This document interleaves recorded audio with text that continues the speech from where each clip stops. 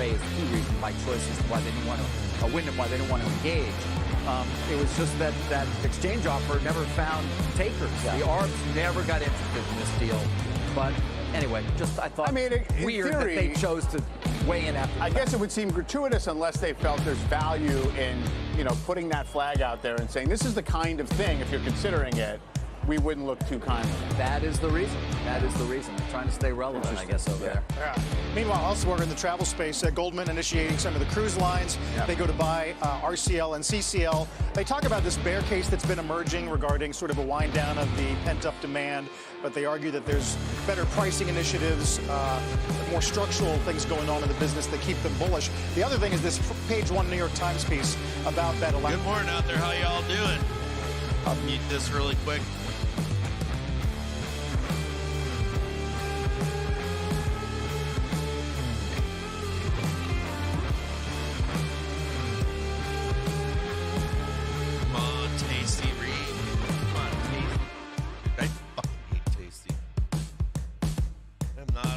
Tasty, and I don't like this new goddamn format either. Tasty.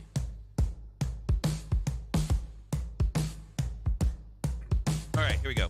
Mic check. Check 1, 2. What's going on out there, everybody? Good morning. We got I got some weird stuff going on. Not weird stuff. We'll talk about it this morning. Check 1, 2. Ooh, hot coffee. Woo! Got hot coffee, baby.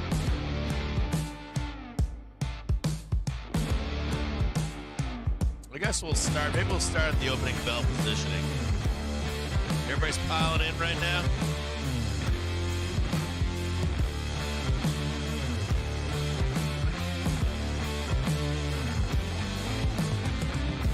WM live stream. Uh-oh. Woo!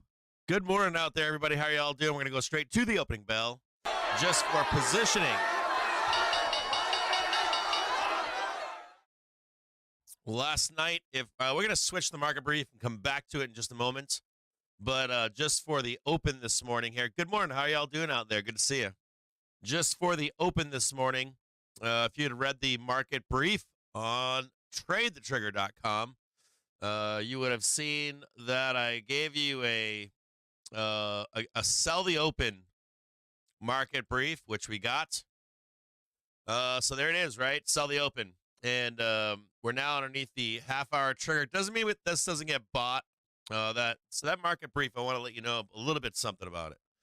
So first things first, let's start back here. So yesterday to this close, right? See right here, this close right here. We start buying it up into the bell. And we did get a really nice run up here. But we didn't get the creepy crawl. It was beautiful, but it didn't like straight up, did it? Didn't go right up there and slam up on 5,200 on SPX, right? So when you lose that momentum like this, you look towards the last known place of buyers for that momentum to kick back in again, right? So we know that yesterday they were down right down in here, right? This is where they were, right down in here. So we know they're here. They could step in before, and especially as time has passed on the half-an-hour trigger, the hourly trigger coming up. These are places to look for the buyers.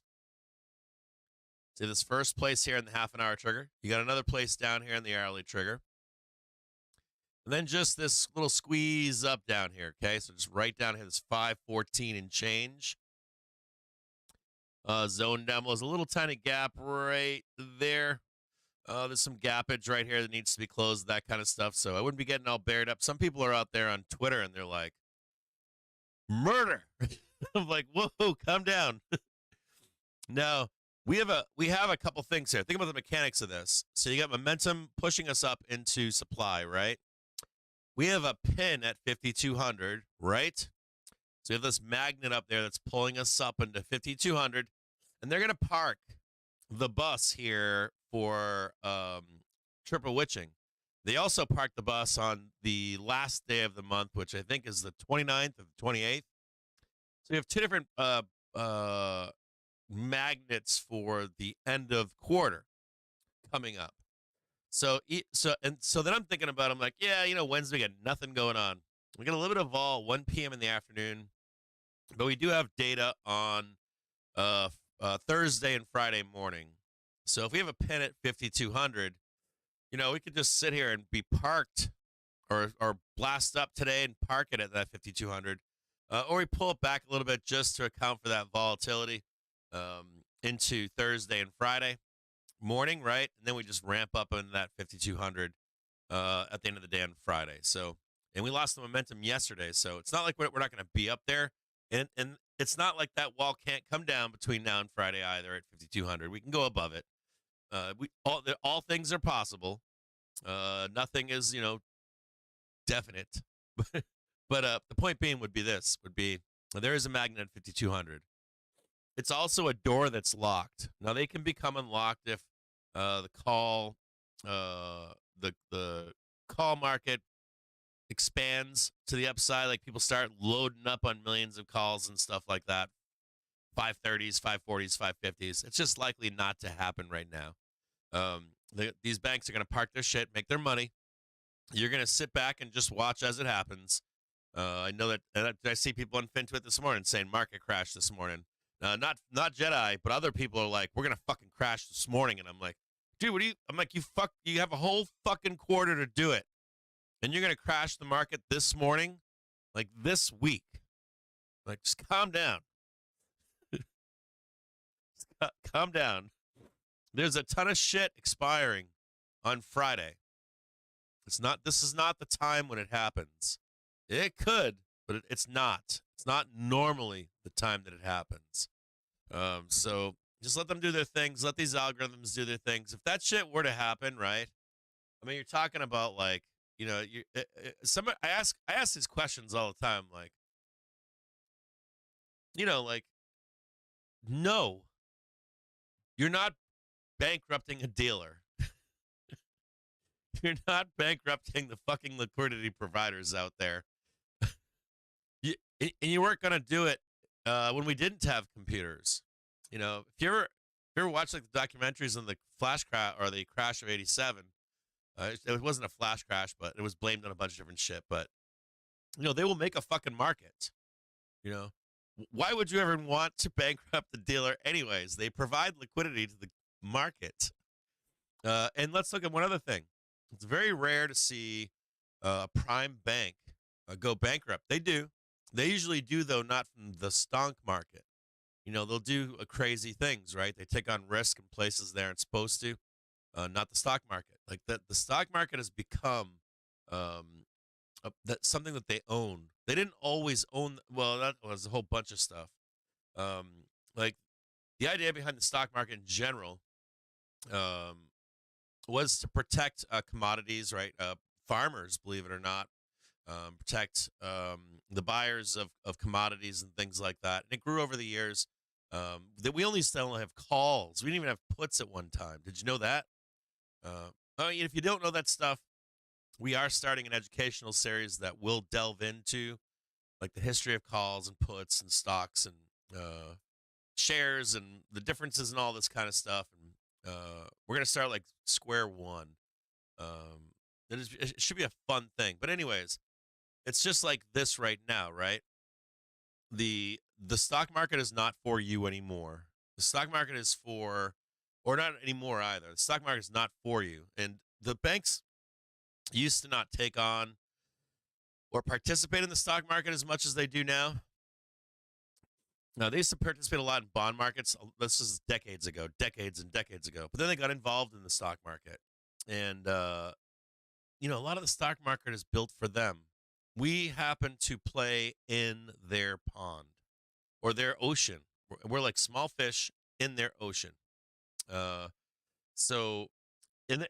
What's more fascinating, too, is you can actually see the chase for not so much risk, but yield by banks, prime banks, over the decades. They used to never be involved in housing, right? And you see them involved in housing now, right? They're building houses. They want to be landlords, right? And this is all in that chase of yields, the chase of risk over the years, to get bigger and bigger and bigger, right? How do we exploit this? And how do we exploit that?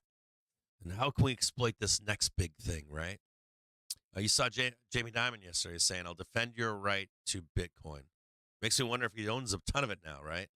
Like, how do I exploit that?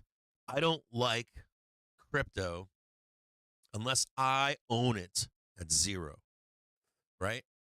So just think about that when it comes to the stock market, and think about some of the logic behind that. I want to see this. Like, I want to see dealers get destroyed, or this. So this is a function that we have every quarter. We have it every month. We have it every quarter, and sometimes things can go awry or go wrong. But right now is kind of like that, just that weird time where you're like, yeah, this is where full manipulation comes in. You can steal the money out of their pockets. So if this big fat, I mean, this isn't real. I'm trying to be figurative here, but if you have this big fat old white greasy haired, bald fat guy, right? Not that fat's bad or anything, but you know the image, right?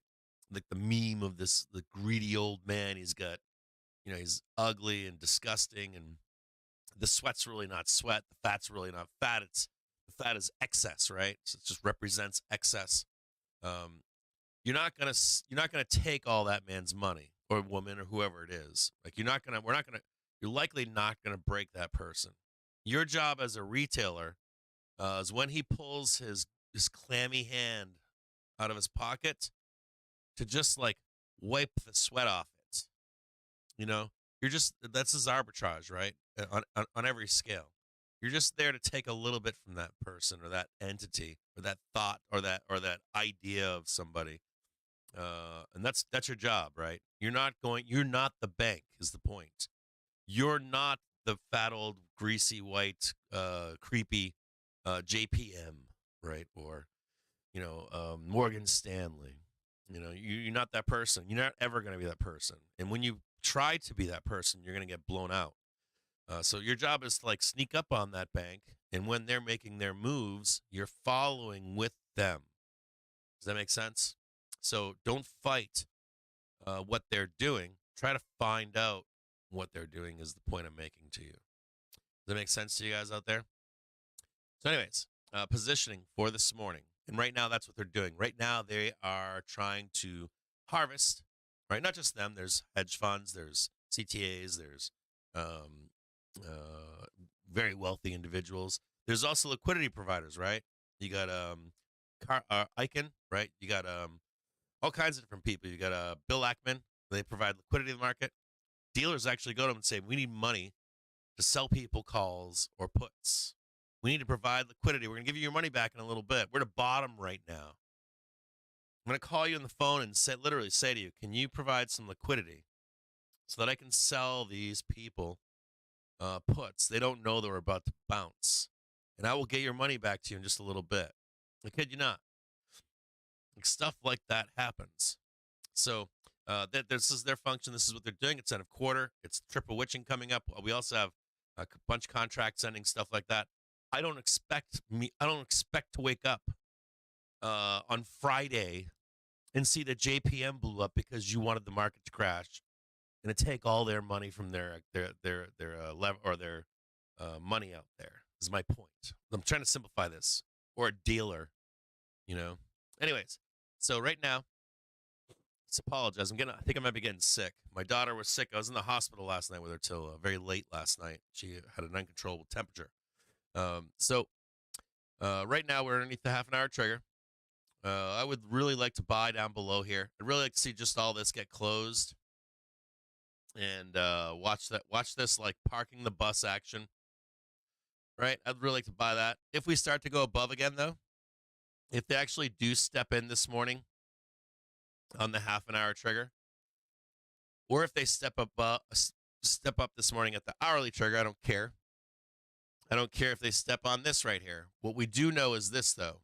We do know where the buyers are, right? We know they're here, and the real true last buyers were down here yesterday. Excuse me.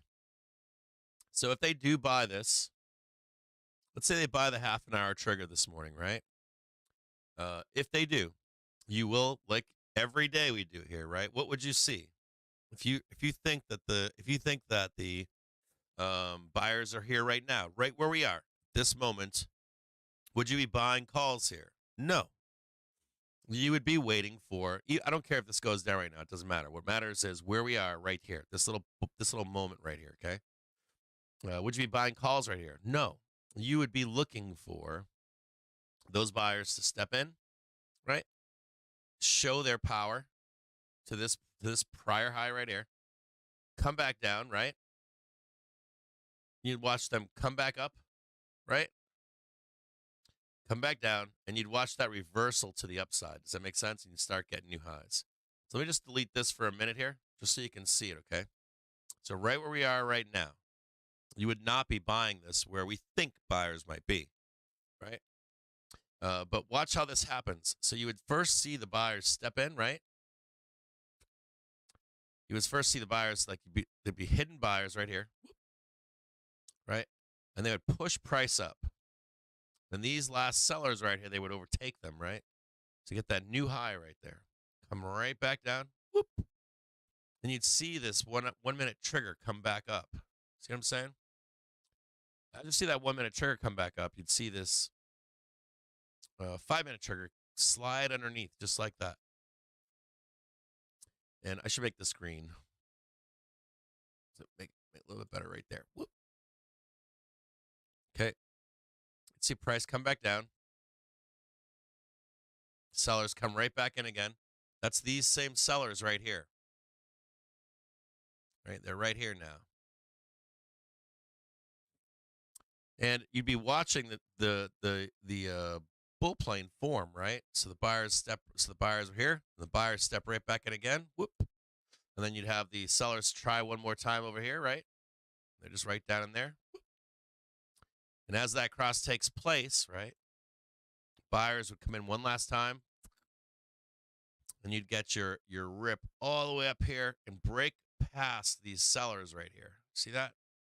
And you can tell now that these sellers are being pushed around, okay? And we would go up, and you would jump in over here as a buyer. We would go up. Make sense? And you're on the right side of the trade. Now you can see right now that didn't happen, did it? Broke down underneath the half-an-hour trigger. They trapped. You see the weakness in buyers right here? And now we're rolling to the downside. So we're going to check now this hourly trigger right here. And that is at 5:15.26. Right? And then we've got where Cappy wants to buy. Captain wants to buy where last known buyers were. This was at 1:16 in the afternoon yesterday, right? So I'd like to see that right there. See a little gap down there? Whoop, right down there. Now, do I think we're getting down there? I don't know. No idea. But this is where I want to buy them cheap, right? I want to buy some cheap. And I already know that there's a pin at 5,200. So let me show you one more thing really quick, all right? I'm going to switch over. Oh, wait a minute here. I'm getting kicked out. Let me switch over to the bottom right screen.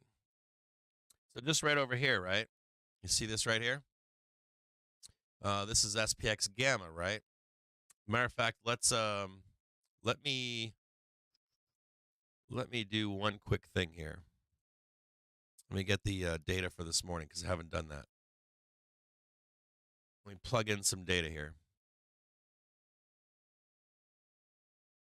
In one quick second here.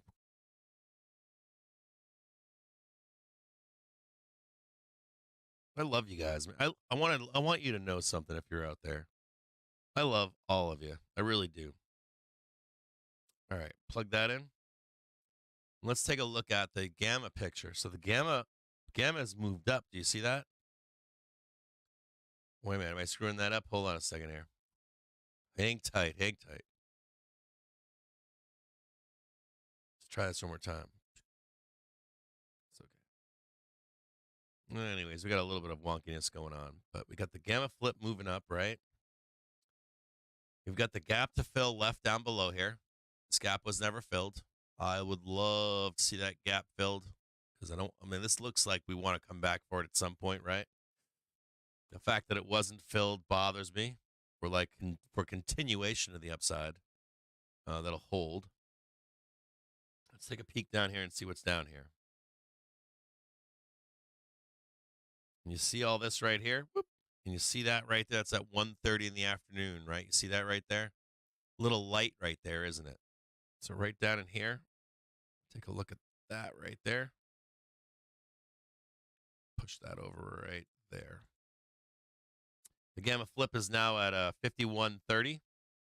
51.50 is not great support, is it? See that 13 million, 12 million? 51.30 is the best support. Way down here. That's erasing this entire move right here.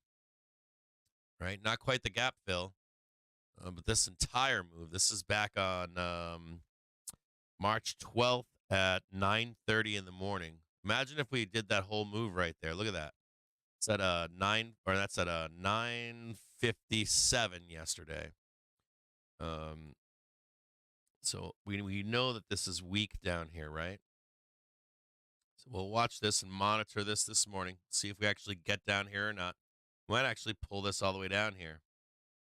Right there. Let's see what happens right there. See if we can like remove all that. Is that 1 o'clock in the afternoon? Yeah, it's 1 o'clock in the afternoon. 1 o'clock in the afternoon. It's kind of looks right, doesn't it? Like maybe even over there. Just like, let's see how that goes. All right. We're gonna go to the. Hold on one second here. Let's go back to the main screen really quick. I think. Sorry about that. Hold on. Give me one quick second. Get rid of that because that was a lesson. And then let me bring up one more thing here. We're going to go to the market brief. We're a little out of order this morning. I apologize. A little tiny bit out of order this morning. So this morning, on CNBC this morning, the counter trade. Wells Fargo downgrades Tesla, sees electric vehicle stock dropping nearly 30% from here. So I made a call to you guys that it should go down to $76. I saw calls this morning for $40. So we'll take a look at that today. I don't know if it's 40 or 46 or something like that. We're going to take a look at two important gaps on Tesla today, if we can get around to it. There's another problem here, too, which is as time is passing, the ability to come up and squeeze to 200, between 200 and 260, is closing as time passes. We talked about that yesterday as well. There's real danger to that downside move. Saying that, the first stop is about $100. Now, I always hate when we know this stuff and then like these people come out and say it. It's like counter to what you want to see happen. So we'll watch it and see what happens. We'll take a look at Tesla today to just show it to you. If you're a pro if you're a pro trader with us, you already have all of those expectations. You should get those every week. That shows those downside moves before they set it this morning. So anyways, if you're not a pro trader or whatever, we'll take a look at Tesla. But I don't like seeing this stuff, when it gets overly like especially bearish, I'm like, fuck, too many people know. So I get a little wary of it for a squeeze to happen. What else do we have here? And next to the other thing here too is NVDA. This morning, more garbage about NVDA. Earlier in the week, earlier last week, we had CNBC claiming momentum was done in the market. We can see this week that's not the fucking case.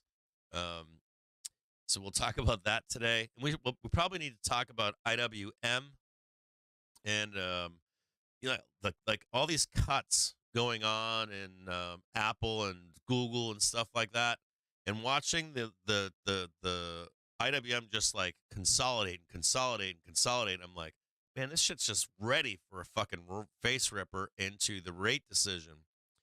We'll discuss the rate decision if we can. If we have the time today, we'll discuss the rate decision and some kind of potential really big move to the upside that's being planned. And why? I don't know why. It's got to be rate decision or just a maybe it's pricing in, not this decision, but the next one. So we'll talk about that too with IWM and the mechanics of it, what to watch for and that kind of stuff. Now, at 1 p.m. today, we've got an auction. What else do we have this morning? Let's take a look at Financial Juice. What do we got this morning? We've got the MBA 30-year mortgage rate actual 6.84. Forecast was 7.02. Wells Fargo now expects the Fed to start cutting rates in June versus May. Expected earlier. We need to discuss that with the rate cuts and all that today too. I'm on board. I'm on board. No, like I for the first time in a while, I feel like they don't need to cut rates. Or no, not that. They don't need to cut rates.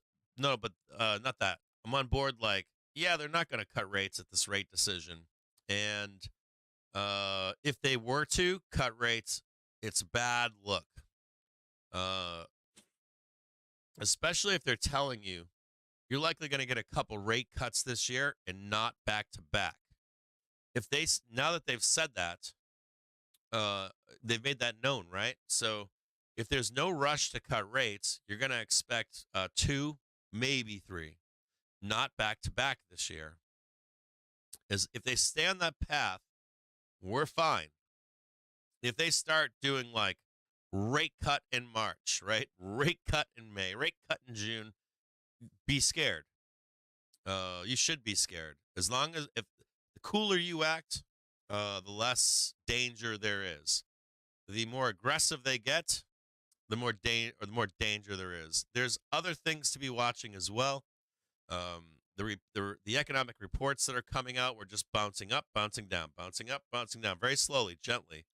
If you start to see aggressive, like inflation coming down aggressively, we slam down and slam up. You start to see unemployment rates racing up.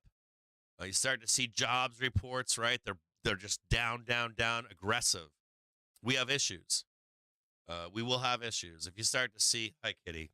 Good morning, Kitty. If you start to see, a bank go on CNBC or something and kicking a can and saying, I need a bunch of money. Can somebody help me? Yeah, we'll look for all of those things. We don't see right now anything burning, do we? We see people making it, surviving, all that kind of stuff. Hi, Kitty. That might not be forever, but that's what we're seeing. You want to come up here and say hi? Good morning. Who are you? You want your morning playtime? Hi, Kitty.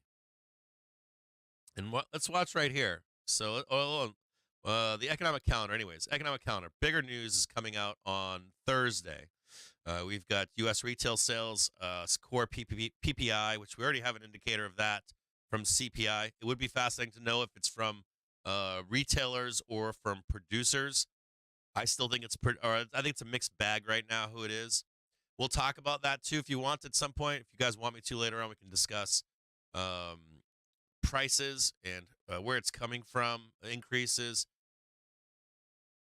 Well, we got to talk about it because people are just. I was reading one guy last night was making a fair point. He was like, I can rip the lid off a Pringles can, take a shit in it, and Jeep will raise the price of their Compass by $3,000 just to do it. It's just fuck it.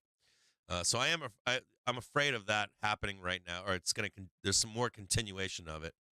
On Friday we have, of course, triple witching, and then we've got in the morning we've got Empire State Manufacturing Survey, import price index, and minus fuel as well, and then we've got consumer sentiment, the big one at 10 a.m. That can more than likely add fuel to a move up or down. So we're going to switch back to the main screen so you can see this right now. I'm going to get rid of this for you really quick. And you see the bounce right now you see the bounce on SPX down here off of 51.65. And I just drew this out for you, right? Just a few moments ago, I drew this out for you. I said, what are you looking for, right? So what are you looking for us to go higher? All right, Kitty, we can't do that today. We're not going to rip. No, Kitty, we can't do that. kid, he's like, I'm going to cut that rope. You've got that. See that? He's like, see that big ball you have up there? He's like, I'm going to go over there and just start chewing on the wire until it falls and hits you in the head. I'm like, no, we're not doing that this morning, bro. And watch this right here. So this is what I'm talking to you about, right? And what do I talk to you guys about this, right? You guys see this. This is what you want to see if you're a bull. So you want to see this. You want to see down on the 1 minute trigger. You want, but what you need to see is that new high right there. You want to see the bulls come up here and go whoop, and then come back down right here. Okay? That's it. That's all you want to see. Just want to see that. If you see that, and you see that 1 minute trigger come up,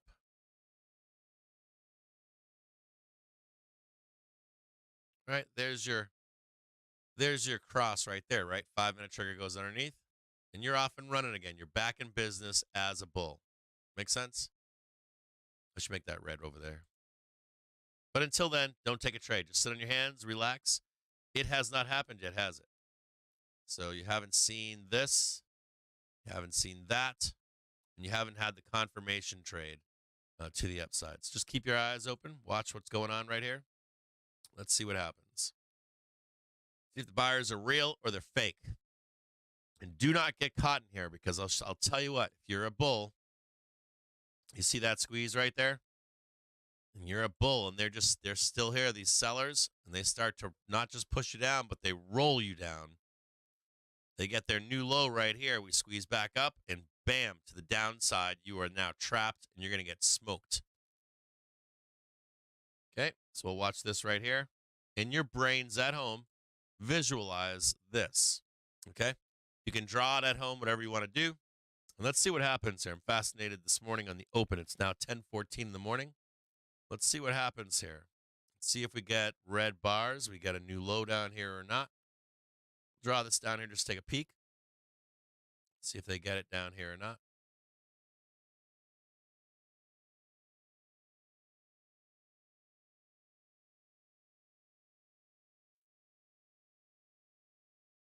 Sellers back in, selling the 5 minute trigger. See if they're weak or they're strong. Good morning. How are y'all doing out there? Gene Dorian, what are you saying? Sorry, I wasn't reading the chat. Good morning. Long night. My baby won't stop headbutting his mom in her sleep. My sister-in-law is about to give birth today or tomorrow. I can't wait. I'm so excited. But yes, I remember those days. I didn't give birth, of course, but I remember my wife did allow me to wake up with her in the evening with our children. We did like the co-parenting thing. Oh, it was no fun. Then we turned into the tag team. You know, like it'd be like it'd be like tag team wrestling. I got her right now. You got her. It's very much like sailing. Someone's always on watch. A lot of work. Although it was some of my favorite times raising kids was when they were very young. I never had a lazy boy or a glider or anything like that, and we got one, and I would slip my daughter inside of my shirt, and she would fall asleep on my hairy, manly chest, and she'd get all sweaty in there, and I'd rock her, and it was awesome. Yeah, it was awesome. I miss those days. And their little babies. Cherish every moment of it, too. Once those days are gone, they never, ever come back. Dorian.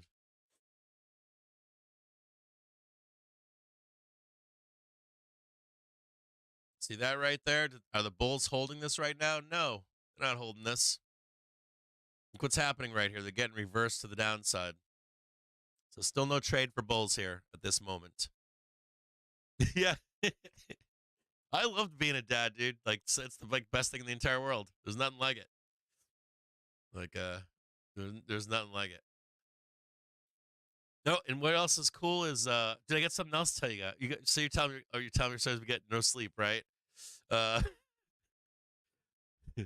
you're like probably delirious this morning, right? Last night, So last night, right?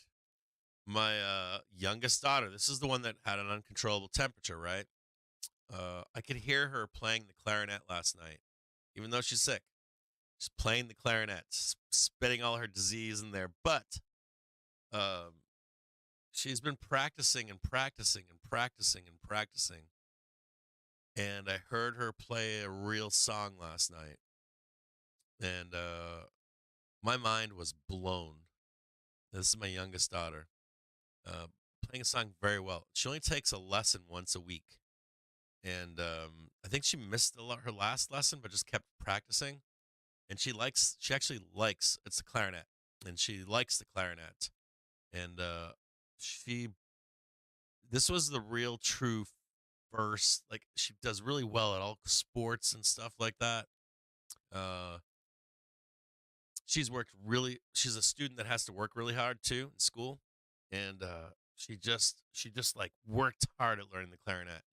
And she made my probably my year listening to her play last night. And then of course the temperature comes back and can't take the temperature down. Oh, this looks good for the Bulls. It's getting better. I like that. This is nice. This is good for the Bulls. I like it. Bulls coming back right now trying to win this. Come on, Bulls. You can do it.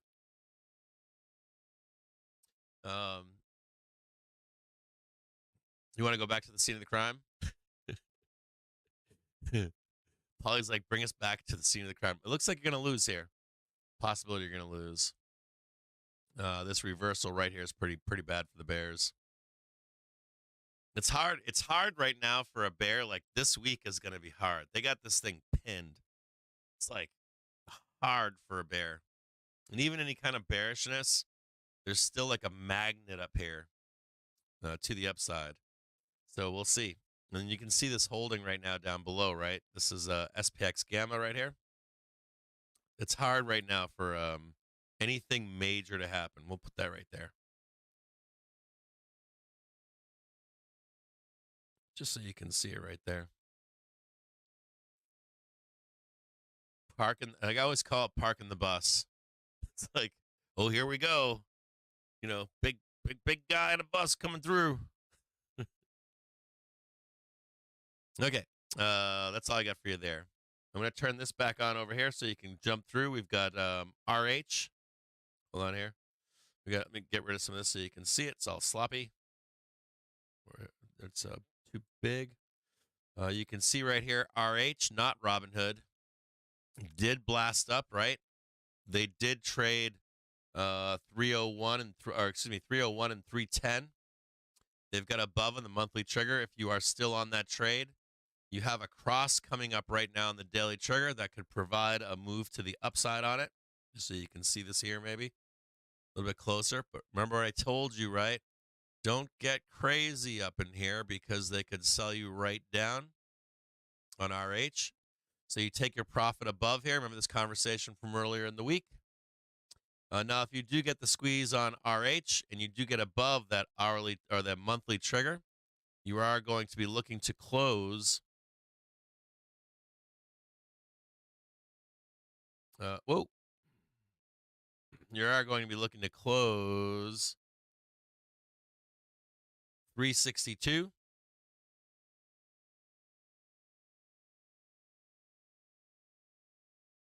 And you are going to also have another target to the upside. Yeah, right about there. Right there. Make that one yellow. So there's RH. Worked out very well. If you were buying RH for that big upside move, congratulations. Whoever brought that ticker up, thank you very much. Here's Gamma for SPX. NVIDIA had a gorgeous trade yesterday. This is the 1-minute trigger on NVDA. You can see they came right back in, right? Sold this right down on you. Everybody's saying NVIDIA is bearish, right? This morning, they're like, all kinds of doom, bro, on NVDA. We're like, nah, we took that trade yesterday. Do you remember? Hold on a second. Remember we took that trade yesterday, right? And you can see people took their money and ran. So right up in here, let's watch this. I'm going to stop this from going anymore. Took that trade yesterday, right? We saw where it went. Nice little peak up here at 940. Gorgeous trade, right? So do the bulls step back in and buy it again? They did down here, didn't they? They did down here, didn't they, in NVDA? So let's take a look at NVDA really quick and see what the plan is for that ticker. And we'll talk about that one briefly here in just a moment. Let me go to trade the trigger. I gotta go to trigger.com. Type one quick second here. We'll take a look at we'll take a look at NVDA. Let's see what we can glean here. And this is what we're going to be watching for. So this is NVDA down below here. You guys are paying attention right down there. Good job on RH. So we'll take a little peek down here.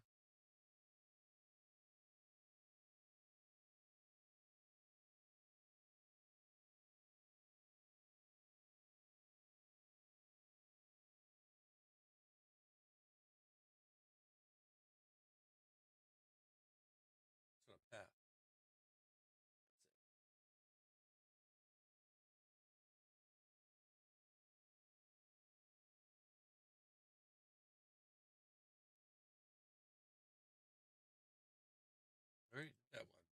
That's good. Right there. Not quite 960.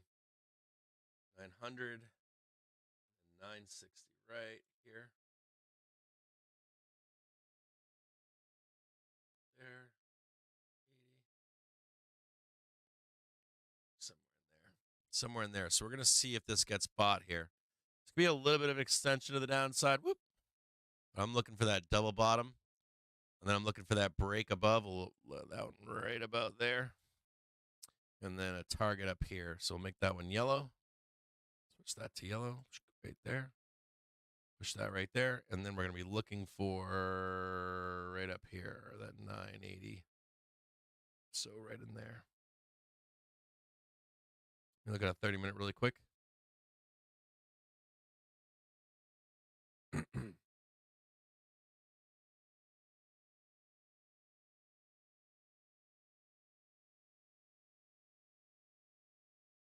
Right there. Yeah, something like that. Make that one red now. Come on.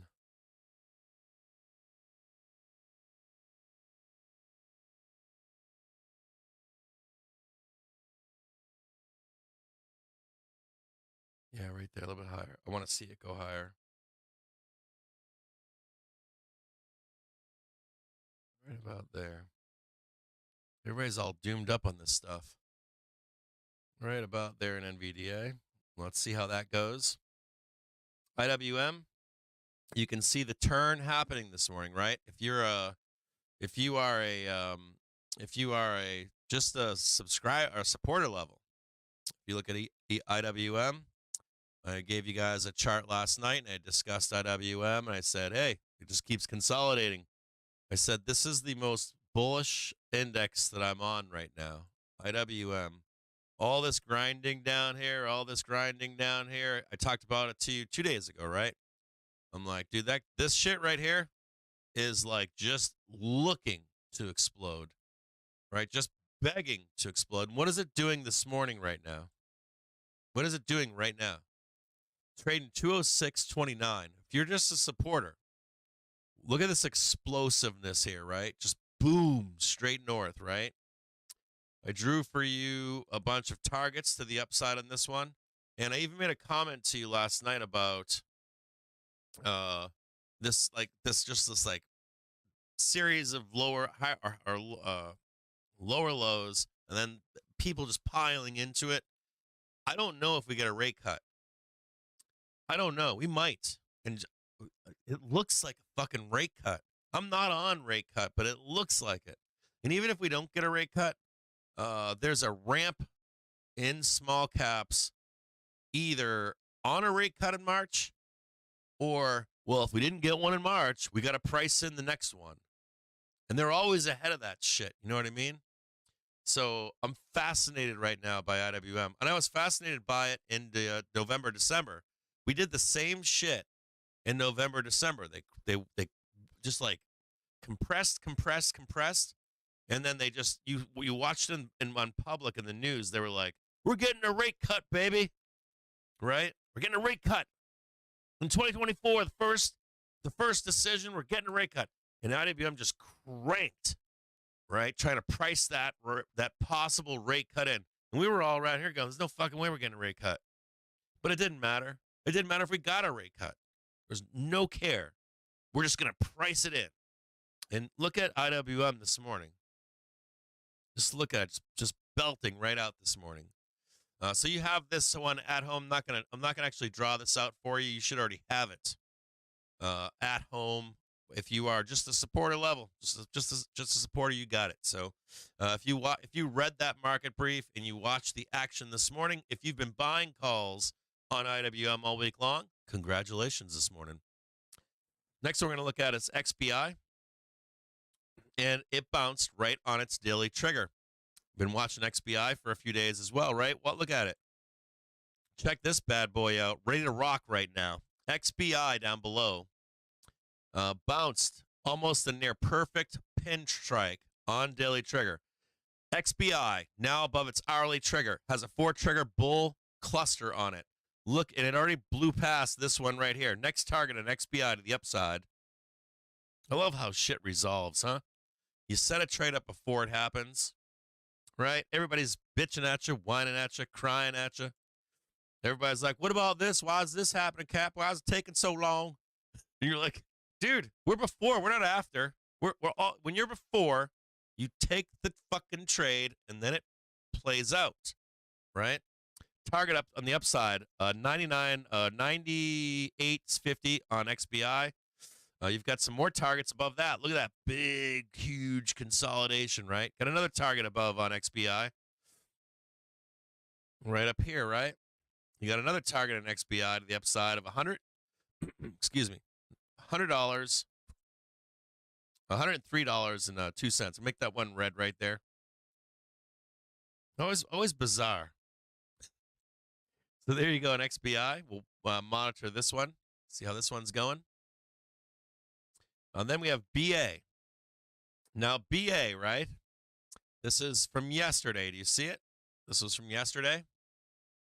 This was the lower zone, right? We had this one here as the two places that this is the STX, RTX sell and buy zones. And as we closed yesterday, didn't quite get down to that R or that S4 and 5 as deep as we would have liked to, but it's pretty close enough, right? And look what's happening to BA right now. They're blasting up to test that hourly trigger. If you are a BA bear, and you're like, I want more down, Cap, I want BA at 0, you want to be paying very close attention. Let me get rid of this. You want to be paying very close attention here to what happens. You have a squeeze taking place right now on BA up to their hourly trigger. If you can get price on BA, if the sellers are still here and they can get underneath 180, 185, they will then reject 184.51, and we will have more continuation to the downside, okay? If at any point you see, where is that stuff? If you see at any point BA get above 186.83 and consolidate, watch out for a bunch of gap closures to the upside. So you'd be seeing this right here. If you get above 186.83, you would close out 188.71. If you see this consolidation take place, be very careful because you'll then close this out. You'll come back down. You'll close that out right there. Come back right here and start closing all this stuff out to the upside, right around there. So be very careful of some squeezing, like return to the scene of the crime. You see the daily trigger come down from above, right? And then we come reverse straight back down again. So we'll actually draw the rest of that out just for just for the path. So right about there. And you'd see us blast right down again. Right, try to take us right down to that hourly trigger. Right there. And be very careful, because if you see that hourly trigger come back up, that hourly trigger comes back up over here, and we start making our way up, we're going to start attacking to the upside again on BA. Watch out for SPOOs. Looks like it's coiling for a move to the upside. BA looking for a retrace right now. No guarantee of that. I don't see anything that says it's happening, but it is setting up. So if you like BA, if you like trading BA, BA has always been a really volatile ticker. I've gotten blown up in it so many times I can't tell you.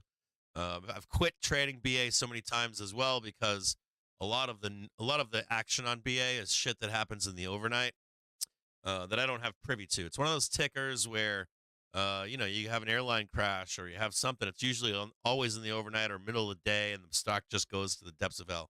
If you're ever going to trade BA, successfully, try not to ever initiate. We're about to rip some faces off right now in SPY. Rip some faces off. Upside targets right here.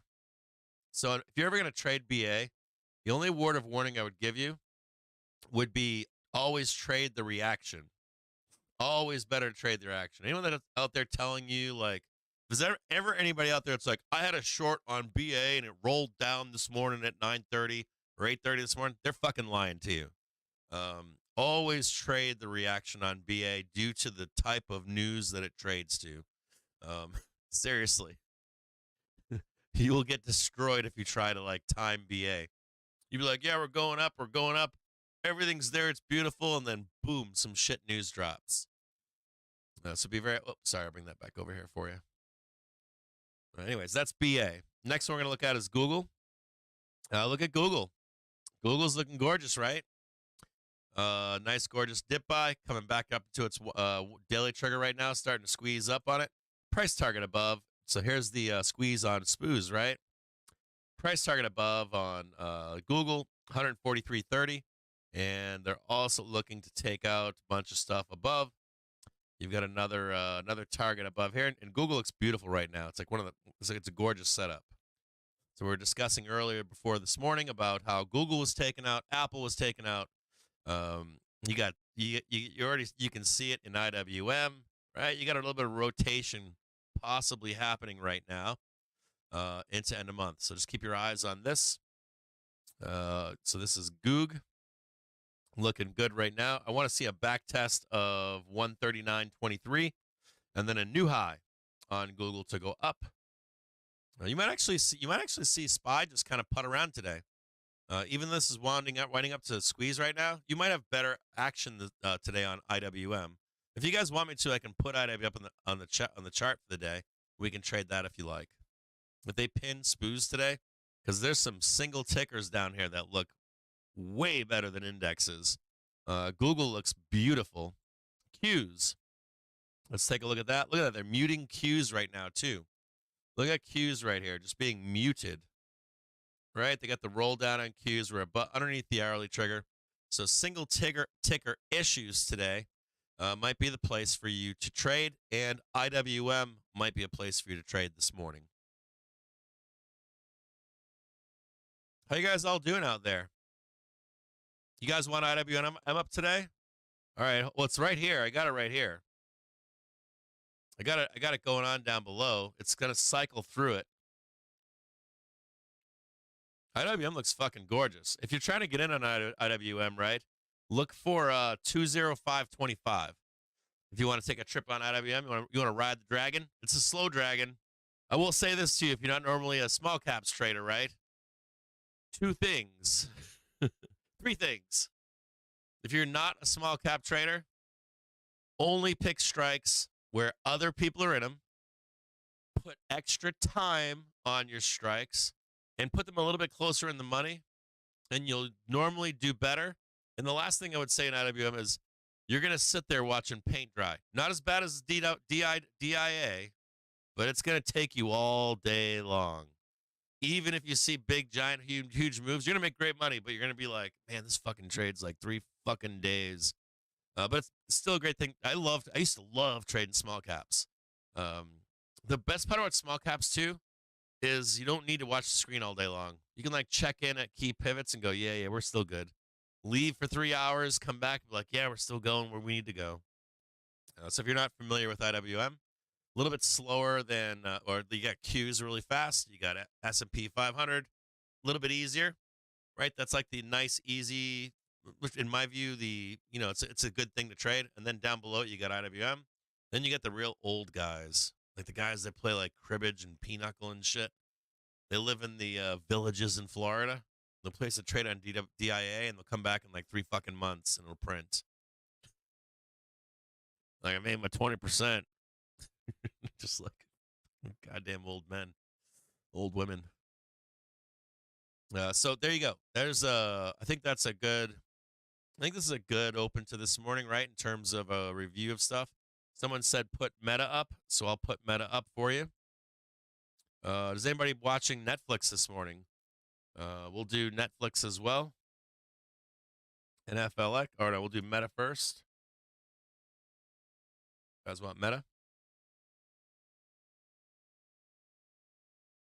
Meta trying to consolidate. If Meta can get above, Meta looks good here. A 3-hour look back is going on. If you guys know what a 3-hour look back is, this looks beautiful. So you see all this time spent on the hourly trigger, all this stuff back here, and then also what's turning up right now. The hourly trigger, look at it. Starting to turn up.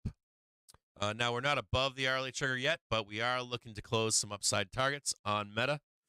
We already closed this stuff here, so next upside target on Meta is going to be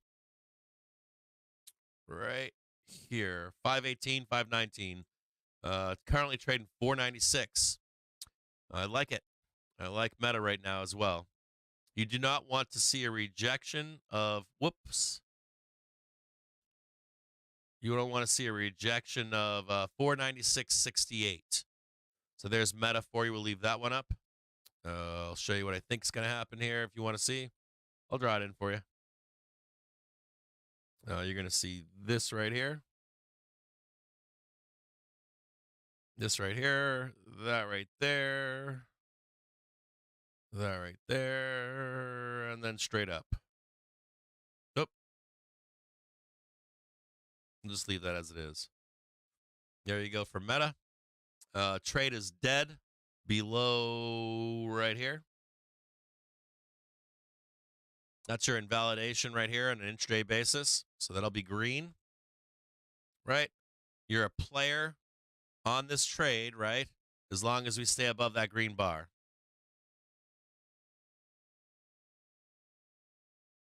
Nope. Make sense? I don't know if you guys know what invalidations mean or anything like that, but anytime you see that, like, this is where you're a buyer at, if we break below and start to reject it, start to see stuff like this, start to see a failure. Whoop. And we have to reject it, start making new lows. You start seeing that action right there, you cut your losses, and we'll look to the next area of support for another trade to go up. Not a seller of any of these tickers right now. These all look pretty gorgeous here, so pretty positive on single ticker issues. Single ticker issues. Notice how SPY is not participating here. SPY not participating here is not indicative of bearishness. It's just indicative of like a pinning on S&P 500. So if you want to take a look around the markets and see or trade individual tickers, trade IWM, stuff like that, have at it. Okay, so we're on the main screen right now, right? We're good to go all over there. Hold on one second here. What do you got going on down there? That's good. That's good. I'm going to turn on, also, if you guys should be, if you're at home right now, right? If you're at home right now and you are, two things. First, I was looking on members, right, of our community. If you're not on Discord, sign up for it. Plug in your Discord name on your membership profile on the tradetrigger.com. Into the weekend, we're going to do a walkthrough of Discord. You might not have an enjoyable experience on Discord. You might not have liked our free Discord. You may have I don't know, not immersed in the Discord community at all, or any shape or form, or maybe you've never found any like I don't get anything from Discords or Discord tools. We have like all the premium bots you can pay for in the Discord, like just the bots and alerts in there. We pay a lot of money for that stuff. And if you're like, well, I don't use that stuff, I don't know how to use it. That alone, right, should, if you're paying to be in other Discords and stuff, that alone should be enough for you to pick this up, because it costs like, I think we charge $32 a month or something. But if you are already a member, my point here is you should keep Discord open. And right now I'm watching David AMS, and he is in there just cranking it out right now. I would be keeping, even if it's an old phone. So you know what I do here in the office? I take an old phone, right, and I tape it right on the side of my computer, and I leave Discord open. And you can leave it open and just notifications if you wanted. So you have notifications popping through. You could be like, hey, I just want to see notifications from David AMS. I just want to see notifications from the general chat, the pro chat, whatever it is. Like, get yourself an old phone. I'm sure you guys have broken phones at home, right? Slap it on the side of your TV or whatever. I don't know what it is, your laptop or whatever it is. Keep an old phone next to you. Open up Discord and just keep it there in the background so you can at least see what people are talking about. Now, if you're like, fuck Discord, we are going to do a walkthrough into the weekend to explain Discord, all the stuff inside Discord. And as a matter of fact, if you're inside of the chat, if you're here in this chat, right, and you see one of these bots returning options, let's say you got trading ticks, says golden sweeps are coming in on ticket ABC, and you then open up your charts to look at the triggers, and it aligns with that. That's pretty good, right? You've got the triggers telling you we've got a 6-trigger bear cluster, 6-trigger bull cluster. Then you get golden sweeps coming in to match. That's a no-brainer. And you guys can discuss that stuff in chat. You can be like, hey, this alert came in for golden sweeps, and I'm checking this ticker out. What do you guys think about it and stuff like that? So we'll start. This is going to take some time to develop this part of the community. So we'll make that video over the weekend so we can say or show you guys like the ease, the fun, and the fun part of Discord. And I used to be a Discord user. I used to use Discord only for, I would wallflower in there. First, I would wallflower and be like, oh, somebody's going to give me, I'm going to copy trade somebody, right? I'm going to copy trade David AMS, right? And then I became a participant in paid Discords. I was paying $500,000 to be in a Discord. And so I was trading with other people in there. Matter of fact, some of those traders are here right now. But recently, or have been off Discord for some time, but recently, Bork McGork, he is the admin in that Discord, right? He spent some time with me. Well, when we shut down the free Discord, because all the fucking bots and all the craziness going on, shut down the Discord, right? And we started to rebuild a new Discord behind a wall to make it private. And Bork spent time with me. Spent time with me, and he spent time with Joe Donut. And he's like, me and Joe Donut were like, or Joe Donut was like point blank honest. He was like, you know what? Joe Donut was like, I've never understood Discord. I've never gotten into it. We all know about Slack and stuff like that, but we're like, you know. And Joe specifically was like, I never got it. And Bork spent time with us and was like, let me show you why Discord is fun. And he spent time with us. And I got to tell you, I fucking love it. I'm back in love with Discord again. And a lot of falling back in love with Discord was someone showing me what makes it special. And one of my favorite parts of Discord right now is if you find friends on Discord, you can usually like find a corner for yourself and you guys just talk all day long. And that's what I've been doing. I got a group of people in there that I chat with all day long at nighttime, and I'm having a blast with it. It's not on public on Twitter. It's not shit posting on Wall Street Bets. It's not sitting on stock twits and just posting your thoughts and moving on. It's really cool, especially for like friendships or forming relationships with people. If you're ever looking for a place to form a relationship with people that have similar interests as you, Discord is that place. Or at least it is for me. So anyways, we'll move on from Discord. And we're going to get back into some other stuff here. Hey, Omar, what's going on, man? Good to see you. I haven't seen you in a while. Hey, Ben, man. Good to see you, brother.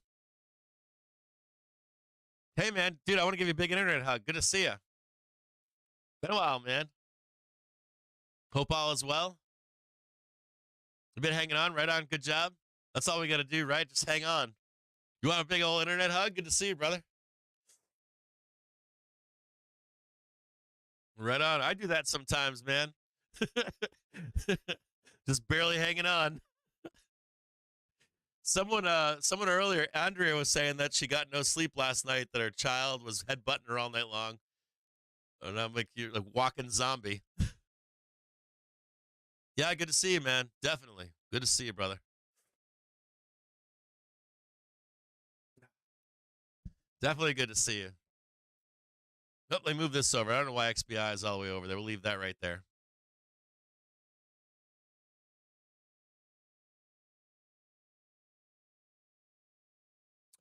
Daughters, kids are resilient. They are so resilient. The one caveat I would say to that is when I see my children, I'm getting older, so I'm not as resilient, right? But like my daughters, I'm like, look, with all that resilience that you have, just don't do things that break yourself. Like, throwing on my back wasn't that bad, or busting up my kneecaps, not so bad. My ankle's all banged up. No, don't worry about it. Now, if there was one thing I could tell you as a young person, if you're young out there, right? I did it all. Like, did army, did sports, did hiking, biking, surfing, you name it, skiing, dancing, love dancing. Some of that stuff will haunt you when you get older. I mean, like haunt. I think I look at it like, I wish I hadn't done some of this stuff competitively and just practiced it. Like practicing sports is much better than competing in sports when you get older.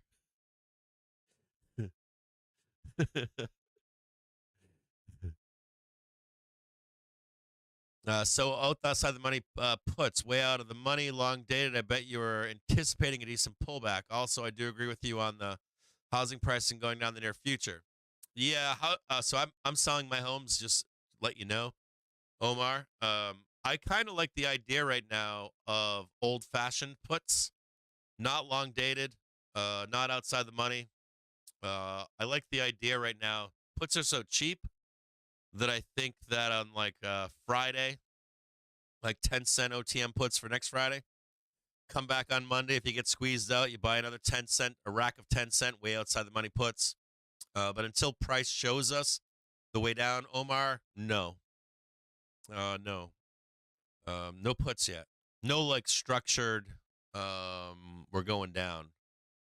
Omar, stick around, man, because if we do see that price, how about this, Omar? How about this? Between now and next week, Omar, if I see the confirmation of a correction starting, I will post it on Twitter, brother. I'll say like a correction is confirmed, or we're in a confirmed correction. Until it resolves, I'll let you know. We're not there yet, though, man.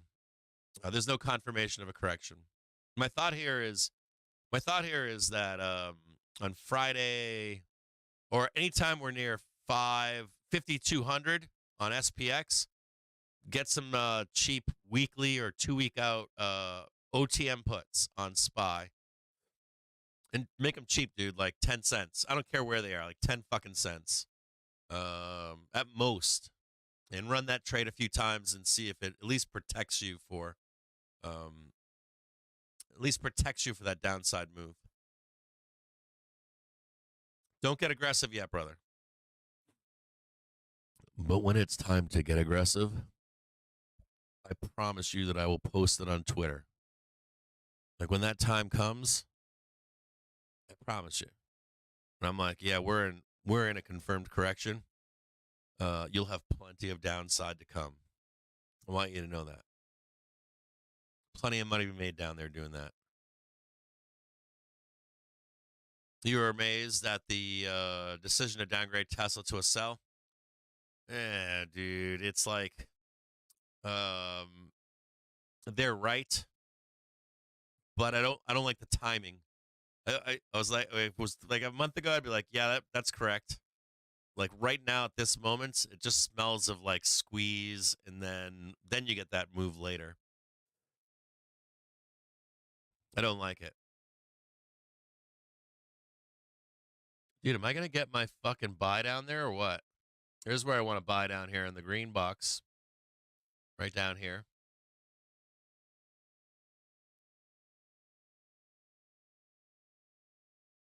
Yeah, like Wells Fargo. I don't know. I would do if you give me $76 or $99. Like think in your brain, like if you get 76, they're like, what did they say to Omar? Did they say $46? Did they say $46 or no? I got to go back and read it what they said, but I thought it was $46. And I was like, there's no fucking way it's getting that low. They're lying to you. Like, well, even if it does, it doesn't matter. I'll buy the fuck out of 76. I'll buy the fuck out of 96. I think wherever that gap is, like $96 or 99 or somewhere in there. I'm like, you want to put it there? Send it. I'll take it. Give it all to my kids, and we'll just own it forever. But what am I gonna do in the green box? I'm gonna buy Friday fucking calls for 520. Good question. Yeah, I'm gonna read it again. I got the bits off of it, but I didn't take the time to read through it. But I don't buy it for a minute. Like I'm just like I don't really care if it does go to $40. I don't care if it goes to 70 or 90. Anything down there, and I'm a buyer. And you can tell me all the doom you want. The only thing I could say to that would be, this is another conversation. Drunken Miller, like a year ago. Oh boy, I remember all this shit. Like, it's like a year ago, Drunken Miller was like, China, don't think about it right now. Everything is fine. But he said next year we're going to have to deal with the structural problems with China. And I haven't seen anything from him. But I was wondering if he's going to come back and talk about it now.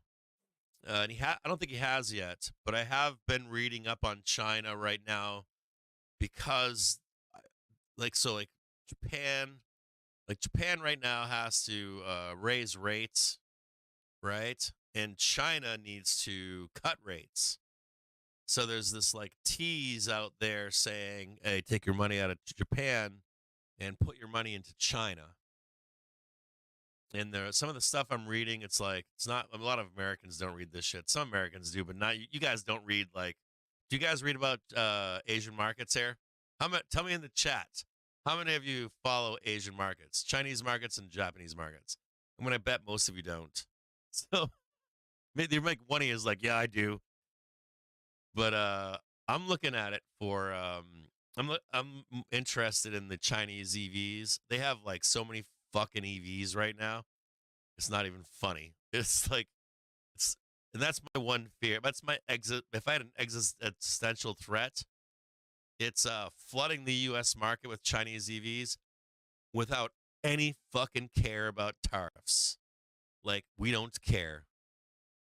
We have a Chinese EV for $10,000 and you want to hit us with 20 grand in tariffs? Fuck it. We'll sell it for $5,000 in the U.S. because we have to get rid of it. It's that crazy. it really is that crazy. And because it's that crazy, the only thing you can do to combat that is a trade war, right? It's like create a war. I think about that with Elon too. I really do. I'm like, I think about that with Elon, and a lot of his public persona right now is likely tied to hedging influence on creating a trade war with Chinese EVs. I don't necessarily believe in some of what. Like, I realize that part of it is like he wants to be loved and liked and people to react, and he's still, like, I'm the what do they call him, like the happy clown or some shit. Like, hey, look at me over here, I'm the fucking clown. But I think part of the underlying of it too is wanting that trade war. El Salvador is a paradise right now. Yeah, you guys. So El Salvador was Omar is talking about El Salvador right now. I don't know if you guys know, but it was fucking lawless. And they battened down the hatches on crime there recently. Yeah, they got zero crime now, so it's doing really well. Everything is great. That's really good to hear. Yeah. Okay. So I see you said that. Now El Salvador is now a paradise nowadays. Yeah. Yeah, it's good to see, man. You know what I started watching last night? I was watching so I got home late last night. I turned on Omar. I turned on Netflix last night, and they have a new TV show about nuclear war. I don't normally watch that stuff, and I don't like a lot of the Netflix documentaries. A lot of like Amazon and Netflix have cut the balls off of making really, truly good documentaries to please everybody. But I did watch the first episode of that show. It like popped up my feed, press play. I didn't want to think about anything. I just wanted to eat. I turned this thing on, and they were talking about the Cold War. It was a really cool take on the Cold War because they were discussing the impact of the Cold War around the world, and it impacted Central South America, and they were discussing the resurgence of the Cold War again, and how it impacts the world, the tragedy of it. Americans like to think about like, nuclear bombs and all that stuff, or the Berlin Wall, or hey, I can point towards Vietnam or Korea, but a lot of people don't know that the Cold War even impacts like South America, Central America, all kinds of other places in the world, with fighting and stuff like that. It was really, if you have a chance at home, watch it. I was like, wow, this is a pretty good documentary. I'm surprised.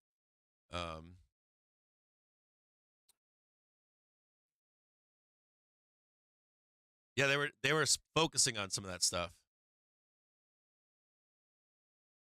Yeah, right, exactly that stuff. So not just that though. They were saying in the documentary, they were saying some of the impacts of the Cold War were not just like missile crisis. Like if you look at what took place in El Salvador and Honduras and Ecuador, even Panama. They were talking about selling crack, the CIA selling crack and stuff in the streets of L.A. A lot of that stuff is all tied towards the Cold War, or tied into the Cold War. And so I think they're going to, I haven't watched most of this, so I don't know where it's going, but my assumption here is that if the Cold War is heating back up, does any of that begin to happen down the road next decade or so with China and Russia? So I'm not making any statements here or anything, like it or hate it, but anyways, maybe watch that documentary if you're at home.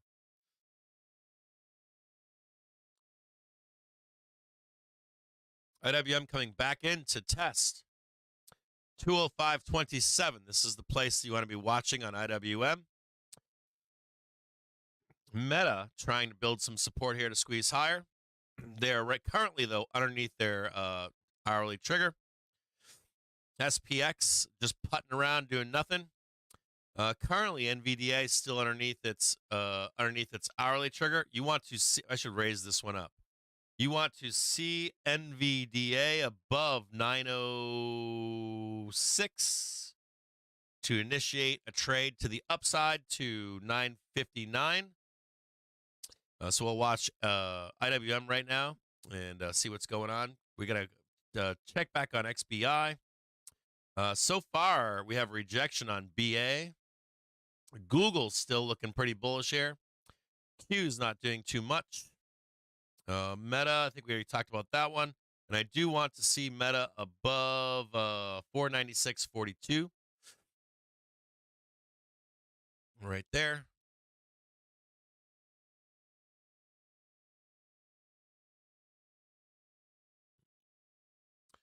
You want to, again, just like the beginning of the show, you want to see you don't want to see that double bottom means nothing.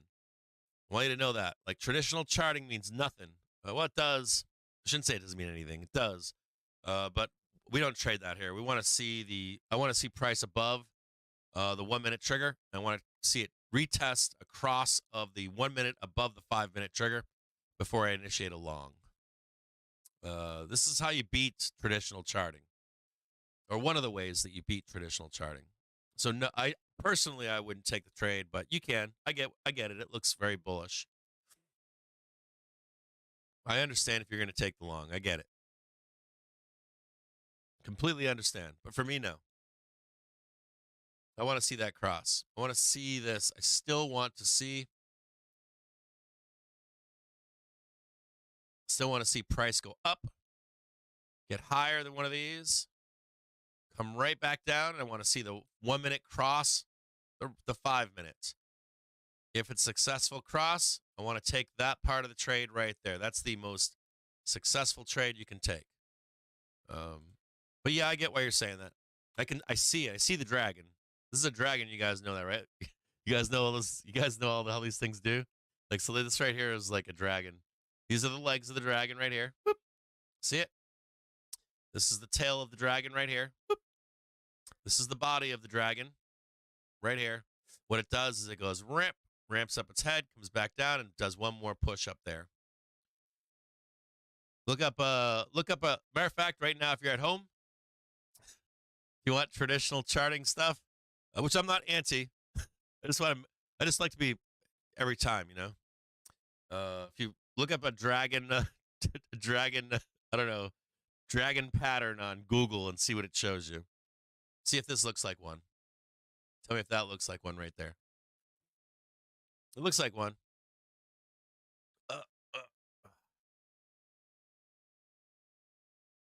Tesla to the moon, LOL. Yeah. I'm still long Tesla calls. I've got Tesla calls here, so still haven't sold. I'm going to leave them on until they print or they die, go to the depths of hell and die. Well, I got to check something here.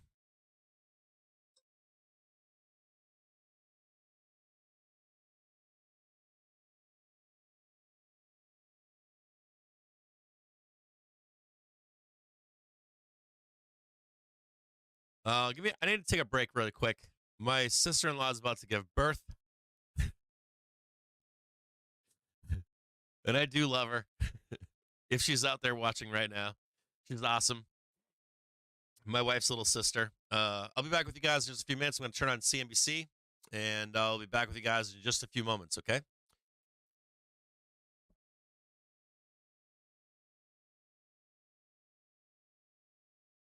One more thing.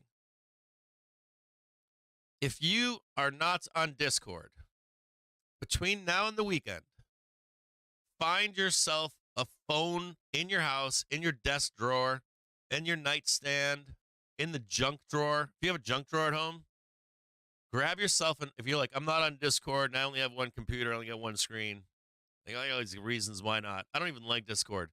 Give me a solid. Find a phone that you don't use, at least for the tools, so you can use those. Sign up for a Discord account. Even if you're not going to hang out in the Discord, I want you to at least be able to have those tools available at the ready for yourself on a phone.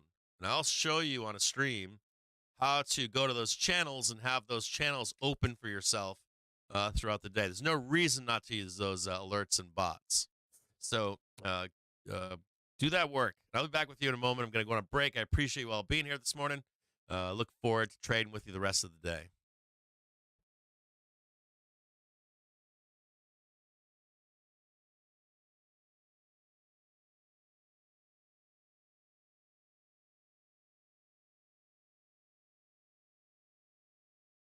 Just about neutral, right? So when we look real money positioning at things like high yield or things like equities, actually, investors are roughly neutrally positioned there.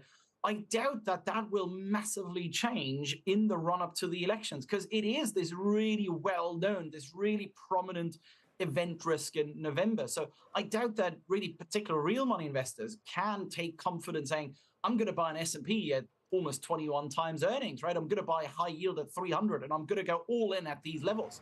And ironically, right, that actually is a positive factor because it will restrict exuberance. It will restrict sentiment and positioning.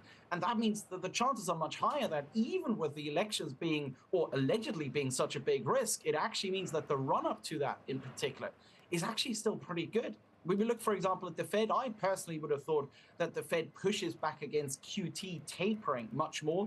But look at the minutes, look at the recent conversations that Fed officials have had with the market. What we've heard was entirely the opposite, that they are... Hey, Omar, I love you too, baby. ...for tapering. Take it easy, brother. Not even from the liquidity side, where we're seeing a negative risk. Even that, you can actually look at positive. Yeah, you could argue, looking at Fed liquidity, that liquidity in some ways is back. I wonder, Max, if you would dig into CPI just a bit more. I mean, you look at core goods inflation, 3-month annualized 4.2, highest since June. That's not going the Fed's way. And how much of yesterday did sort of erode that January seasonality narrative? Yeah, that I'm a bit skeptical. I want to give something else, say something else here with this bullshit from CNBC. Trader Podcast was talking the other day. Listen to this fucking clown talking. God damn it, CNBC. Trader Podcast had a very good point. And he was focusing on month over month inflation. Okay? Now, remember something out there. You've got a narrative, right? You got a narrative out there that, hey, look at these numbers right now. The Fed still has a long way to go. That is bullshit. The Fed does not have a long way to go. How you start a recession is by doing that. You trigger a recession by going, oh, look, inflation's up 0.1 or 0.01 today. We went from 3.9 to 4%. The Fed's job is a long way from done. The Fed has already applied these tools to inflation. Again, it takes time for the work that they did to show its face. So we are not, do not get your judgment clouded by hot air. We have made that mistake many times in the past when we tighten, where you overdo it. Do you understand my point? So right now it's like bluster. Like, we have so much work to do. It's like, no. We had work to do back in late 2021 and through 2022. That's when the work needed to be done. That's when we got aggressive on raising rates, right? The most aggressive in history. This is not when you fucking get more aggressive. This is actually the time where they want to monitor if they need to pull back. Yeah, dudes, like, I'm listening to this fucking clown talk, and I'm like, God damn it. Like, it's not based in reality. And even if you do tighten more, it should be super slow. You're talking about like 3 to 6 months, maybe even longer, before you raise again. Like, this is insane to even hear this guy speaking a few minutes ago.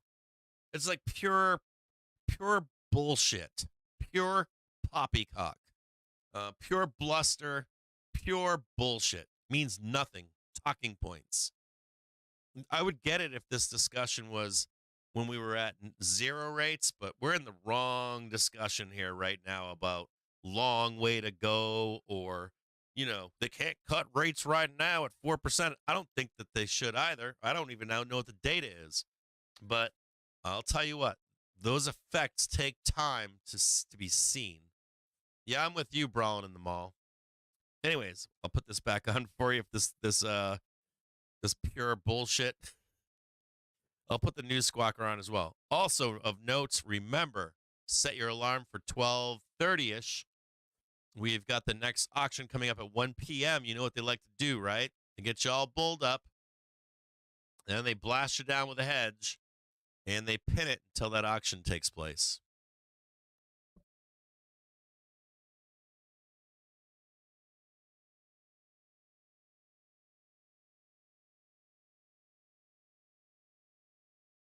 Also of note here, U.S. House passes bill that would force TikTok sale or face a ban. Remember, it still has to go to the Senate. The House isn't really that big of a deal. Senate's a big one, though. And more than likely, a deal will be done before that happens.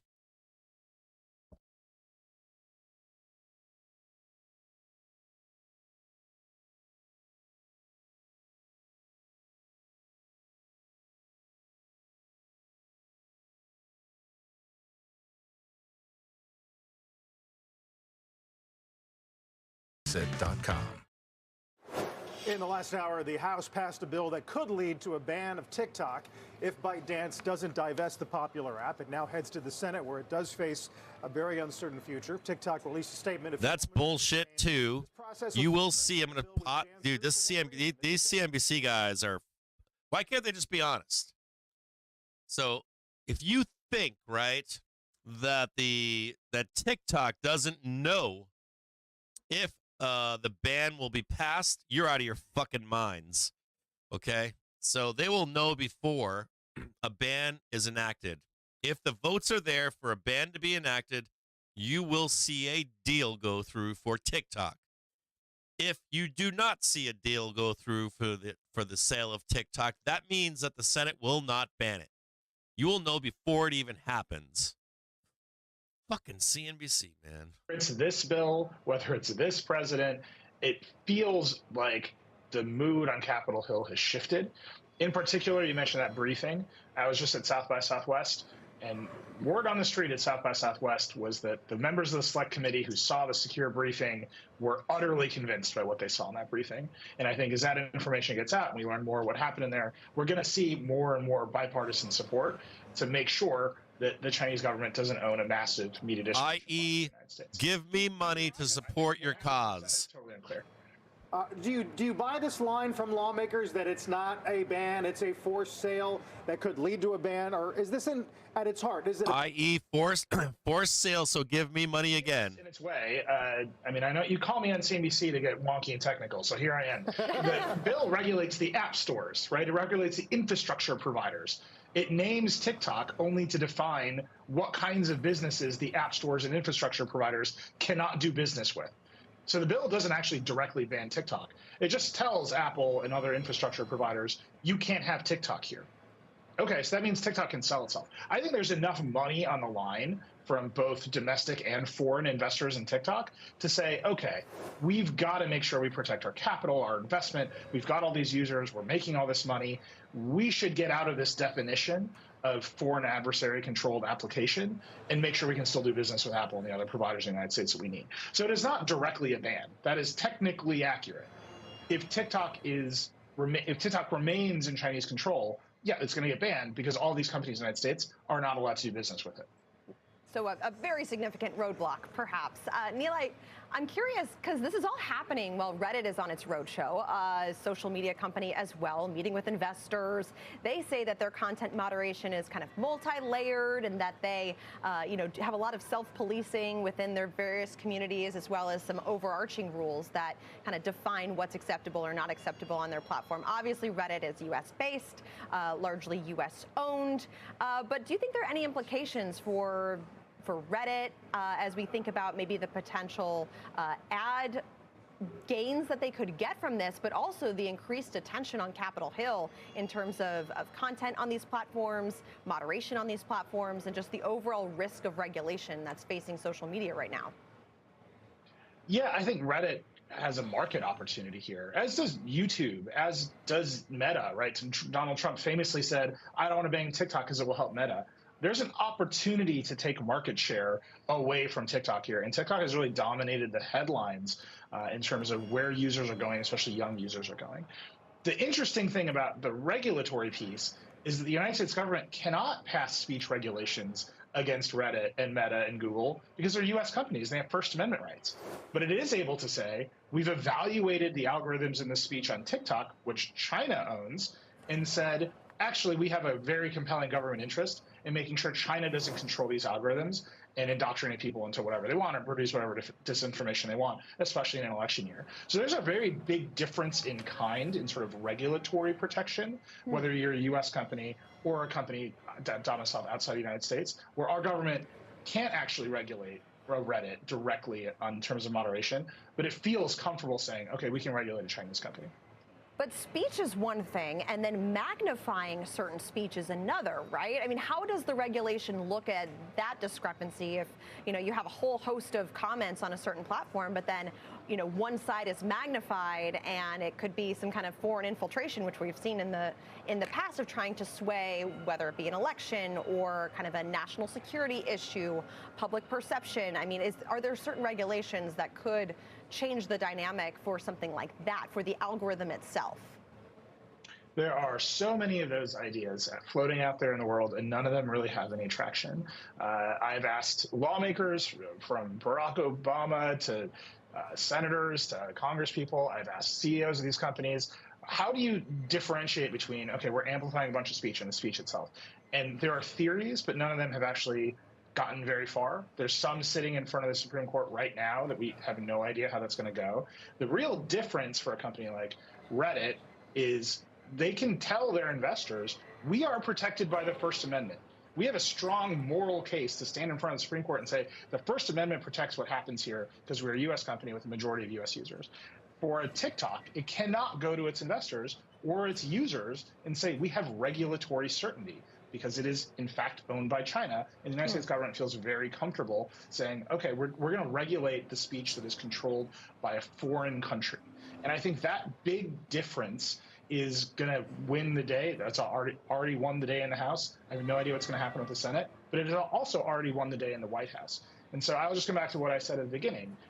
One way or another, TikTok is going to get regulated in this country. It seems obvious that that will happen. And whether that regulation results in a U.S. company buying TikTok, as we saw Trump try to do with Microsoft, as we've seen him try to do with Oracle, or whether it results in a total ban, which seems very unlikely, something will change in how this company is controlled, because the United States government has decided that the Chinese government should not control this much speech in the United States. Yeah, we'll talk next time maybe about how some of the big players may be involved, Oracle specifically, and we always appreciate the wonkiness. Nilay, thank you. Nilay Patel. That's what I'm here for. From The Verge. Yeah, so fascinating. Coming up, a breakdown of what the street is calling the NVIDIA halo. Plus, watch Tesla. Wells downgrades today, says the stock is, quote, not so magnificent anymore. Target goes down to 125. That does imply some 30% downside from here. Stay with us.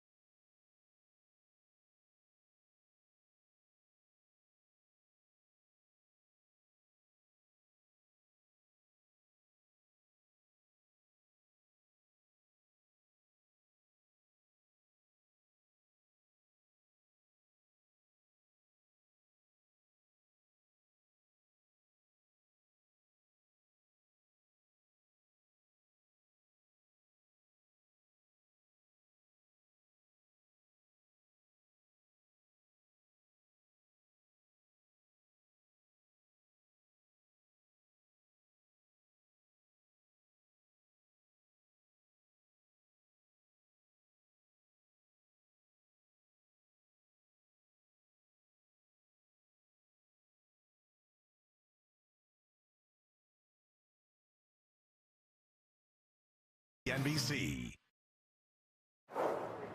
Couple hours into trading, it remains a split market with the Dow up 162 and the S&P red. Let's get to Bob Bassani, see what's moving, Bob. And, you know, we constantly talk about the high-end consumer and how well restaurant sales are doing, or travel is doing, or concert tickets are doing. Live Nation had an amazing report. We got a little bit of a reminder today that a large part of the U.S. Consumer is struggling a little bit. So if you take a look at Dollar Tree, now Dollar Tree trades over on the NASDAQ, but it's down rather dramatically. And remember, they basically have two different groups here. They have Dollar Tree, which runs Family Dollar, which is a lower-end consumer, and then they have Dollar Tree, which is a higher-end consumer. And they came out and really noted that the higher inflation is hurting the lower-end consumer, and that reduced government benefits, food stamps, were hurting the lower-end consumer. So they're pivoting away from Family Dollar and towards Dollar Tree, slightly higher end, and closing a bunch of the Family Dollar stores here. Remember, Macy's kind of did this as well in a certain way, pivoting towards Bloomingdale's over the Macy's stores. So this is interesting, although you'd be hard-pressed to find a lot of knock-on effects here. Now, obviously, Dollar General here, which is the competitor, they're going to be reporting tomorrow, by the way. They're down a little bit. But if you look at other that cater to, you know, middle, lowest end of the consumer, they're holding up very well. TJX, for example, is up 5 or 6% this year, just a little bit below the S&P 500. Certainly no decline over there for them. What else would be doing? Well, Burlington stores, another one, they're down a little bit today, but heavens, they're up 12 or 13% on the year. Again, no sign they're concerned about things. And if you look at, here's McDonald's. They've been holding up all right. It's not been a great performer this year. They just, by the way, presented at the UBS Consumer Conference, and they were talking about macro headwinds for the consumer here. Lower income consumers increasingly turning to grocery stores, for example, over dining out. They also talked about sluggish international sales. Well, okay, who would be a beneficiary of going to grocery stores? That would be Walmart. And Walmart's had a great year. Walmart's been a big outperformer on the Dow Jones Industrial Average. It's up 16%, one of the best performers of the year in the Dow. So, Leslie, there's obviously some pressure on the lower-end consumer. Got a very good report there about this from Dollar Tree. But looking on the knock-on effects on the other big players, not so obvious. Yeah. Leslie? Yeah, no, I think that's a perfect microcosm there. McDonald's, the biggest laggard on the Dow right now, although an up tape today. Bob, thank you. Okay.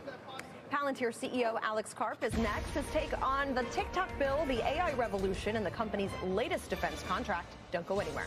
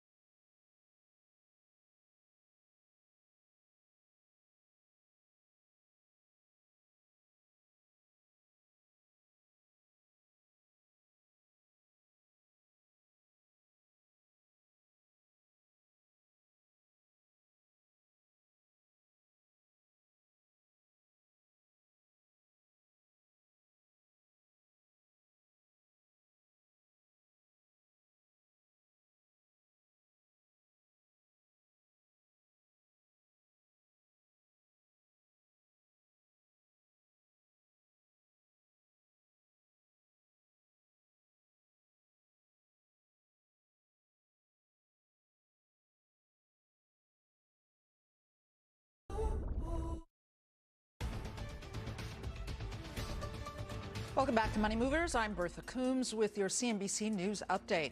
A judge dismissed some of the counts against former President Donald Trump and his co-defendants in his Georgia election interference case this morning. He quashed 6 in total, including 3 against Trump. The surprise move relates to the specific charge of soliciting elected officials to violate their oaths of office, including the infamous call the former president made to Georgia's Secretary of State. Russian President Vladimir Putin said today that his country is ready for nuclear war. He also warned that if the U.S. sent troops to Ukraine, he would consider that a significant escalation of the conflict. The interview comes ahead of this weekend's presidential election that is certain to see him reelected for the 5th time. And a private rocket exploded in Japan overnight, just seconds after lifting off. Space One, the company behind the launch, was hoping to put Japan's first private satellite into space. Cause of the explosion is being investigated. Back over to you, Carl. Bertha, thank you. Bertha Coombs. Let's get down to Florida this morning, where our Sarah Eisen is sitting down exclusively with Palantir's Alex Karp. Morning, Sarah. Good morning, Carl. Yes, I am here at the Comcast Business Technology event, which is on the sidelines of the Players Championship in Florida. And joining me is Alex Karp. He is the CEO of Palantir. It is great to speak with you. Very nice Welcome. to be here. Happy to be among the players. Yeah, same here. So I want to talk about the stock for a moment. It has boomed, and you have seen a lot of growth recently driven by commercial accounts, corporate customers. What's driving that? Well, I mean, America. America is the most meritocratic, competitive market in the world. And so that's obviously a huge advantage for us because our basic claim to fame is the software. Historically, over 20 years, the stuff you're installing isn't going to work.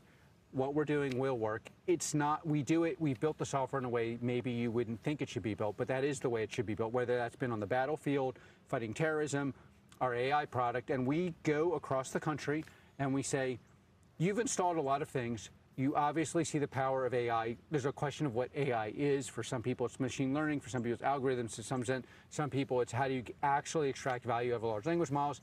We will show you our product working in hours, and then you can actually compare it to what you would like to do. And in every other culture in the world, they're still very much driven by ideology of what should work. We have deep experience managing algorithms and now, by extension, large language models because of the work that our product has been used to power in the classified space. Companies are eating it up. And companies like it. They like the approach. I think, so one of the most important things that happened in software was large language models convinced people that you could get value out of AI. That's obvious. But they also somehow convince people software is not a luxury product. It has to work. It's got to move from something that you just paid for to something that improves your margins, improves your ability to organize your business, makes your business more robust. Also, last not least, one of the great dangers of this kind of the world is safe, everything's going to work out, we're all going to get richer and happier and like each other more farce was that the assumptions that your products could be not robust, barely work, thin, add no value, that was a playbook from Silicon Valley onto the commercial space. That playbook has just completely failed. And our view of how you build this is you build something that is more valuable for the partner, whether it's a classified space or a company employing hundreds of thousands of people that will help them. So, but companies have a lot of choices now, and increasingly more choices. There's the Googles and the Microsofts, and what is it that you are providing that is different, and who do you compete with? Well, I mean, you should ask the clients who are buying it what we're providing. But like what we're really doing is saying, okay, everybody claims, everyone's making the same claim. The claim is you can get a large language model to increase your output at a lower cost. So you get more sales, more revenue, higher margins. Yeah. Okay, but we're making the same claim. The only thing is we're not making a claim. We're saying we will show you while they tell you. And those, like all these people making all these claims are the only marketing we really have. Because the most important thing is now we've set a standard. The standard is we are going to make the enterprise more efficient. We're going to make the enterprise stronger. We're going to have innovation work in a way that it's differential, meaning innovation means nothing if 5 companies have the same exact margins, have the same exact ability to transform, are equally robust. We're saying pick a part of your business. For some people, by the way, it's not margins, it's not even, it's like, okay, they're worried that their supply chain may break tomorrow because they're dependent on a part that comes from a country that's about to be disrupted. They're worried that they have to figure out what's likely to break in their product. They don't have enough engineers. People have very disparate use cases, but the basic use case is my business has to be healthier, stronger than it is now, and healthy and stronger than the people I compete against. Yeah, I mean, what are some good, if you could, specific use cases? Because you've called out companies in earnings publicly. Airbus, for instance. We talked to you when the CEO of Hertz, the car rental company. Where's it working best? I mean, it's working very well in all these companies. I mean, one use case I'm very, very excited about is our work that's now public with Panasonic battery. So this is super interesting. Most batteries that have to be built for EVs were built formerly in Japan. How do you bring a company that, produces things in a exceedingly Japanese robots, Japanese workers, people who've been working in that environment for 30 years, people who know their machine that builds the battery so well that they can literally walk by it and intuit it's wrong? How do you bring that to Nevada and then have people who are high school, college trained, who are not engineers, who have never worked at a battery company, that are from a completely different culture than ours or theirs, and ramp it up so that they can go to the machine and figure out where's the machine broken, how do I replace parts before they're broken, how do I actually understand which part is the problem, which part is not the problem. Every single part has a 10,000 page manual on how you fix it. So you basically, and what if the engineer in Japan is not available? So these are use cases you can actually do with large language models and our product. The other thing you can do is you can produce a manufacturing environment just like you can in Taiwan and Japan in this country. So these environments are built specifically for Japanese and Taiwanese and other cultures. And in the past, you just couldn't build an environment. Now you can. And then there's a myriad of other ones, like how do you task a satellite? You're a large agricultural company. You have to decide which satellite you deploy over which satellite you don't. And then for more technical people, who gets to decide where your production goes? Who can shut it down? Who can ramp it up? Who can these things? You just can't walk into an enterprise with a large language model, outsource your knowledge of your enterprise, and task the large language model. You'd be essentially outsourcing. You could hallucinate your business out of business. So when I said you were coming on, I talked to some of the analysts, and they all want to talk about these boot camps that you do, because apparently this is just like super fast, right? Training on AI and on your platforms, and they want to know how quickly you are transforming corporate companies into accounts off of these boot camps. I think you've done more than 800. Yeah. So, but the relevant, a couple years ago, we were doing like 70, 80, 90 pilots a year, and now in the next year we're going to do 20 times that, boot camps. And what's the strategic advantage of them? Well, everyone's claiming to do things, and we're showing them being done. So it's like, well, look, we could hire marketing. We've never been good at marketing. We could run around and say there are 50 things we do better. There are certain also technical things that we've built that people don't understand their value yet. So it's better just to show the value of an ontology, show the value of a robust enterprise offering, show the value of your ability to do handoffs inside your enterprise, disambiguate write from read functions in the context of using you can have long conversations or you can show it. So that's the central advantage. And by the way, the other advantage is, just like we've done across U.S. government, we want to set a standard and then everyone can be measured by that standard. Great. It's meritocracy out there. XYZ company AI.com. Great. Well, why aren't you doing boot camps? It's like we have like decades of product experience in our products that are valuable for this use case. And then on the conversion thing, look, it's like what we are seeing people adopt, recalibrate their standard, and quite frankly, as you saw, if you've seen this morning, people are recommending our product one to another. One of the other things that's very special about the U.S. opposed to like American CIOs, CEOs, and others, they call their buddies. They're like, hey, you're driving Palantir. I'm driving Palantir. Maybe you ought to get on the Palantir train. So, that it's kind of an obvious thing. There's no point in us saying our product is the best when we can show it to be the best. Got it. Well, you're also, use cases on the battlefield as well.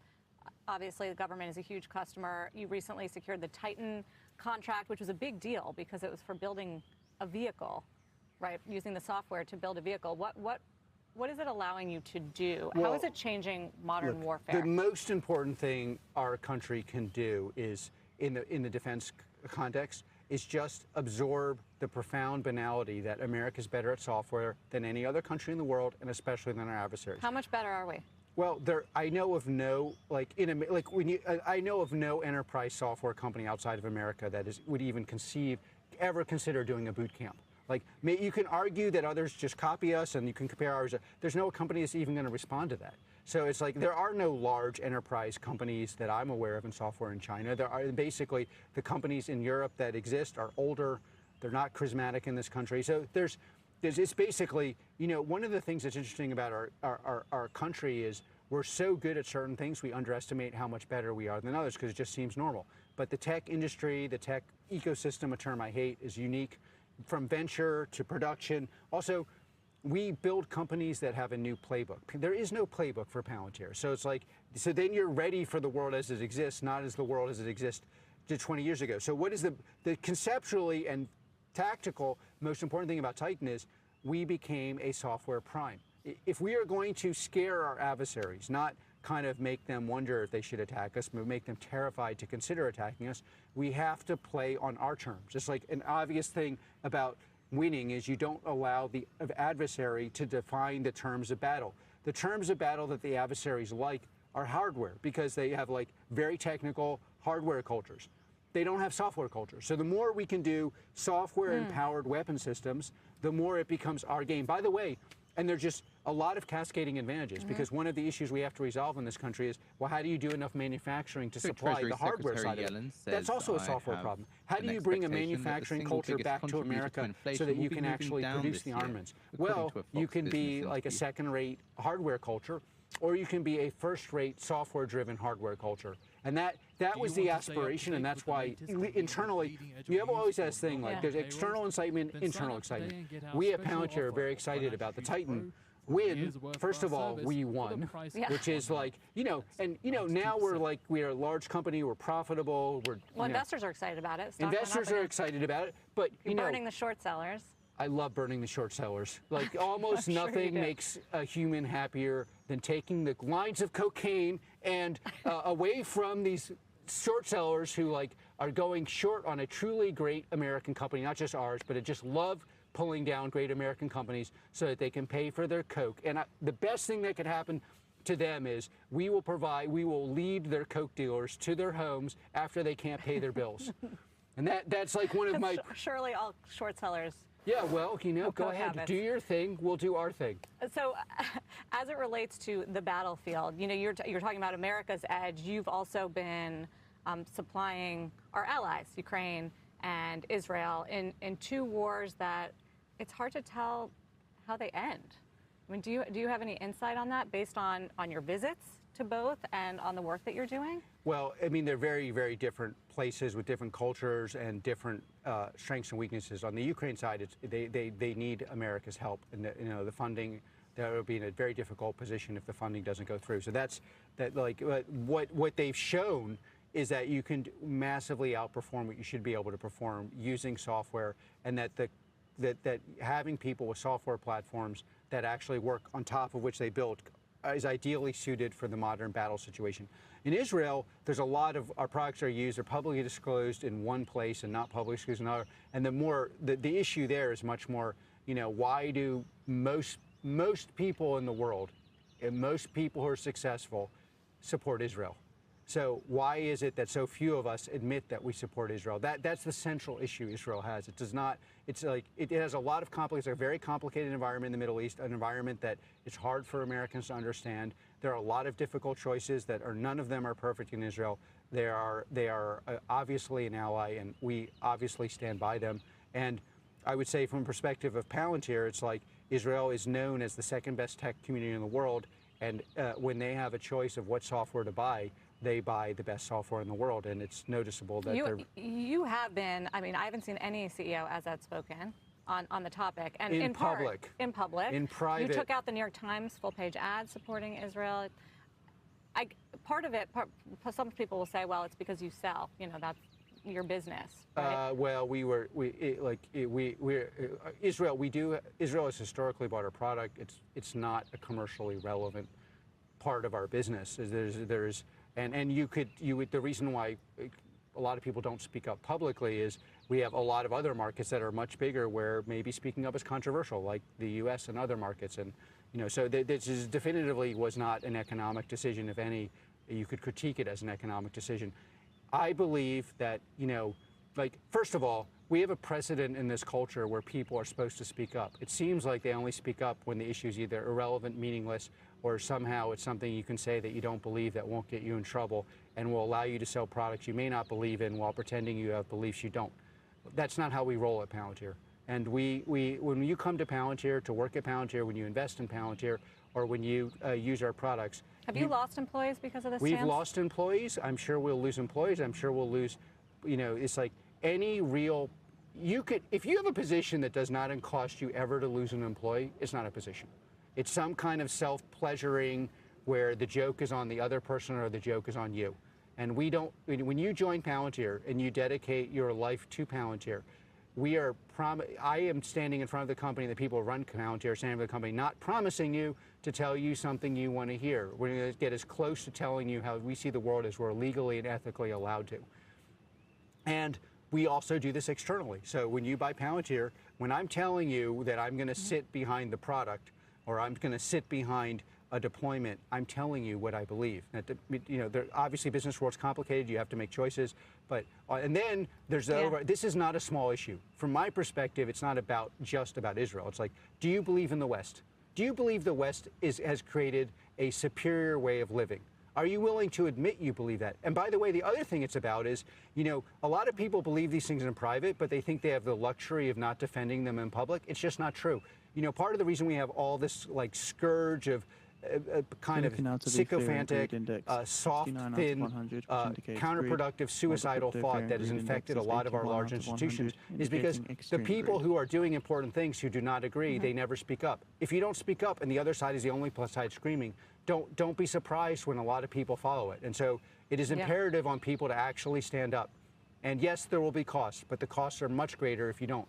Well, it's surprisingly unique to hear, Alex, and a message I think there to fellow CEOs. Thank you for joining us here at the Comcast Business Technology Event. It's always good to talk to you, catch up with you on a number of things. Huge pleasure. Yeah, Alex Karp, CEO of Palantir. Guys, back over to you. Always says the quiet part out loud. Take care. And then Great stuff, Sarah. Sarah Eisen for us down in Florida. Coming up after the break, NVIDIA's halo effect, how the chip makers crowning new winners in the public and the private markets in a minute.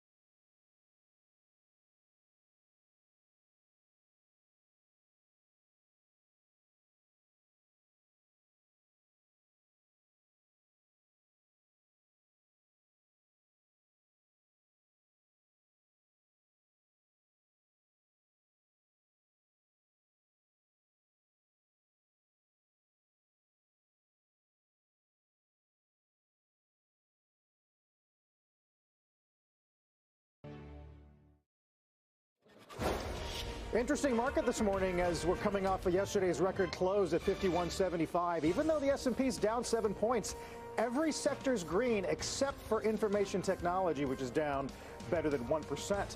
When we return, a look at the halo effect NVIDIA is having in the private sector when we're back in 2.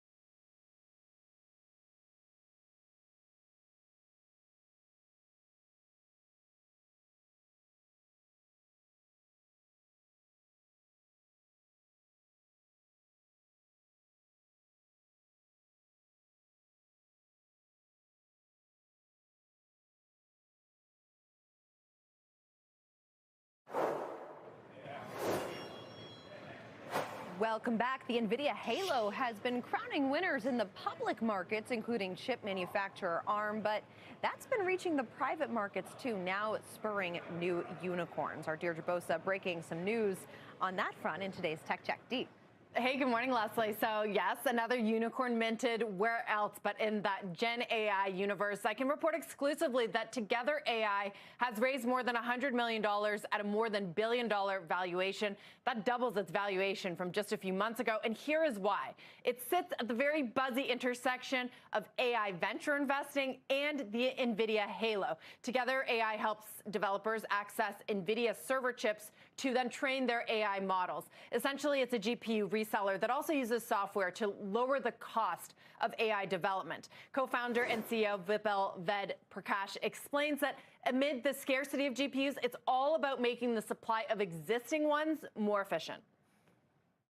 Together AI makes generative AI more efficient, which means that you can, using the same GPUs, you can do a lot more work. If you make inference, for example, which is the process of generating something using a model, we make that 6 times faster than what you can do with regular software, and that's directly proportional to the economics.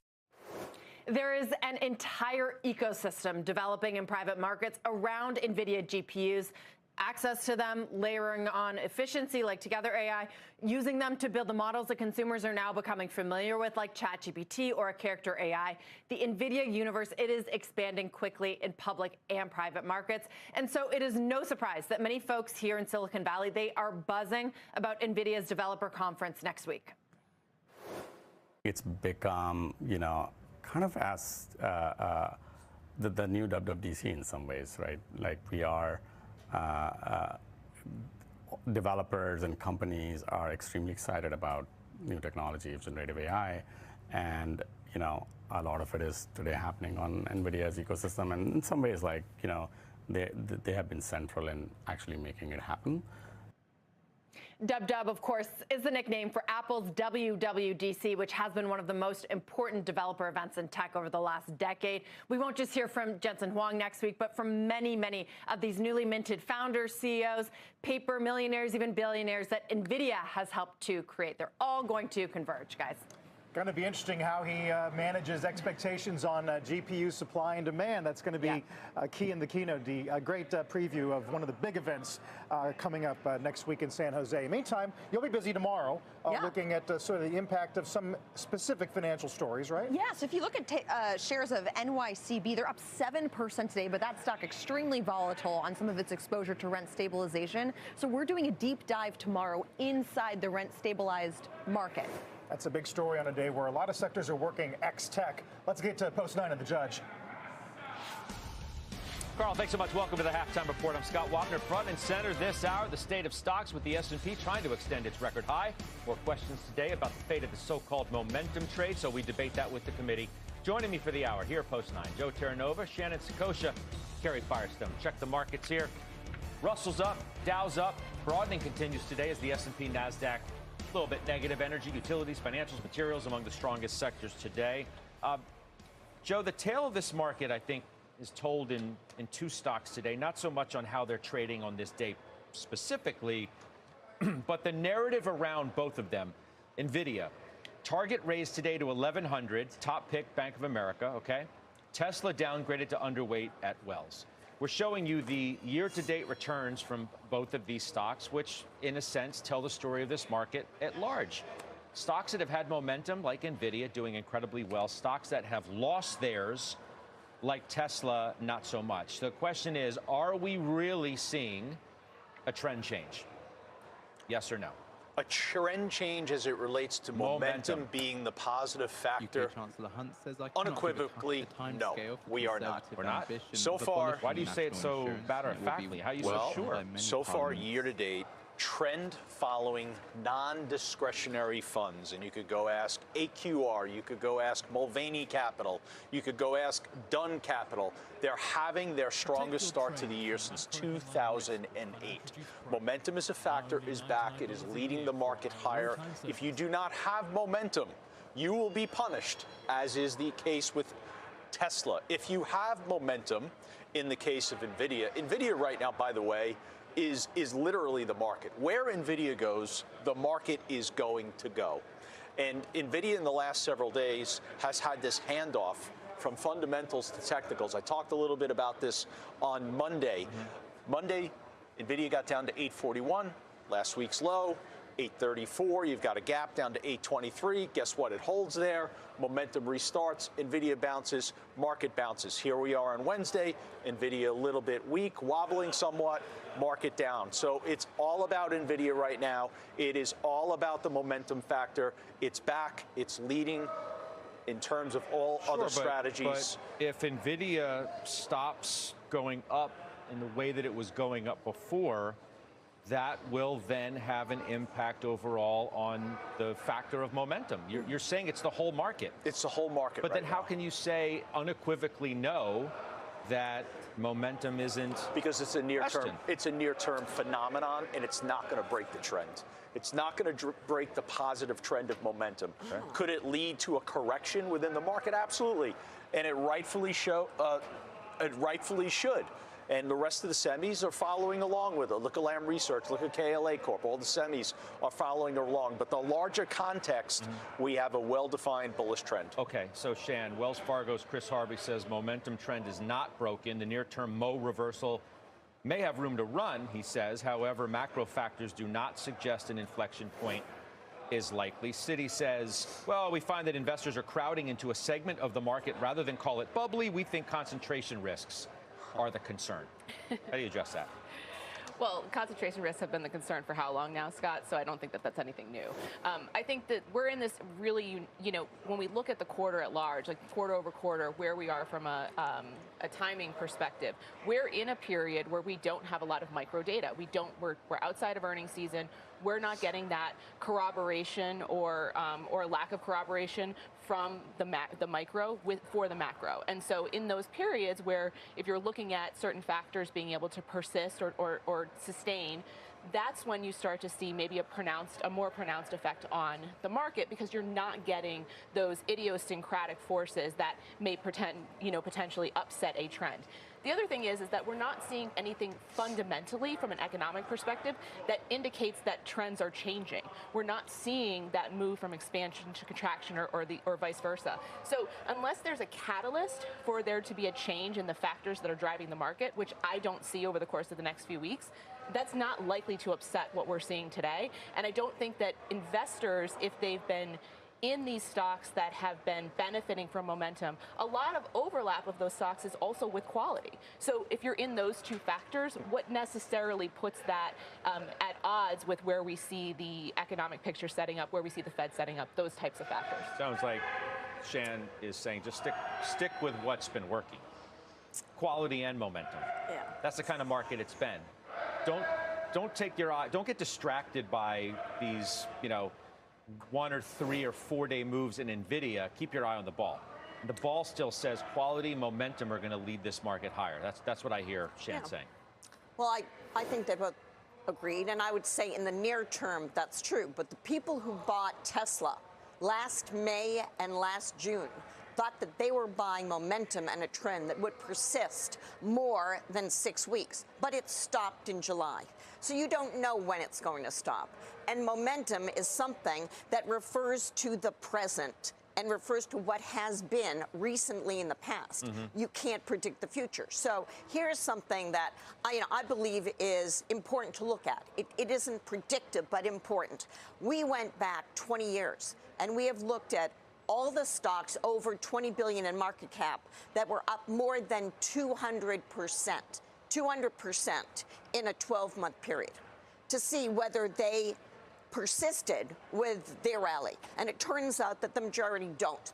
The majority underperform the market in the following 12 months. Now, there's all sorts of things you could point to say, oh, well, it's a little flawed because you started at the wrong month, or it's a little flawed because you didn't do 5 billion market cap. But the truth is, it's not a given that these names, that NVIDIA is going to go up for the next, 3 years or 4 years. So we have to be careful. And being a portfolio manager, you have to think about what has worked and where your position might be getting too big. And you have to adjust to that. And what your time horizon is. I think you made a really good point. We're talking about the next several weeks, I think, before the next earnings season. And I can agree with that. A longer term, from a longer term investment perspective, I think these other factors really need to be taken into account. Joe's feeling good because I'm just sitting and listening. Yeah. Because it's a Joe T kind of market. Yeah. Okay? Remember, his strategy is quality and momentum. The quality ETF, the QUAL, and I thought Pisani did this earlier, and it was really telling in his report. The quality ETF is up 11% year to date, all-time high on Friday. The MTUM ETF, 52-week high on Friday, is up near 19% year to date. The Joe T, which melds them both, quality and momentum. All right, here I go. I'm back with you here for a minute here. Give me one quick second. I want to talk to you guys about something that's important. At or near all. Let me mute this right here. Do we think that's going to continue? That's Mute the talking heads. Move this over. Whoop, right up there.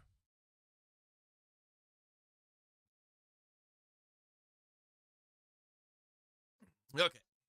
So, what I do want to say to you is this. I'm looking at 518Cs. They're 17 cents right now. They've been bouncing around like 18, 19, 17 cents. And what I don't like about them is how cheap they are, right? They shouldn't be that cheap. They're one strike from being in the money, or two strikes, depending on how you count. But they're really cheap for being so close to being in the money, right? There's a lot of interest in those calls. You would see more premium. If dealers thought we were going there, there'd be more premium, and there isn't. So this whole thing right here, I'm like, well, maybe it's assigned to whatever does happen here. It's not going to get to 518, so it's going to roll down. But what's really more concerning than that is we have an auction coming up. So let's take a look at the economic calendar.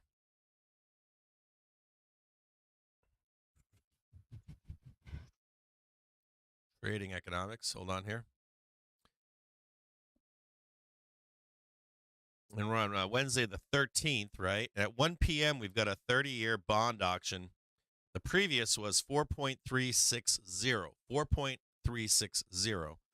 So we want to see what that is. So my guess here is, I want you to see if we can watch this right here. Let me see if I can go over to the trigger full screen. So just right over here, right? Notice how they're putting us out here. And this is very similar, right, to yesterday, to that 1 p.m. auction, right? We got no other vol in the market right now. You can see the pin is still in place, right? We're still pinning here. Now, so we got a magnet. Pretend we have a magnet to the upside. We got this like big old magnet up here, right? It's even higher. It's much higher, but just for figurative purposes, you got a magnet up here holding us up, right? And it's drawing price to that magnet. It's actually much higher, but there's a magnet there into the into Friday. Now we do have gamma that does come off into Friday as well, but there's a magnet there. It gets weaker as the week moves on, but still, point being is, whenever we have a major pullback, it still magnets us back up to that gamma, right? So we go down. And this is what you want to be buying, right? You don't want to be buying this. Does that make sense? You don't want to buy this. You want to buy anything that goes down for the magnet pull back up. You'll notice that right now, anytime we go down, that it pulls us back up. It's not like we go down and then we start cascading to the downside. Make sense? So anytime you get an outsized downside move, we're being pulled back higher. Okay? So buying this right here, right now, I'm like, I'm looking at it right now. The dealers aren't on it. Now, that doesn't mean we can't go up right here. We can't get a good bond or a 30-year bond auction and just start blasting. But there is a setup here, right? So if you were a bull, you would want to hope for a bad auction. You want a D. We were saying yesterday to follow Andy Constant, right? Damp Spring on Twitter. Fascinatingly enough, yesterday too, Andy had made a post yesterday later in the day saying I was wrong on the market. He should have made a better statement because yesterday there was an auction, right? A treasury auction yesterday. He gave it a D, and we had this same setup, right? And what happened when we got that D grade from Andy? Remember, you were like, "Hey, Cap, what do you give the auction?" And I was like, C, maybe a D. And I was like, "What did Andy give it?" They go, you guys said a D, right? And what happened when that D came out from Andy Constant was this setup that was here. We blooded straight down. Remember that? We got down to the half an hour trigger. We bounced up, and we didn't continue down to the hourly trigger, but we did at least make that move down. And, you guys out there, not you guys, but some people out there are like, well, Andy doesn't ever get anything right. And my take on that is I don't care if he gets it right or wrong, and I don't follow him to get it right or wrong. But at the same time, he made a call yesterday about that fucking bond auction, and we went straight down moments later. So I got to give that to Andy. I wanted to say that publicly to him, too. Like, man, dude, you fucking called it perfectly for me yesterday. So that setup is back in place again right now. Do you see it? We're parked right here, right? It's now 12:13. We have 45 minutes left, and we're not set up perfectly for it, but this is the same fucking setup as yesterday, right? This looks the exact same thing as yesterday. So we are lined up for that. There's likely a hedge on the market right here, right now. There's probably a big hedge right here, right now, getting primed up for this auction at 1 p.m. If the grade is a D, you would expect us to actually go down, bloodbath it down here. Hopefully, I'd like to see that right there. Close the gap, not the gap, but the squeeze from yesterday. And this would be the buy right here. Can we go up here? Sure. There is 2 trades here. You could take like that trade. You could take the 518C 0-day trade. It's super cheap. If you get smoked out in that trade, let's say the auction is horrible, right? Let's just say the hedge is on and start grinding down. Maybe you could put that trade on here. Like you look for the 518Cs. If we do any more of this bullshit, you've had 3 chances, right? 1, 2, and 3. So if you get another chance down here, put on some 518s for the bond auction to go up. And if they're 7 cents or 10 cents or whatever the fuck they are, you're going to make a bunch of money. If you burn that trade, how many trades do you take that are 40 cents or 20 cents or 30 cents, right? You can come right back down here if it bloods, and I would then take a closer in the money trade. Take a 514C that's worthless for the squeeze up. So there's like two great opportunities here to make some money, at least some kind of money, into that 1 p.m. hour. And what's the price of the trade? Price of the trade right now is, or was a moment ago, 16 cents. Pretty fucking cheap. I wouldn't keep adding to that strike either. I would just throw the trade on. And I don't mean right now at this moment. This is not financial advice. But there is a trade here. There's a trade for the upside move. If you get blown out of that trade and it starts to roll down, right? You start to get below this level right here. You'd probably salvage a few pennies off of any kind of breakdown here. So you'd cut the trade loose, right? And then you'd look for that bounce to actually get back in on some other cheap fucking calls for like 10 cents. Trade's now costing you probably total, if you manage it right, like 20 cents. And all you need to get off that trade is what? Another 20 cents or something. And if you blast up here, you're going to make tons of money. Now, there is some risk here with this thought process. We do have volatility tomorrow in the morning. So there could be a no bounce where we just roll down into the expected news for Thursday. Right in the morning, you get a quick squeeze up, more bullshit down here in Friday economic news. But then Friday, we just squeeze straight up into that pin at 520. So there is some opportunity here, is my point, to either do those 0 dates every time we get down here, or even just looking for a nice fucking fat low to get something in the money for a Friday close.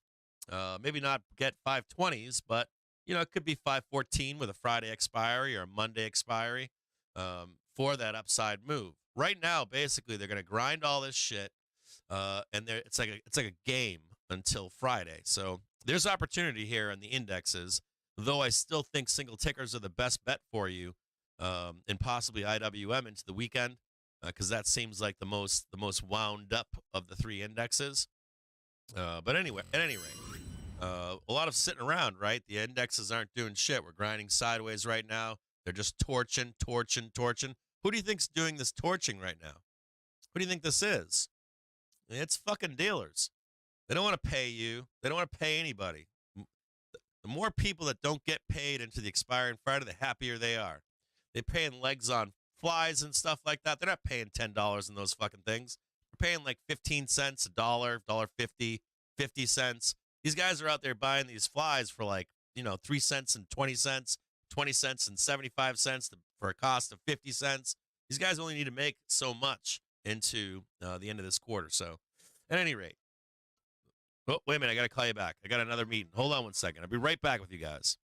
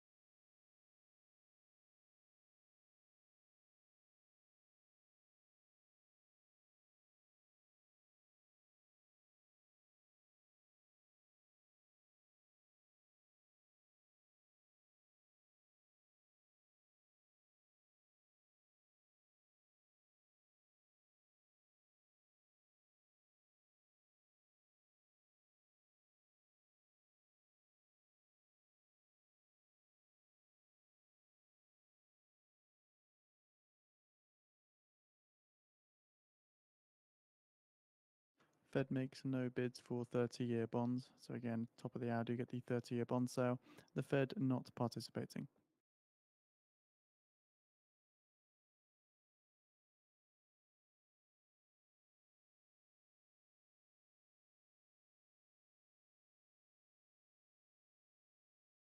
Do you want to stay up to date with the latest and be on the bleeding edge of news for non-farm payrolls? Then sign up today and get our special offer of Financial Juice Pro for a year's worth of our service for the price of 1 month and save 92%.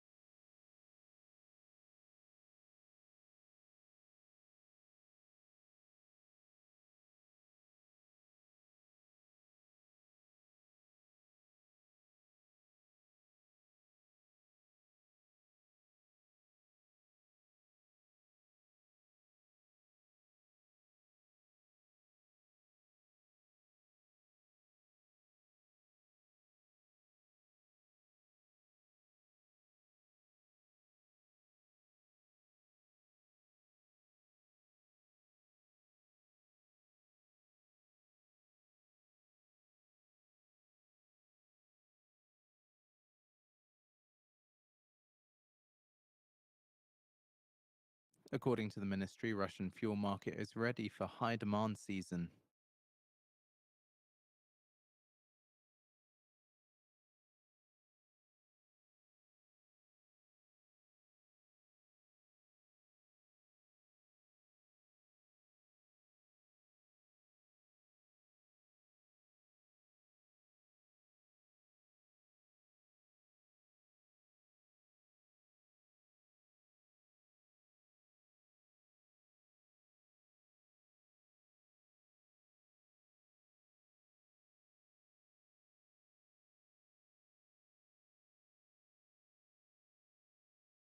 At 1 p.m. Eastern Time, The US sells $22 billion in 30-year bonds, prior bid cover of 2.4 and a prior high yield of 4.36%.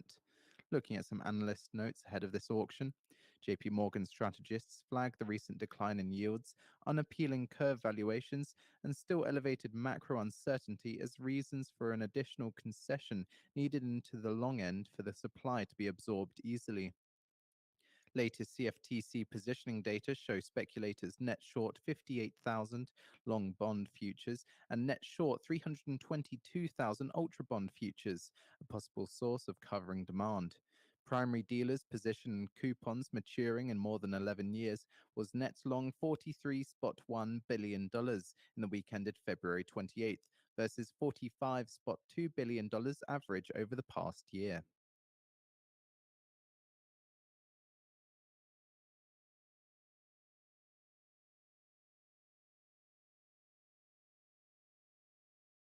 Fitch ratings say that world growth outlook has improved, but inflation is showing persistence.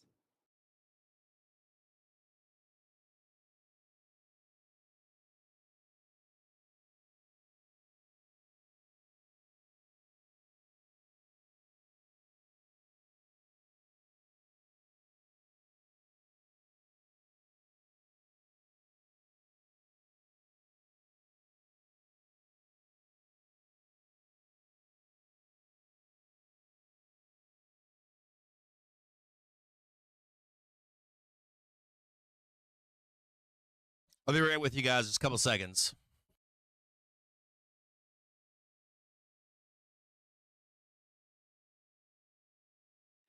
So more from Fitch. They say near-term world growth prospects have improved, and Fitch has raised its 2024 global GDP growth forecast by 0.3 percentage points to 2.4%.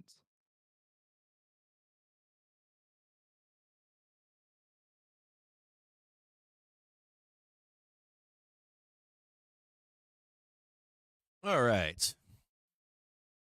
1252. And Fitch says they expect world growth in 2025 to edge up to 2.5%. We've got here coming up the 30-year bond auction at 1 p.m. Hold on, I gotta clean my glasses. Give me 1 second.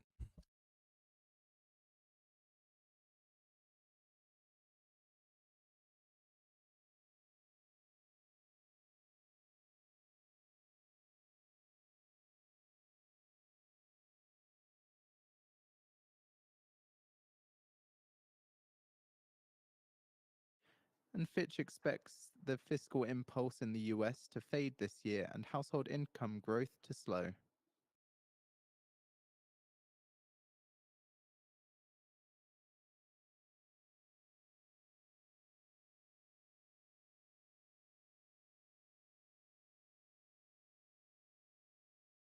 And Fitch says the Eurozone continues to stagnate, with Germany's recession weighing on France and the rest of the bloc.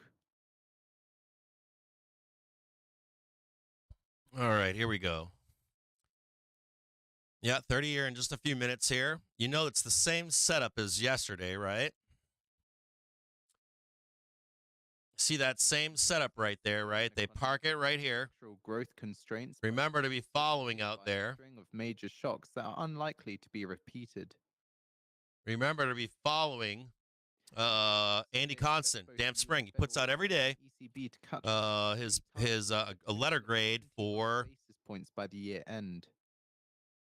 A letter grade for the bond auctions and treasury auctions each day. Yesterday, he gave it a grade D. The collapse continues unabated, and housing sales now look likely to fall sharply again this year. When he gave it that letter grade D yesterday, what did the market do? It flushed.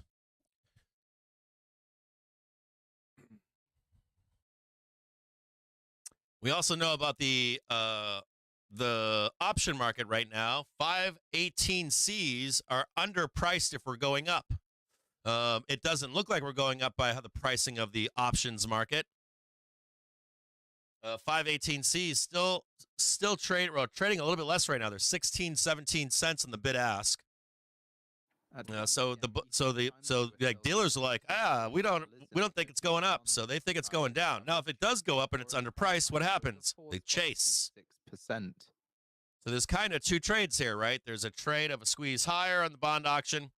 There's the trade that it burns, but even if it goes down, this is where I want to see that gap closed for a squeeze higher, at least to right there. Now, I don't want to see blood down into the rest of the vol that we have coming tomorrow morning and Friday morning, but at least have an idea of where we can go. If you're out there and you're a trader and you think this is too complicated, then just sit on your hands. Don't be long calls. Don't be long puts. Don't get wrecked. You can trade the reaction. So let's just say we get a bad bond auction. We go blasting down, have some points of interest that you could buy some calls on, and then maybe even have some further downside if that's what happens, right? You get the big roll down here. You get the white and the red line going down, that kind of stuff. Or if we begin to squeeze up, whoop, you know where to sell it down from, right? So you have some points of interest here to be paying attention to as you come into this auction. So if you're like, Cap, that's too much. I'm scared, man. Or I don't know how to manage this, Cap. Don't do anything. As a matter of fact, if you don't even want to do the reaction trade, just trade it in your brain. Be like, I got to start thinking about this and thinking through these trades. How would I trade this? Oh, I lost. Okay, so if I hadn't taken that trade and I wouldn't have lost, would the reaction trade have been better? Make sense? This is all the vol we got today, so I don't know what else to say to you guys.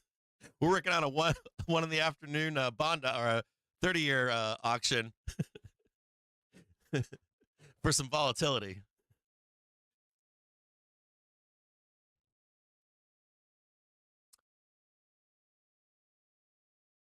I mean, this is all the vol we got. We ain't got another volatility today, so I'm sure there's a lot of players here. You know, it's like when we have a Fed meeting, nobody gives a fuck about all the other volatility. Like, people are like, fuck that. We got the Fed meeting coming up. That's it. That would blow that shit off. We're going in the direction we're going in. But like a day like today, we ain't got nothing. This is it. This is the only volatility we have today. So I'm assuming that people are watching. They want to trade it and make some money.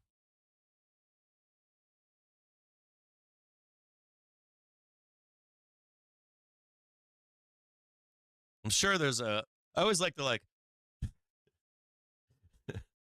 people are like, I'm going to assure you of one thing. Futures traders are not trading this. No defined risk. Defined risk, 0 dates.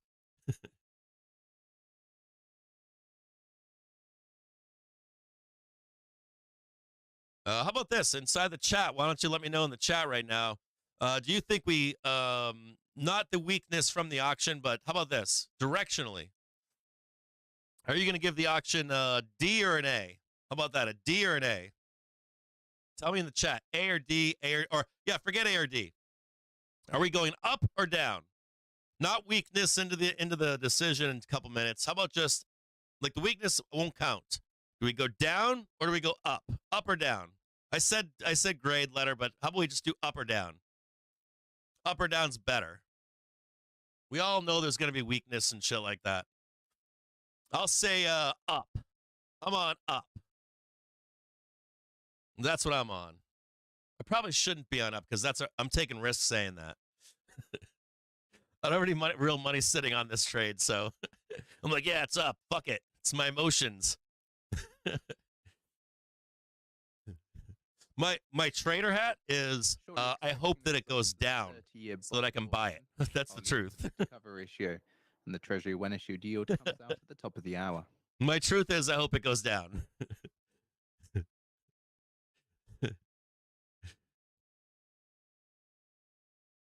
Yeah, we talked about I talked about Netflix, but I don't think I put the chart. Did I put the chart up today?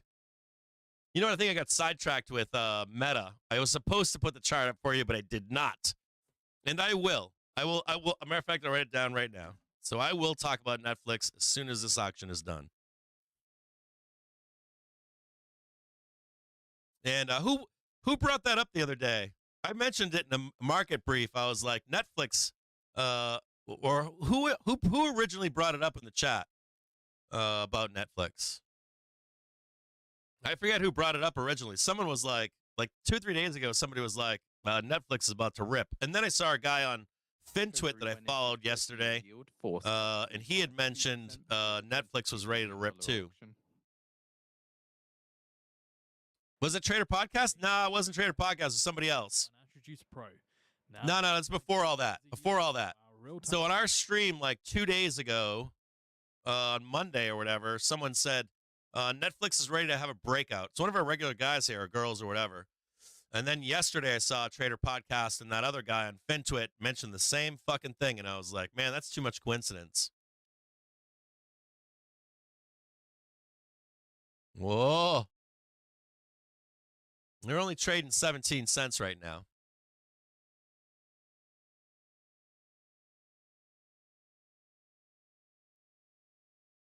We'll chat about some see the market right there. See on Bookmap how the market just goes whoop.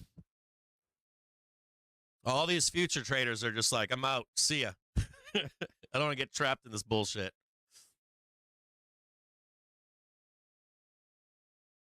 $5.18 is now trading 18 cents. They were down to 16 for a moment there.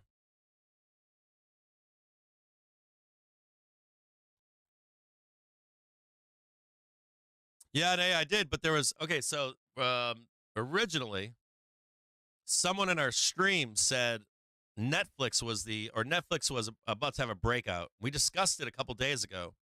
And then yesterday on FinTwit, Trader Podcast was like, I like this guy over here. He nails it every time. And I was like, ooh. Trading 22 cents right now. I'm not in them. 518 C's. 20 cents. 2.47, 2.47. High yield, 4.331%, 4.331%. So the US sells $22 billion in 30-year bonds. This is good, by the way. It's a good auction. 54% of bids at high. Primary dealers take 13.93%. Direct 16.7%. And indirect 69.29%. What did Andy say? Downside in dollar. Yeah, A+ from Andy, right? Woo! Do me a solid out there. Would you do me a solid? Would you guys do me a fucking solid out there? Do me a solid. I saw Andy yesterday. After we talked about Andy, and then he made a post on FinTwit. Afterwards, right? Got like 1,000 likes, 100,000 views. Do me a solid right now, will you? Go on to FinTwit and make your own post and at Damp Spring and say, the stock market shows community wants you to know that we appreciate everything that you do for us, for putting those grades out for us every day. If you could do that. I did it yesterday. Can you guys do it on your own? A whole bunch of you.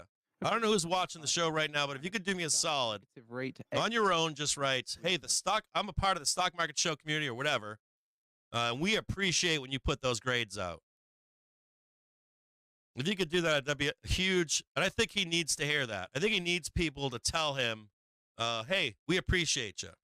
Now, even if you don't like Andy, you don't want to participate, that's fine. But if you like or appreciate Andy putting those grades out, if you could say something to him in particular. Stock Market Show appreciates, and our community appreciates you putting those grades out every day. Thank you very much. I appreciate it. I don't think we go too high. I think we're pinned. I think that I was looking at the options chain, and I'm like, they're not pricing in a move higher. We need the dealers to chase right now. We need them to jump on. So we'll see if the dealers will follow or not. If the dealers start following this trade up, you've got the two targets right here. I already gave them to you. You can see them. First one's right here. Second one's right here. And they're probably counting on us not going to 420 or even, or not 420, 518. You can see they're not pricing in 518 up here because they were only 16 cents. You get what I'm saying? And they're like, fuck you. And I'm like, really?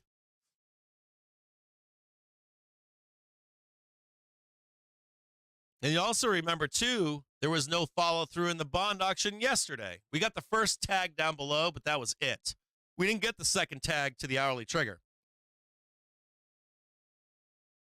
It's the Bank of Japan decision to come down to annual wage talk results. Are you talking about the new CME deal? I posted that a couple days ago. Nobody read it. It's like there's a new deal with the CME in the bond market, treasury market. Nobody cared. I was like, all right. I think Jedi Marcus might have been like I read it. Nobody reads that shit. Now there's a deal with the CME now. I posted it. It's like Twitter sucks now for posting that stuff. Brent crude up by $2 a barrel. Watch this. Watch these two places above here in Bookmap. See that? See that? Those two places of supply above. Just keep your eyes on that. Let's look at it right now. Just these two little places right here. That little target right there. Here's your first target right here. Here's your second target right there. So there you go. You get it. This is the second day in a row that Andy is right. That's day 2. He gave a D yesterday. He gave an A to you today. And then you got shitbags out there fucking with Andy all day long. And he's out there dropping you kernels every day. Here you go. A+, D+, A+, D+. Thank you, Andy Constant. Seriously.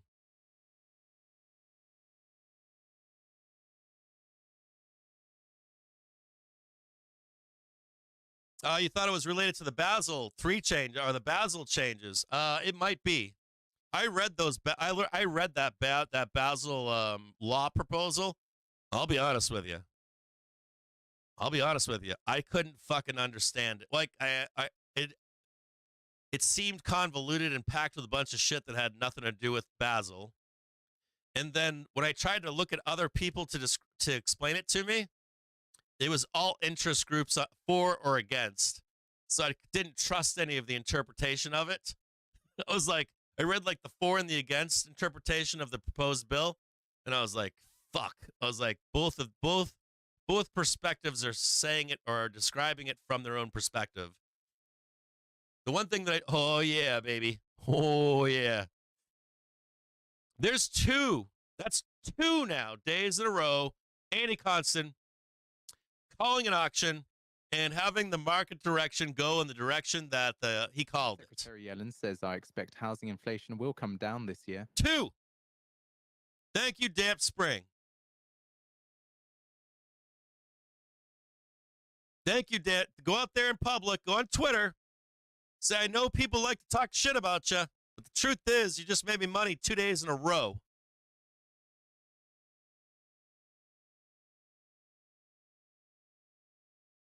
That's a pretty good fucking win rate, right? I'd say it's a pretty good win rate.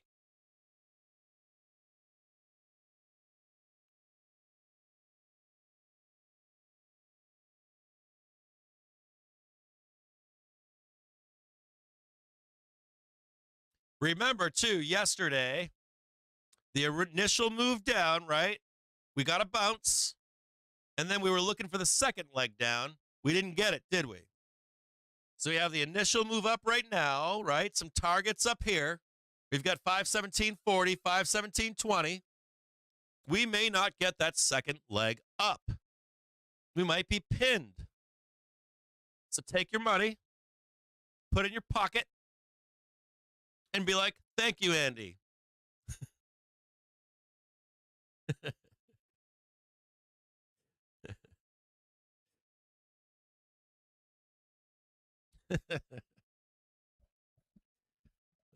Shit. I love life. Fitch Ratings cuts short-term gas price assumptions. Easy trade. Oil prices unchanged. 15 minutes, you're in, you're out. Happy, happy, happy.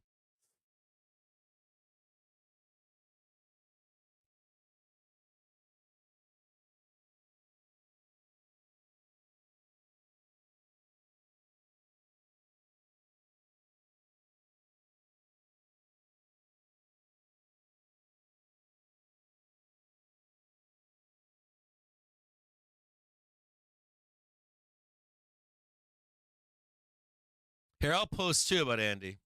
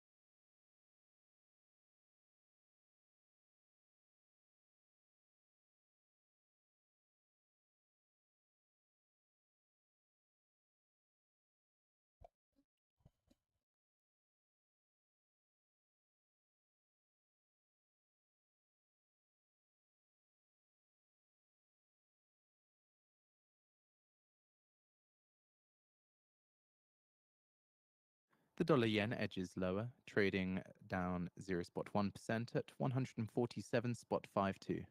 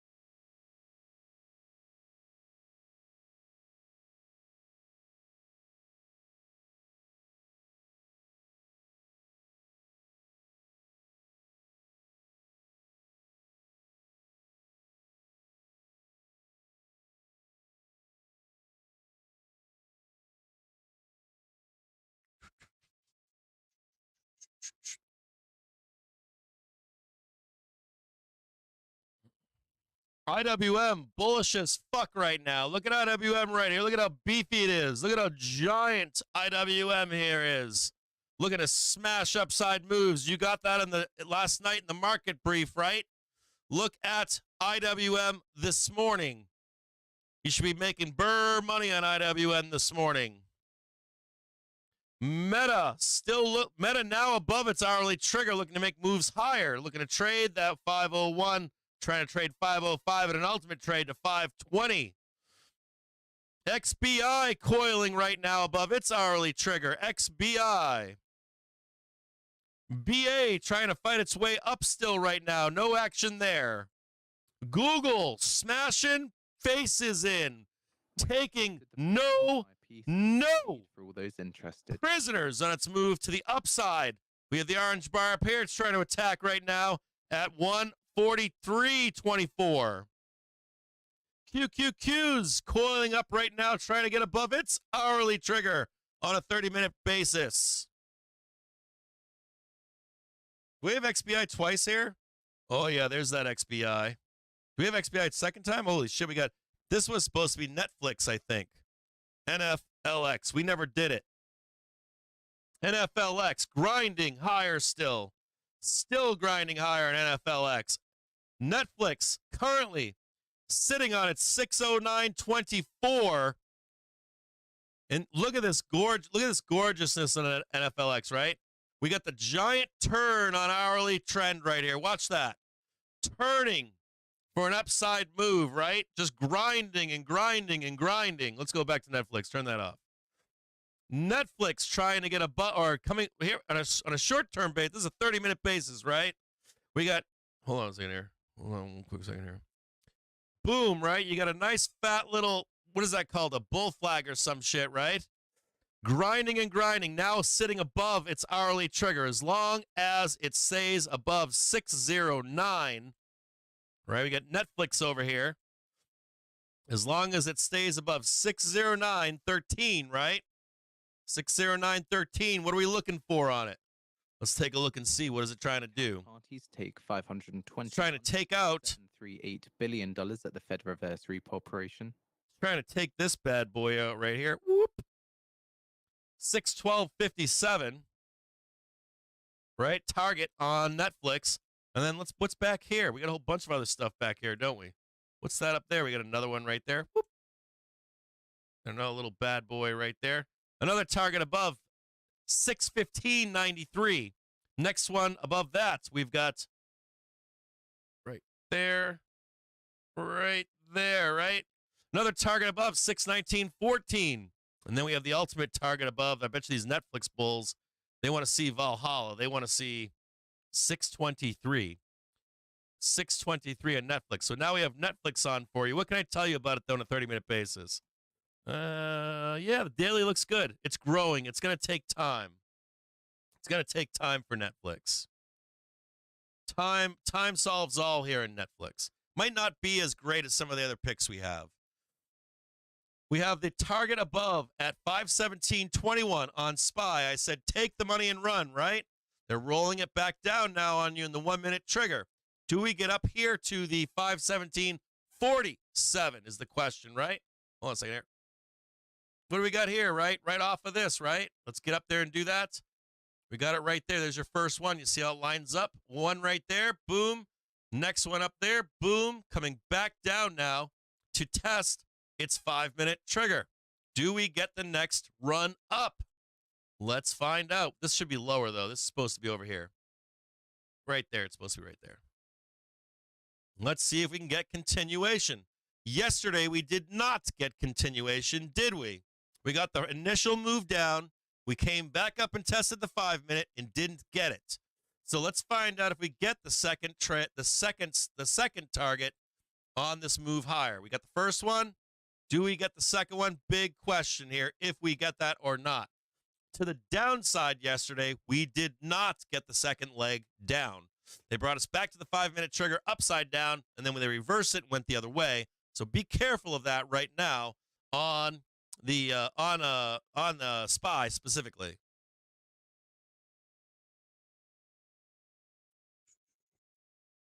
SPY is a little, or Apple's sick. I don't think so. Sorry. Sorry, I disagree with you 100%. No harm intended either. Whenever I hear bad or sick or ugly, or I'm like, that's time to buy. Whenever something's like, yeah, it's really good, it looks great, I'm not a buyer there. Always a buyer on sickly and ugly and sad and all that kind of stuff. Never a buyer on strength. Always a buyer on weakness. Complete opposite. I'm a complete opposite trader. That's for me personally. I like to see like that turn on that. Like I'm looking for a turn than an Apple to buy. Well, oftentimes people come here and they're like, hey, how about that ticker? I'm like, nah, it's already up there. I don't want anything to do with it. I want to try to find the stock that's going down, has made the turn, it's in the trough, and it's starting to turn up. Always say something, or I guess I would say this. The tickers that I like are like this. Blood, starting to flatten out, and starting to make a turn up. This is what I want you to tell me about right here. Right? It's for a buy. For a sell, I'm always looking for you to tell me something like this. Stock's going up, right? And begins to cross. Tell me about that stock that's looking sickly. Is Apple looking like that right now? So if Apple's looking sickly, it should look like this. I'm not seeing that. I think that already happened, right? A couple weeks ago, like couple weeks ago, a week and a half ago or something like that. It already started turning. So I really want to see like the turn, or I want to see that's for bears, and then on the bulls I want to see sideways and starting to turn up. Either of these, and I'll take it. Either of these. I want one or the other. Do more research. Give me another ticker. Give me a ticker that's just rolling over right now.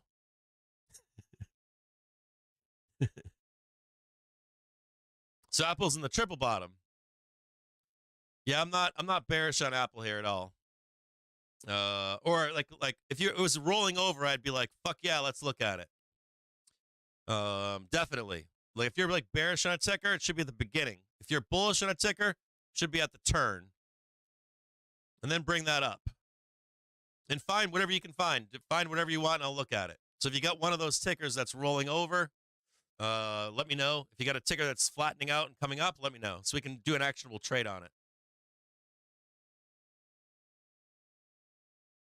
Triggers and velocity. We got triggers, velocity. I've got some supply bars up here. And then we also normally put up a pivot points, either traditional or, here, I'll show it to you. Right there. Let's see where they are. There's one right there. There's one, there's two, there's S1. There's the pivot point right there. We have RTX buys and sells. And then we got a bunch of gamma and crap down below. So if you're new here, we've got gamma down below.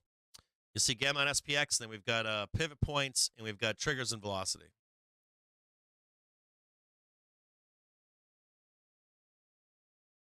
Okay, so we have more information now. Looks like Andy Constant posted something about the bond reform earlier, SLR, whatever that is. Check it out if interested. Is that part of Basel or no? Congratulations on your PayPal calls.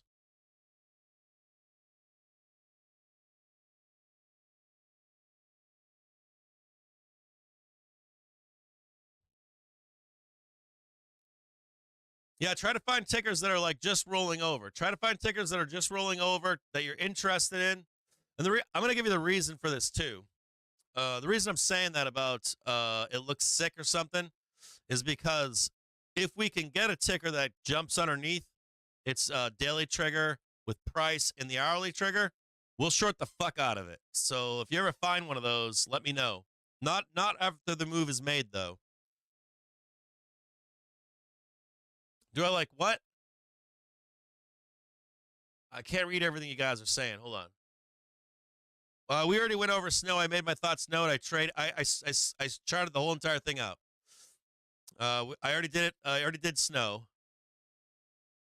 Do I like who? Oh, MMM here for long term. Hold on. X. You want me to look at those? I haven't done X and I haven't done 3M in a long time. So I'm blind, guys. Like, I need new glasses. I'm like at a point where I need fucking glasses. I'm fucking blind. I'm ready to make the jump. I gotta go to 1.75s, I think.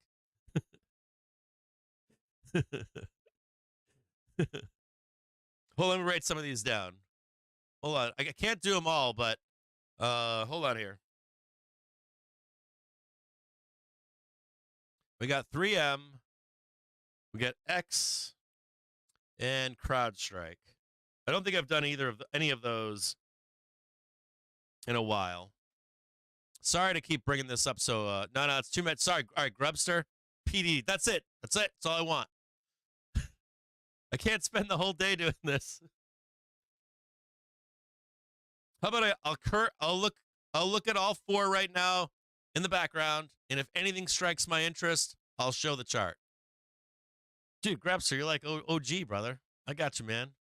You're an O fucking G, man. I got you covered. pull that OG shit on me. Sorry, I'm just fucking with all you guys right now. Target for IWM. You want to ask the community. They got my targets last night in a market brief. Those are 4 members. I love you too, Grab Sir. Oh yeah, there you go. This has to be a little bit lower. It's like right there. Why is this up here? So here, ready? So do I think it's going here? Okay. Do I think it's going here is the question. No, I put the arrow there because I want to see if price goes there. It gives me an idea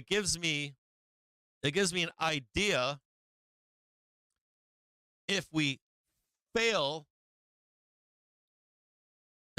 this target, right? It shows that bulls are kind of weak and that sellers are strong. If we do go there, shows that a short is weaker than the buyer. Make sense? So this is here for my, I want to know if we go here or there. So I'm up there looking to see how strong the bulls are.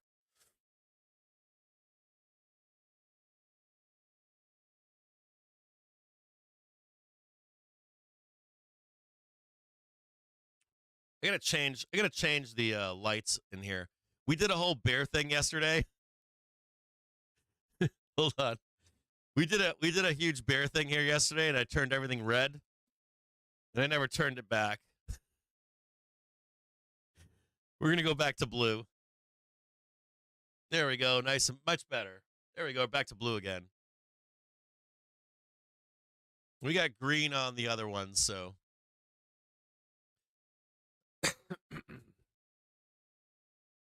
Coin.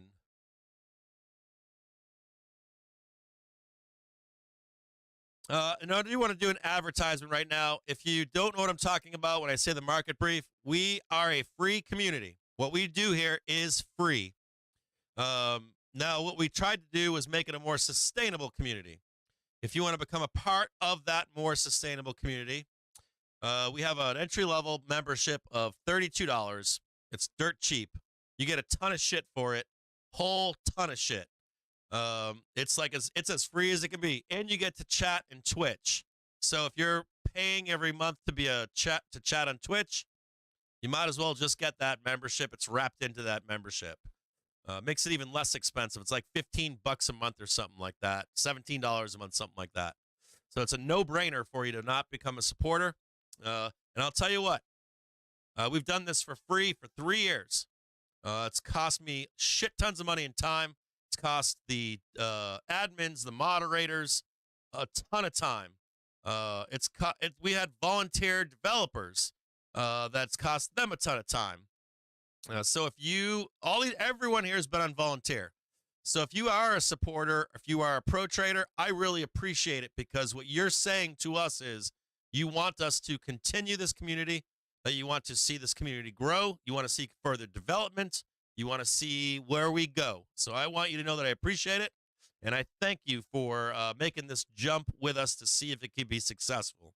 If we can't make this jump, we are going to stop doing what we're doing. So I want to thank you right now. If you are a supporter, if you are a pro trader, thank you very much for trying to make this thing more permanent and lasting, that we can bring people in that will be able to serve you guys, and lend their insights, their expertise, their years of trading, and all that kind of stuff to you. So I thank you very much for that. All right, dude, I love all of you out there. You guys have no idea how much I appreciate helping us to make that jump to something more permanent, and make this continue on for years to come. I hope that I'm here with you guys for a fucking decade, that you see me grow old. I want you to see me with gray hair hanging out with you guys. Here we go, sneaking up right now.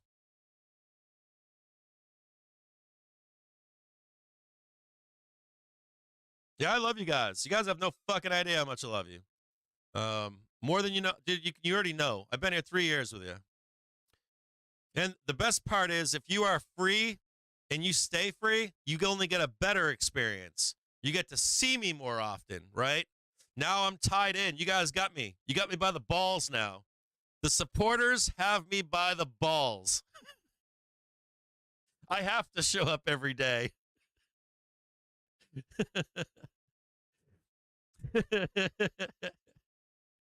You guys have put skin into the game. You put your money where your mouth is. And now I'm fucked. I'm yours. You put the ring on my finger. We're married now.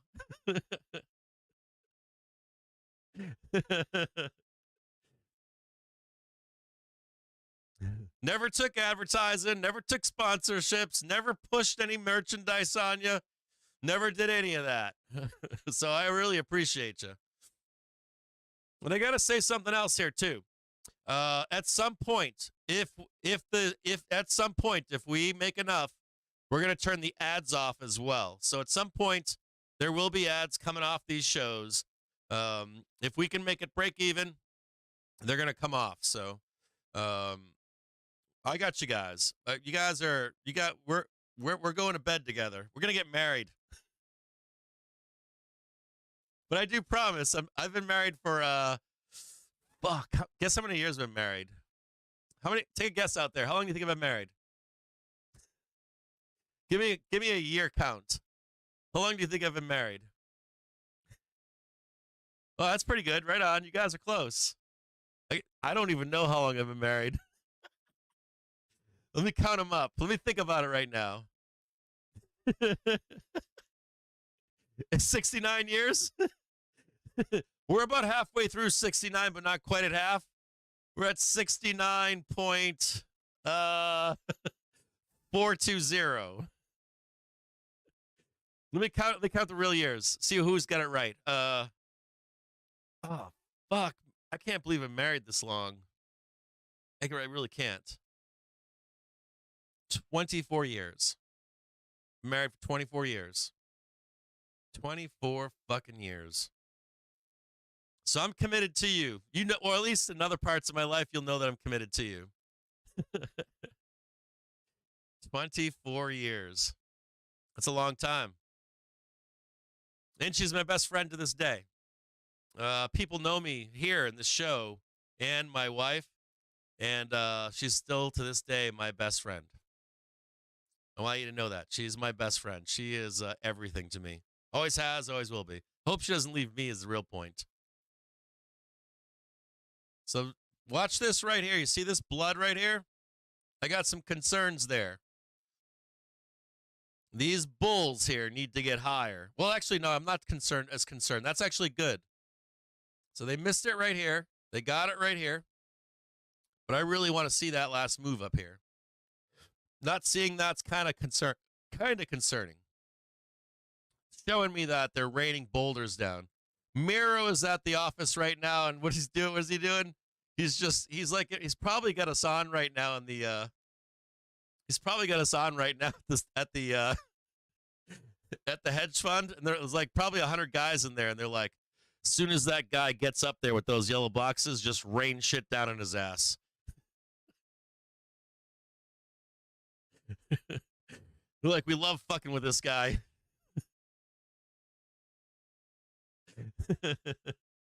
Miro, if you're out there, I love you, man. It's like an office full of fucking traders just going wham, wham.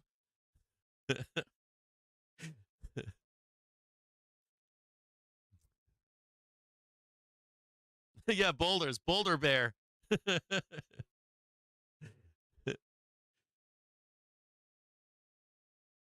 They probably find joy in that too. I would. If I was in an office full of a bunch of traders, I'd be like, every time that motherfucker's gonna target, right before he gets there, you just throw on him, fucking start selling shit. Oh, I don't fuck with them. I'm friends with. I have a lot of love and friends with these guys. Like, I love these guys. I'd still fuck with you though.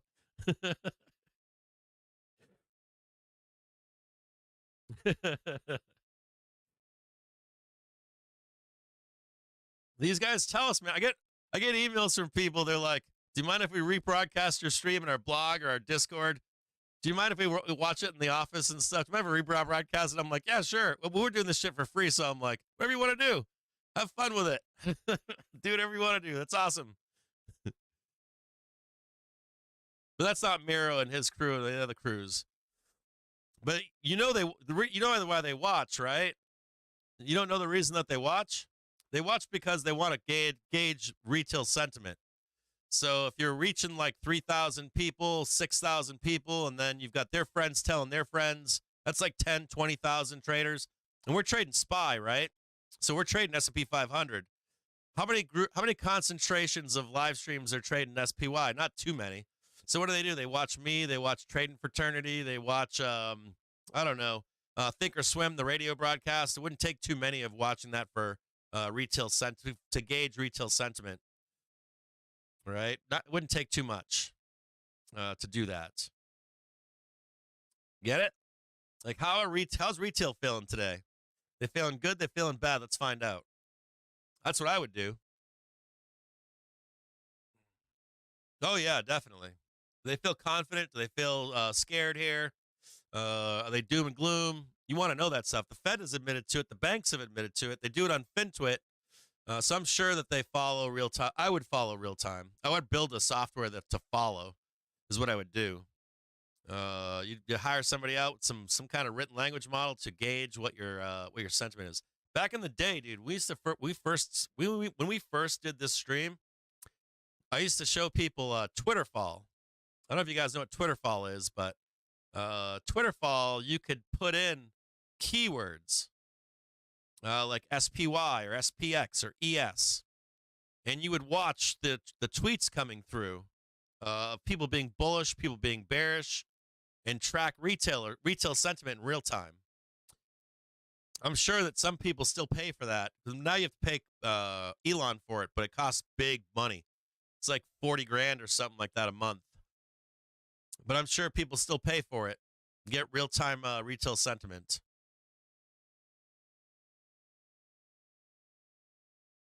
So if you want, you can sign up on tradethetrigger.com, and you can sign up for the supporter level or the pro trader level.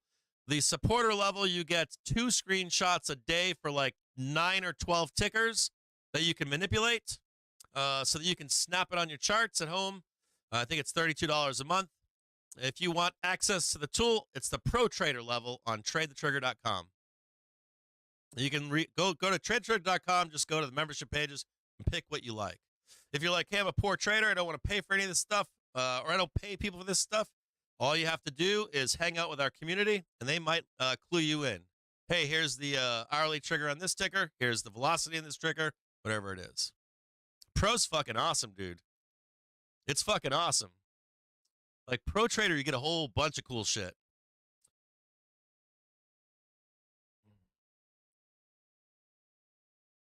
Pro's awesome. Like we just put some cool shit out on that stuff. We got more cool shit coming. Dude, I didn't tell you guys this. Yeah, I haven't told you guys this. I'm not gonna tell you who. So we have some Gamma stuff coming out, and we're talking to 2 Gamma people that I really appreciate, and we're also talking to a developer about developing our own Gamma tools. I don't know which way it goes, but we got some cool Gamma stuff coming your way. And I can't wait for it. You guys are going to be stoked. Super cool stuff coming your way. I can't talk about any of it, so, but it's coming real soon.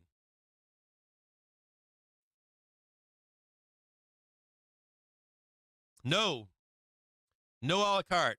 Nope. No a la carte. I don't find value. So I'll be honest with you. I want to tell you guys something about it. It's a good question too. Someone said no a la carte. I'm going to talk to you about that. It's like, to me, I look at it like Gamma. I look at Gamma as where's the value in Gamma? So I have my own modeling, right, for Gamma that I do. But I don't think there's any value in that. I think the value is in who's wielding it, who's trading it, who's doing it, and not the actual any tool. I don't believe for a minute that really there's as much value as people think that there are in tools. I'm with Spot Gamma on this. Tier 1 Alpha, Gamma Labs, GexBot.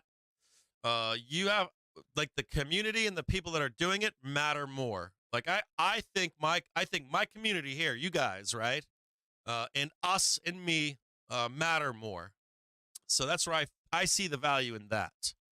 I have a real like we had a big discussion about where is the value, and my take. I'm with Brent on this. Like, when you guys sign up for Spot Gamma, you're signing up for Brent. You're signing up for what they do with Gamma, in my view.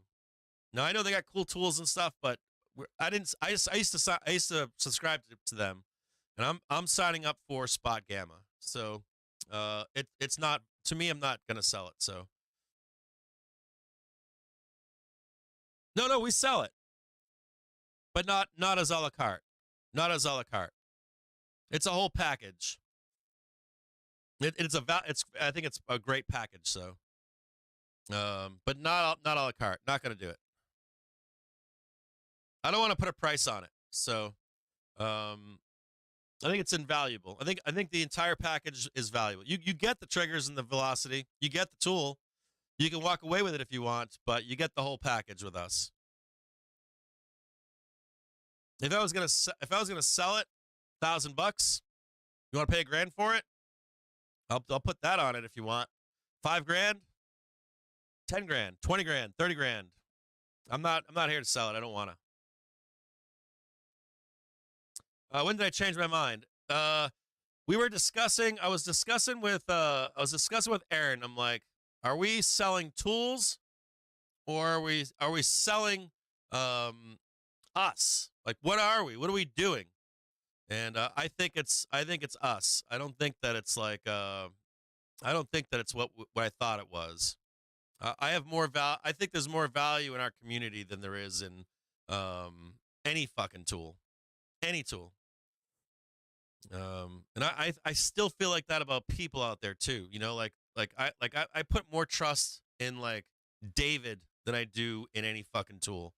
I put more trust in Joe than I do in any tool. I put more trust in you more than any tool. The person that's talking about it. When Scott comes on into the show, I put trust in Scott, not in volatility. Put it in Scott. When Trader Podcast comes on the show, I put my trust in Trader Podcast. You know, when Career Low comes on the show and does stuff, I put my trust in him. When John L comes on and talks about stuff, I put my trust in him. Raveology, it doesn't matter who they are. E-Trade and Shorts. Those people, like real true people, I put my faith and trust in that more than any tool that's out there. Bob Kendall, Andy Constant, you name it, Jedi Marcus. Put my trust in that person, and the person that's wielding it too.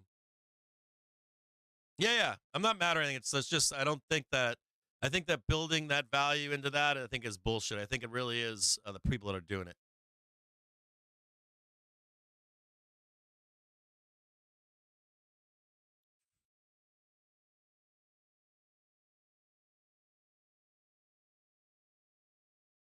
It really is. Like, when I first started trading, right, I would like read a book. Someone just set it up there. Like, when you read a book, you're like, what does this mean?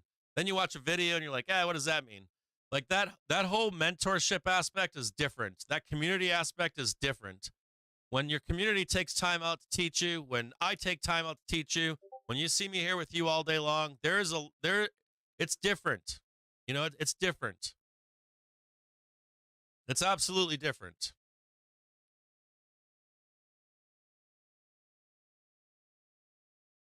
Yeah, it's different. It's a different thing. I'm here with you guys every day. You guys, it's you guys and me. It really is. Bork's turned me on to this too. Like Bork's like, you know, it's like we had our first Discord, right? And John L was in there, Raveology, E-Trade and Shorts, bunch of guys, right? These guys are all traders. And they're running around being administrators. And I'm like, why the fuck do we have badasses administrating? And then we got Bork.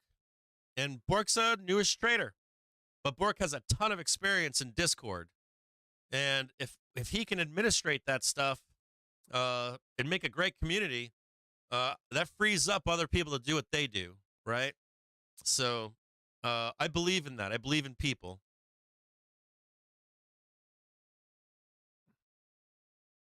I think people matter. I don't know. I don't know. That's my thesis there.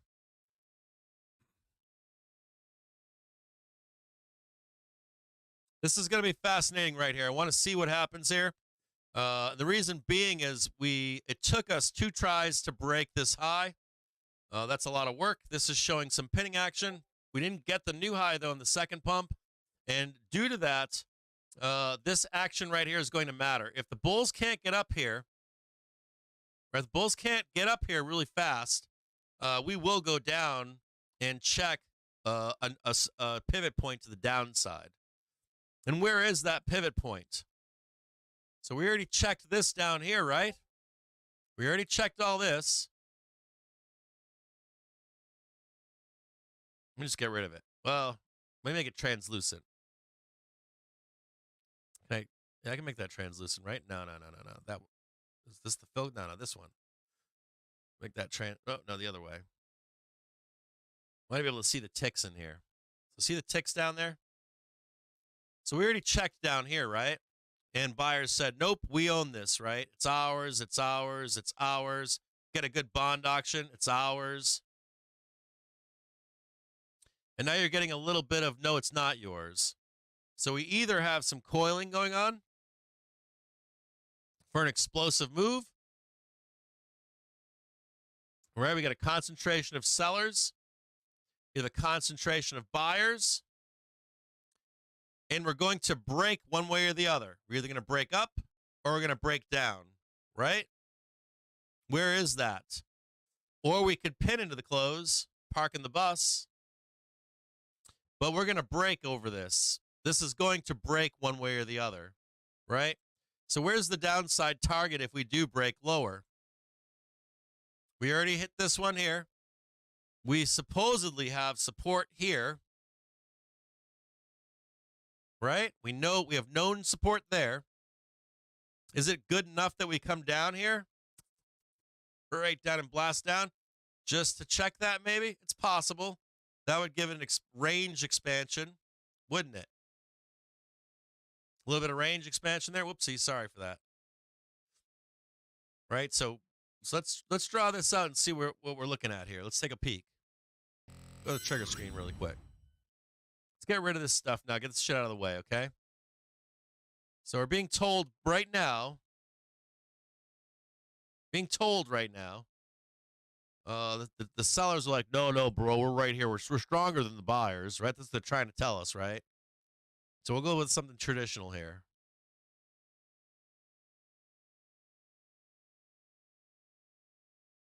Something a little bit more traditional here, right? Something a little bit like that, right? See that? You got the sellers right here, the buyers right here. And what are we doing here? Go up there, go up there, go up there. Maybe down there, maybe down there. Some range expansion, right? See it? We have known buyers right here.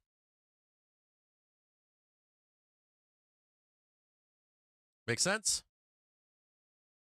I'll get rid of that for you right now. We have a pin above at what? 520? Way up there into Friday, right? Way up there. Let's see what happens here.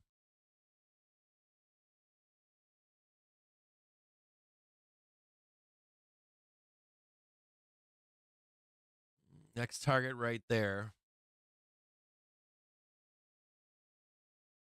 And next target down here is this is where I'm at. Cap wants to buy this cheaper calls down here.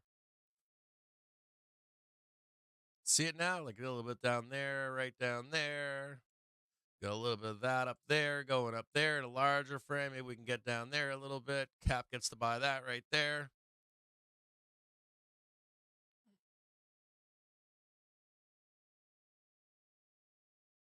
In 10 minutes' time at 2 p.m. Eastern, we have comments from RBNZ's Conway, who is speaking on a Kiwi Bank event. There is no text expected. If we make the break above this one right here, we'll take this long. So let's see if the bulls got it or not. We already broke above this one right here. Let's do some. You guys want some upside targets? Hold on, I'll give you upside targets. You want an upside target? You guys want to get all hot and bothered?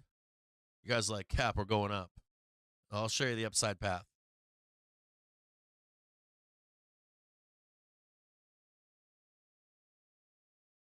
Right there. You want the upside path? I'll give it to you. You want it? Right there. That's your upside path right there. Target 519.15. If you think that we're in this like coiling and we're going down, your downside target is 515.48 right here, this circle. And the erasing of yesterday's squeeze into the close from 1:30 in the afternoon. And that's where I want to buy, right down there, with some conviction.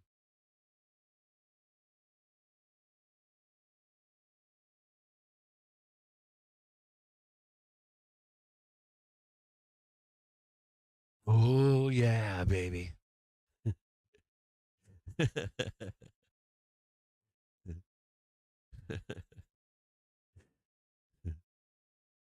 NASDAQ. Right here. Are you guys ready to NASDAQ here for you? I got a target above of 448. 450 is your target for Friday. You want your Friday target for that for Qs? 450.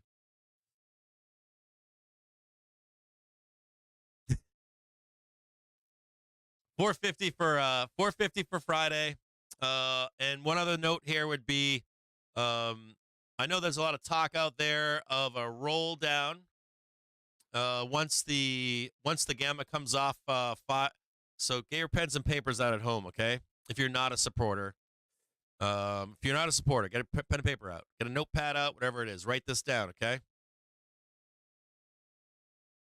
I'll give you a second. The current consensus is that there is a window of weakness opening on Friday when this pin of 5,200 for calls and puts comes off the market. When those contracts all end, and that we are going to roll down into next week for Monday through Friday. And note to that as well, seasonally, the low in the market should be on next Friday, the 22nd of March. So there's some people that are like, yeah, we got some shit. And we got the rate decision coming, right? We got all kinds of fun stuff coming. We have tons of vol lined up. We are primed for that downside move. Primed. My take on it right now, and I'm hedged here. I've got hedging on right into the 28th. My thesis here is we are continuing to push higher. I know it's a function, too, of gamma, but there are some signs out there that I'm seeing. Like when I see Apple down and Google down and I see Tesla down, all that shit, and I'm like, they got a rate decision coming. I don't know that it matters if they cut rates or not, but I'm smelling it. It's smelling like this is from time in market, right? I'm smelling that squeeze, that stinky squeeze.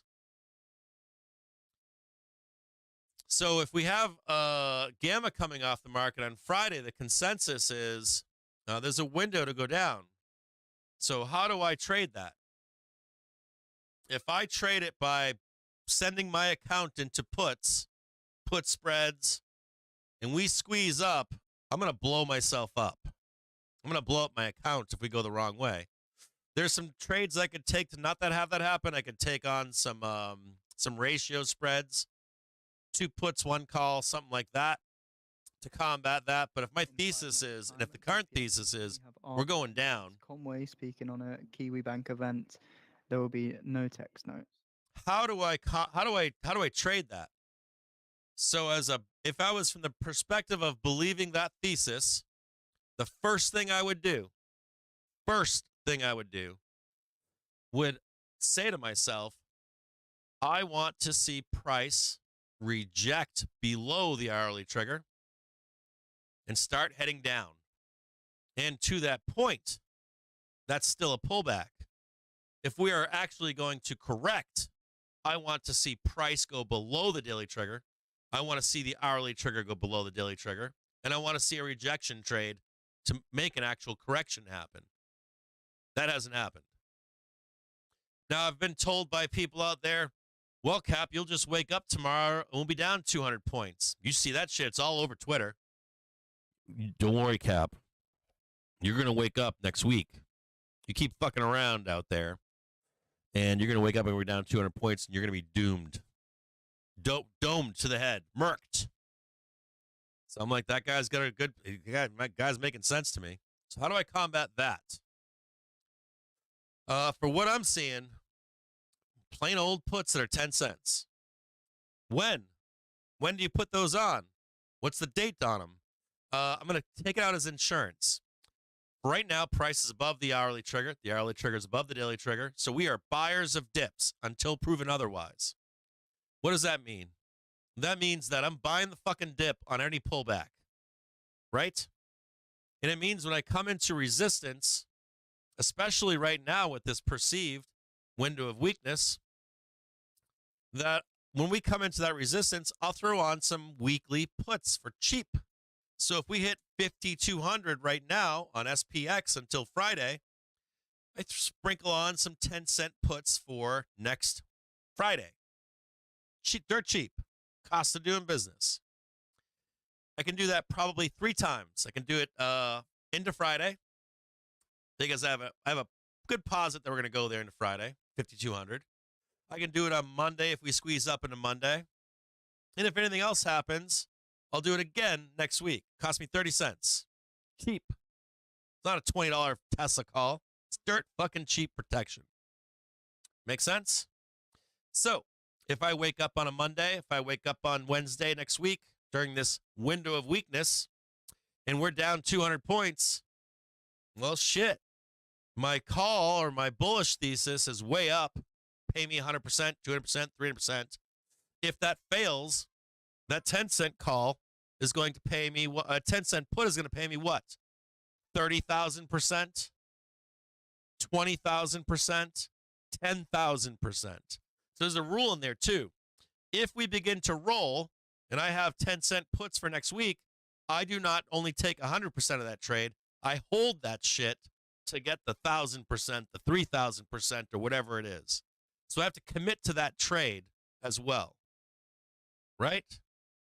Now, what else is the key point that I left out in this conversation? I didn't tell you one piece of this.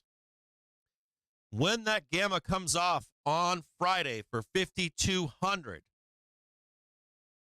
what's the other thing that happens? The door that's locked at 5,200 gets unlocked.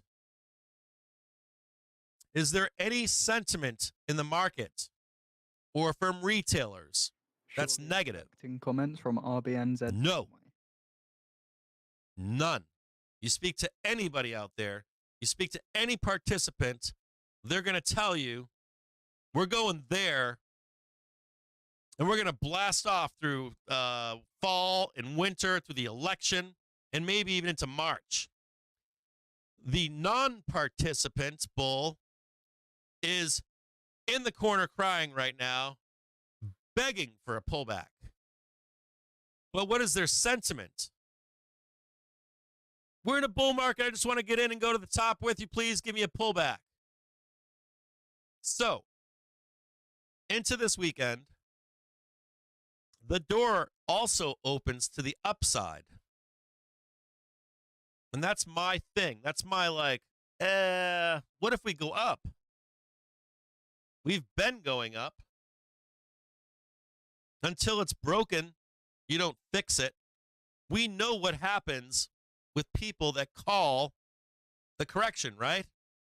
Unless they have a confirmation of a correction, or even that we're in the zone of correction, they've gotten blown the fuck out every time. Now we're up to what, 11 times? We just had one last week, right? So until it breaks, until we have a you want me to show you what that looks like? I can show it to you. I'll show you right now. Hold on here. I'll show you what I'll show you when we are in a confirmed correction. I'm going to show you what it looks like. If you want to go on FinTwit and say, we are correcting, not just fucking saying bullshit, I'll show it to you. I'll show you exactly what it looks like. I'll show it to you in the Qs. No, the better one is SPY. I'll show it to you on SPY. Hang tight here. Sorry about that. I'm going to show you in SPY what a confirmed correction looks like. You people at home that have the tool, I'm going to show you what it looks like. You people at home that have access to the tool, I'll show you what it looks like. It's very simple. You want to be a badass on Twitter? I'll show you exactly what it looks like. Come on down to Captain's call it. It's funny, too. We're in here trading a 1-minute trigger. It's like doom. Woo! And we're trading like a fucking 15-minute bar. So let me get rid of that, okay? Let me show you what a correction looks like. This is a daily chart, okay? This is a day chart. I'll actually show it to you in a 30-minute chart. It'd be nice and cleaner. There we go. It's even better. It's a gorgeous way to look at it. I'm going to show you what a confirmed correction looks like. So you want to start calling, you want to be a badass out there? You want to be like, you want to get 100,000 followers? You sell Doom.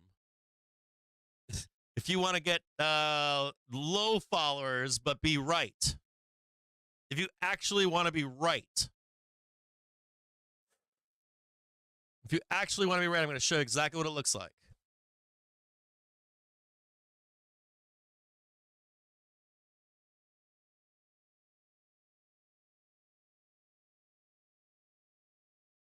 Price comes down right here, okay? Breaks below the daily trigger. I don't like that. Hold on a second here. It's too thick. It's too thick. It's way too thick. So price breaks down right here below the daily trigger, okay? And you're like, Cap, you didn't call it. You see all these pullbacks here? You don't call corrections on these pullbacks. Every single time we come back up. Okay, right there. We always come back up every time. What you are looking for is for the hourly trigger to come down with price. And this is a key point. If you don't see the hourly trigger come down, that's not a correction either. Sometimes the hourly trigger will continue higher, even though price is down there. If you have the hourly trigger at home, you can actually see that in prior examples. But you also want to see the hourly trigger come down with price at the same time. Sometimes it doesn't. If you see that hourly trigger come down here, and you then get a rejection of price right there, that's when you know we are correcting. In the moment you see that happen, you can go on FinTwit, you can go on StockTwits, you can go on fucking Wall Street Bets, you can scream it out your fucking window, whatever you want, and you can say, we are now in a correction. Now, we could still resolve to the upside. We could turn around and go up. But when we're here, we are in a correction zone. We are at risk of correcting. And you might be thinking to yourself, Well, Cap, I missed all this right here. Right?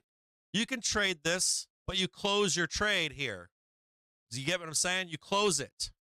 You wait for this to develop, because this is what happens to you while you're out there looking like a jackass calling it a correction, or looking like a jackass saying we're going to roll over, right? Or you're still short, or any of that bullshit. Until you see this, you should have closed your short. You should be like on FinTwit going, I took my trade, my pullback trade. I'm waiting for this. And if I see that, I will let you know, because we are now in a correction. And you might be thinking to yourself, well, okay, I took this, I made that money, and now we have this forming. You would go on to FinTwit and say, hey, we're in a correction. Unless this resolves itself, we're in a correction. And where are we going? Well, shit. This is where the real money comes in. This is where you go, you know, I was trading $1,000, I was trading $5,000, I was trading $10,000. This is when the real big boys come out. This is when they go, boom, $100,000. Let's make some fucking money. I've been waiting for fucking a year to do this. And they go bam, bam, bam, bam, bam, bam, bam, bam, bam, bam, bam. This is high probability trading here, only to right here. This trade right here, like 60% probability, 70% probability, maybe even higher, like 90. You get off on that shit, and you crank this thing down right to the weekly trigger. What do you do there? Do you like stay short in that correction? Fuck no. Fuck no. You stand here and you wait. And then you see what happened. Hold on here. What are you watching for? You're watching for, oh shit, I messed all that up. Hold on here. I think I deleted all that. But you're watching for the hourly or the daily trigger to now come down, right? If it doesn't come down, correction over. The daily trigger's down here, but coming back up again. It's a leading indicator that we're not correcting anymore when price is down here, right? It's pulling up. Price will go up with it. But if you see the daily trigger coming down here, woo, and you got the weekly trigger, and I'm going to show you an example of this, right? And you got price coming down, comes down, breaks underneath, slams down in here, starts to do this shit. What happens? Boom, downside. Where's your next target? Now you're Johnny on the spot. Your next target is the monthly trigger down here. Do you want to see an example of this? I'll show it to you. You want to see an example of it? I'll show it to you. Let me show it to you. Let me show you an example.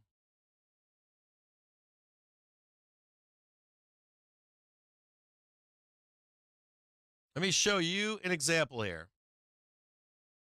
Let me show you fun times. Whoop. Let me show you a difference. Do you see, plain as day, do you see the daily trigger coming down in this correction? Did it cross the orange line? No. And we have price way down here. Look at how low price is. Do you see the divergence here between price, no, the daily trigger, price, and the weekly trigger? Divergence. Do you see here, though, the yellow cross the orange? That's bad. That's really bad, right? Rejects up here, comes down, bloodbath, crash. Make sense? Let me show you some others back here. Look at all this. Correction, correction, correction, correction. That's it. Right? No break of the weekly, is it? Weekly's going up in a straight line too, isn't it? What else can you find out from this? What else do you see? The orange line is going vertical. The orange line is flat.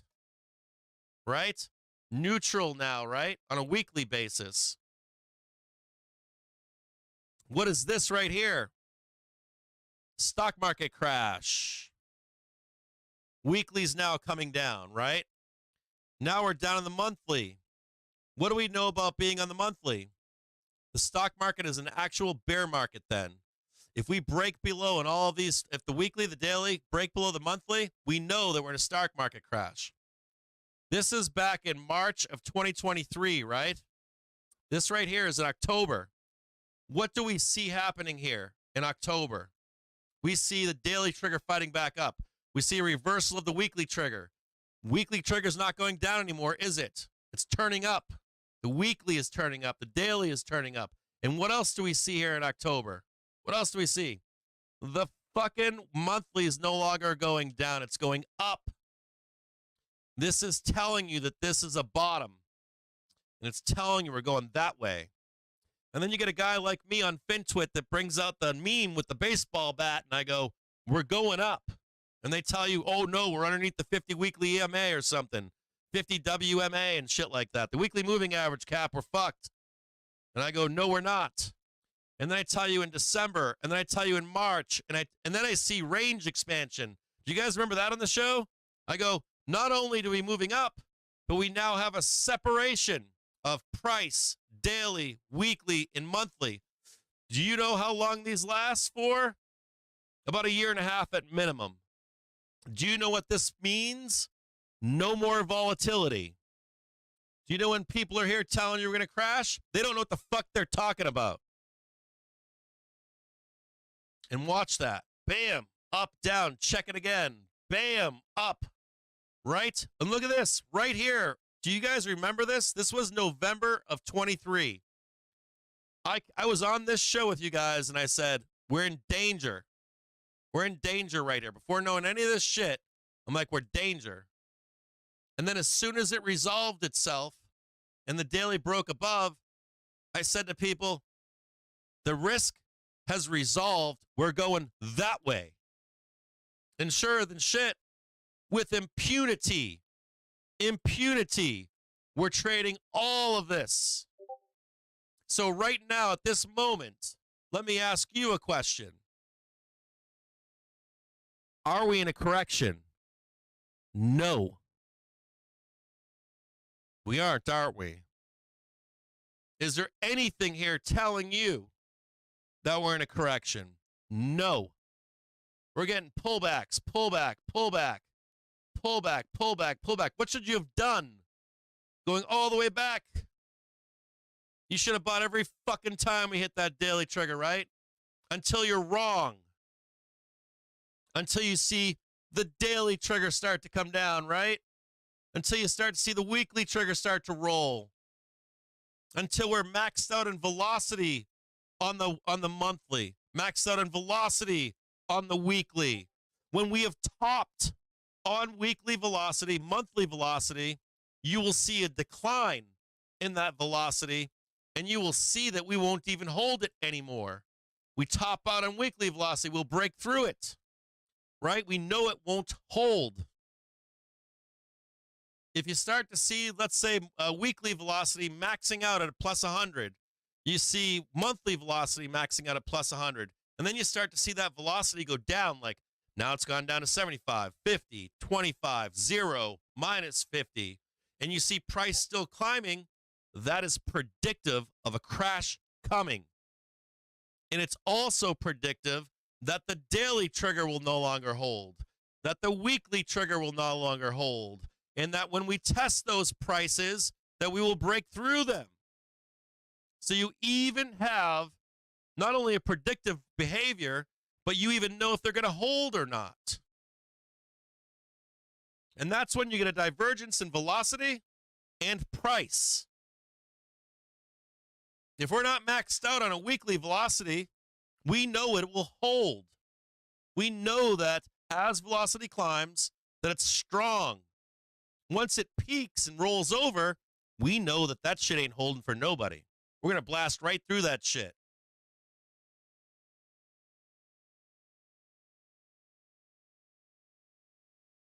So right now, in this market, even with a pullback,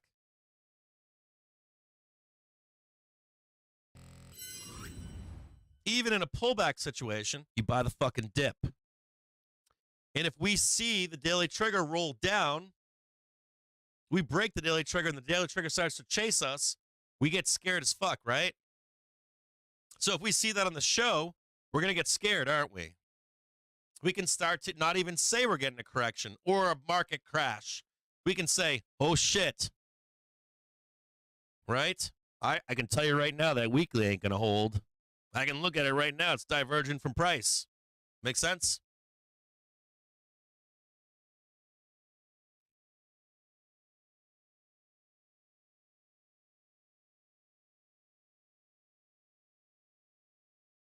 You're unsure because when you're in positive velocity, it is supportive of markets.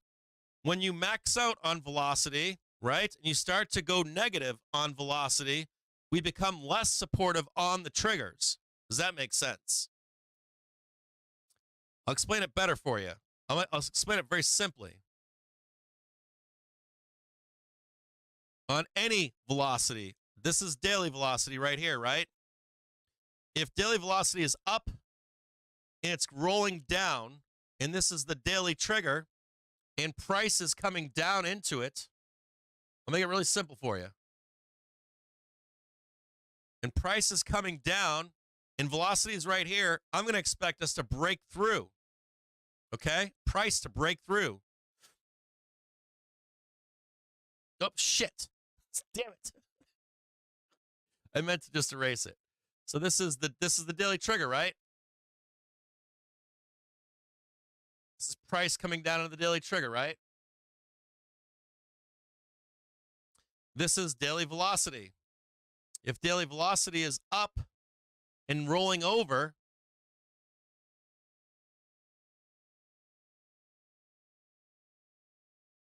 I am not going to expect the trigger to hold.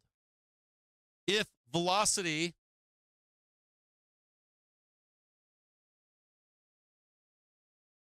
was negative, if velocity was underneath minus 50, minus 100, and price was coming down into the daily trigger, price is coming down here, right? I already know from a velocity standpoint that there's something coming up from underneath. So when we come down here to tag, I'm going to expect that velocity to come up to that daily trigger, right, and be in an upward movement, and we're going to bounce. Does that make sense? And if velocity is already up here, it's still moving up. So it's still supportive of that daily trigger. That's the predictiveness.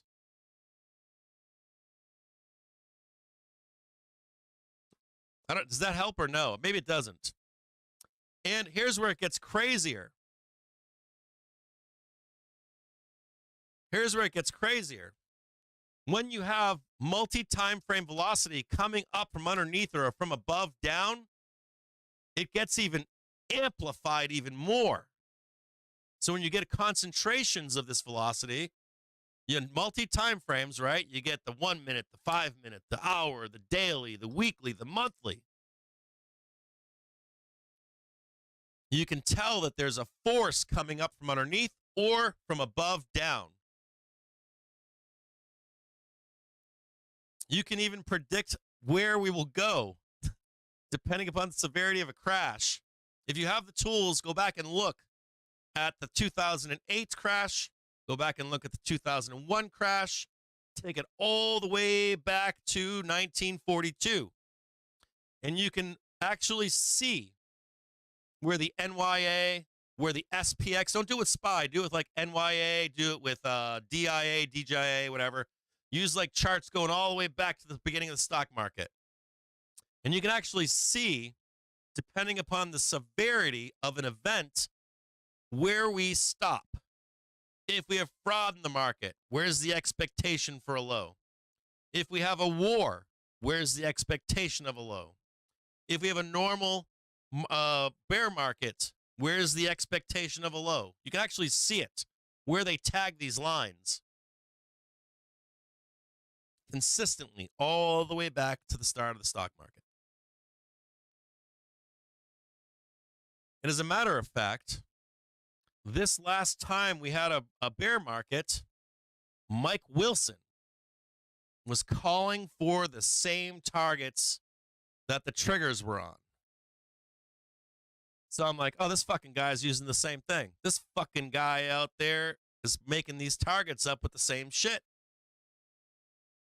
He's like, I expect this bear market to hit this price. Then he came out and changed the number. Then he came out and changed the number again. I'm like, this fucking guy's using the same fucking thing. With structure.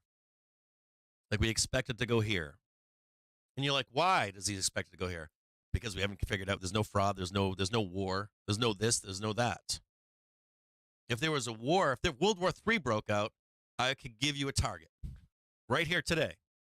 If World War III broke out today, I could give you a target today what to expect us to trade. Today. I could say you're gonna hit this target right here. Guaranteed. Or you're gonna blow through it.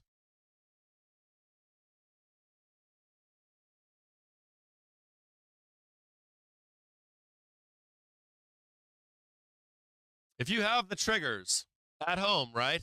Do yourself a solid. Get the New York, what is it called? I always forget it. I don't know why I always forget it. It's like the New York Composite Index. It's called the New York Composite Index. It's been around since the fucking first day of the U.S. stock market, I believe. It's the longest thing you can track, I think. I could be wrong on that. The New York Composite Index. Am I wrong in calling it that? I think it's called that. But pull out that chart. I want you to look. NYA. Yeah, exactly. NYA. The ticker symbol is NYA. Pull out the NYA. Get your trigger. If you're a pro trader, get your triggers out. Go on a daily basis or even a weekly basis. I want you to go back to every single stock market crash we had. And I want you to, number one, look at the divergences on higher time frame velocity. And then I want you to, number two, see how it starts before the roll happens. Before the roll happens. And then I want you to look at where we actually tag and what was associated with that stock market crash. So, like, was it COVID? Was it a war? Was it just normal? Right? Was it just a normal bear market? And where we tagged. And they are all associated with specific triggers. And you can, if you have the tool and you look on a daily or weekly basis, I provide you with triggers for the monthly, the quarterly, and the 6 month. Good question, by the way. Oh, yeah, dude. If you're a pro trader, get out the NYA chart and start looking. It's pretty cool. It's pretty fucking cool. And you can say, hey, that's hindsight.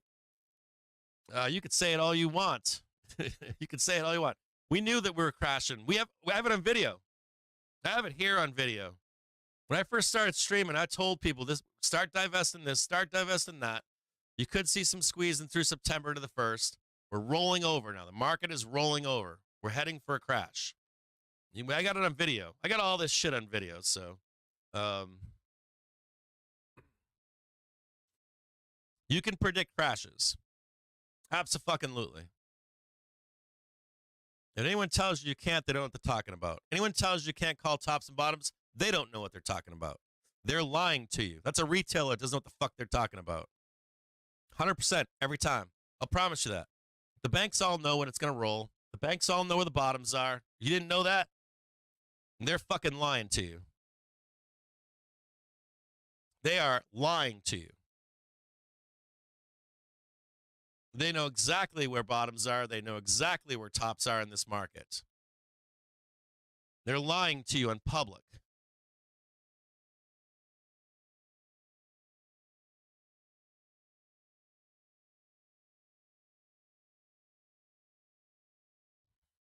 Isn't that shit crazy? You wait, you'll come back and go, you'll be like, these fuckers are lying to me.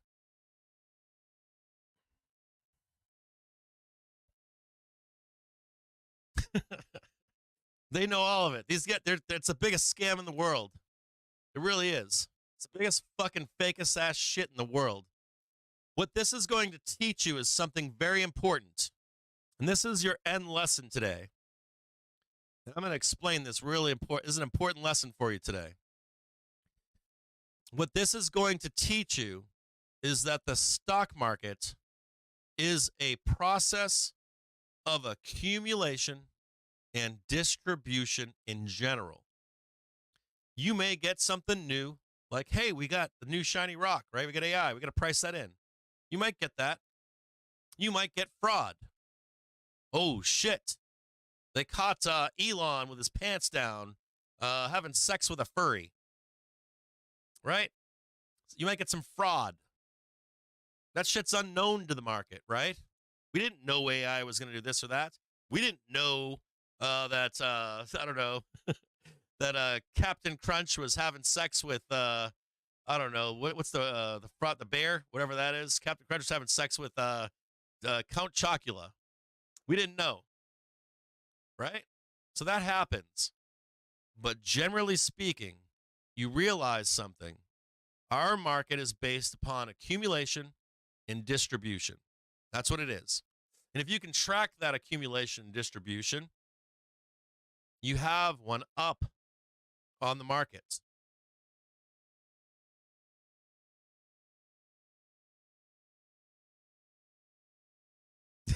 No way, Captain Crunch.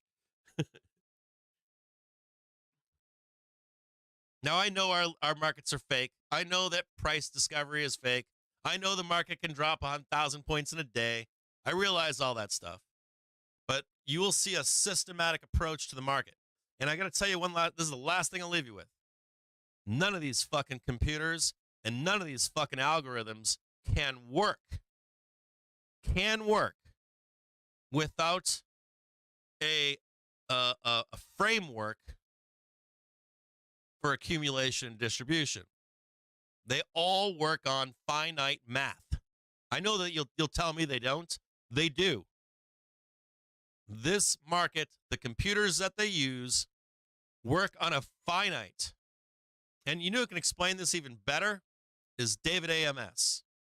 Because David AMS gets involved in it too with what he does. He watches the same shit. He watches the year time frame, the 6-month time frame, the quarterly time frame, the monthly time frame, the weekly time frame, the daily time frame, right down to the hour.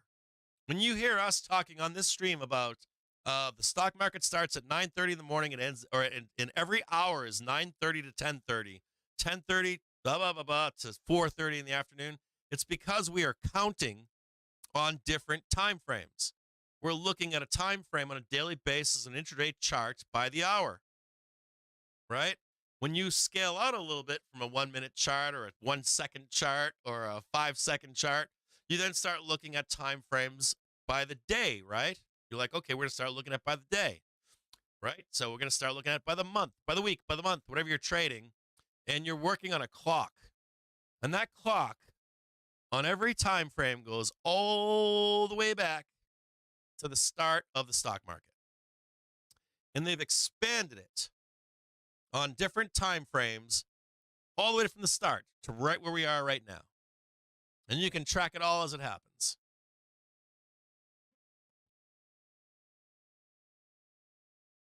You can track all of it. If you can see it, it's not as complicated as you think.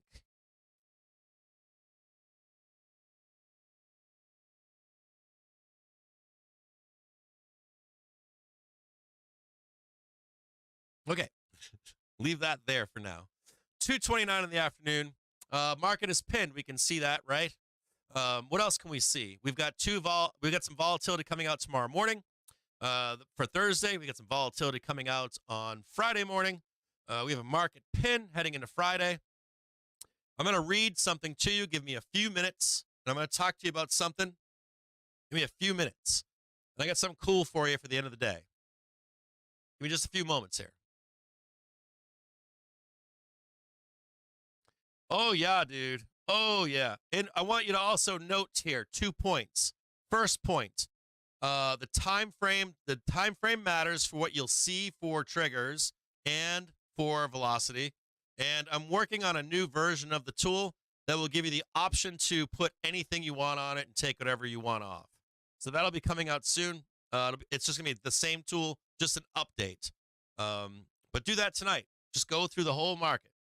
And the most fascinating part is the only two times this hasn't worked in history is World War II and the Great Depression.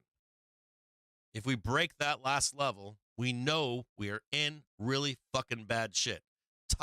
Burning tires going down the street. You can even make a statement. We are in tires burning down the street because we have two examples of it.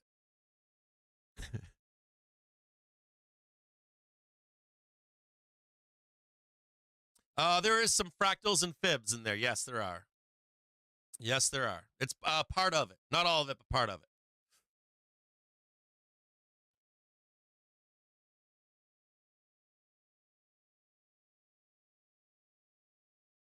Yeah, you know what we'll do is we should do a live stream on a Sunday or something that's private for just like Discord people, right? If you're a member, like if you're like a supporter or pro trader, we should do a private stream one day and we'll go over it all together.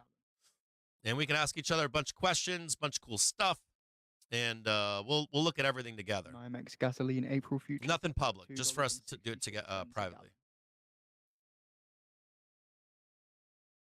So, all right, so give me a few minutes. I'm going to go over something. I'm going to talk to you guys. It's important stuff for you heading into Friday.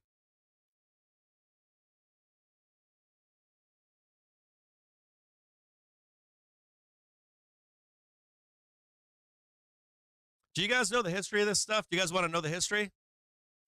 It's like back in the 1970s, right? NYMEX WTI crude. You want to hear some cool shit? Want to hear a cool story? $9.72 a barrel.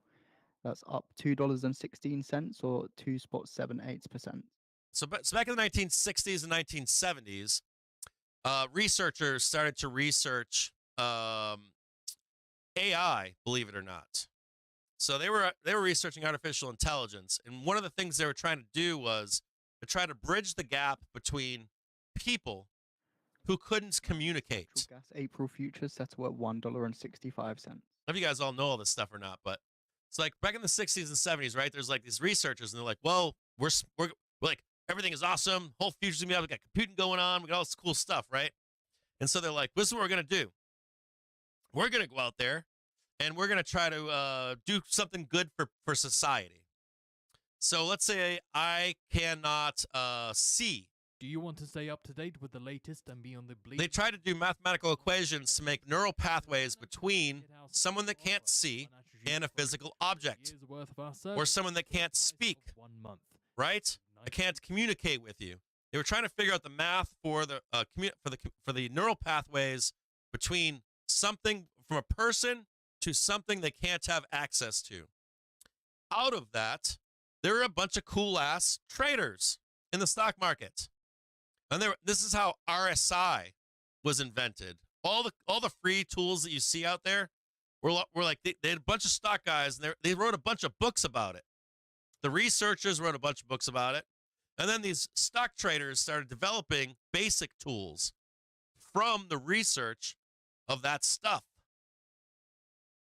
I actually sought some of these guys out about 2 years ago. Some of them are really old. Some of them are like professors that won't even take phone calls. But I did seek these guys out. And all of that research has built up to today with the algorithms that are being used in our current system.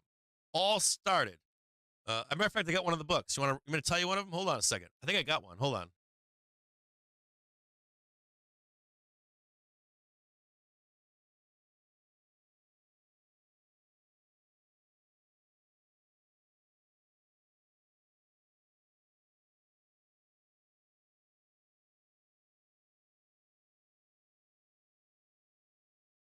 How old is this one? Right here. Here's one guy. You can get this one for yourself. This is Models of Adaptive Behavior. Models of Adaptive Behavior. See that right there? This guy's name is Alice Dare I. Houston and John McNamara. I'll read the preface to you.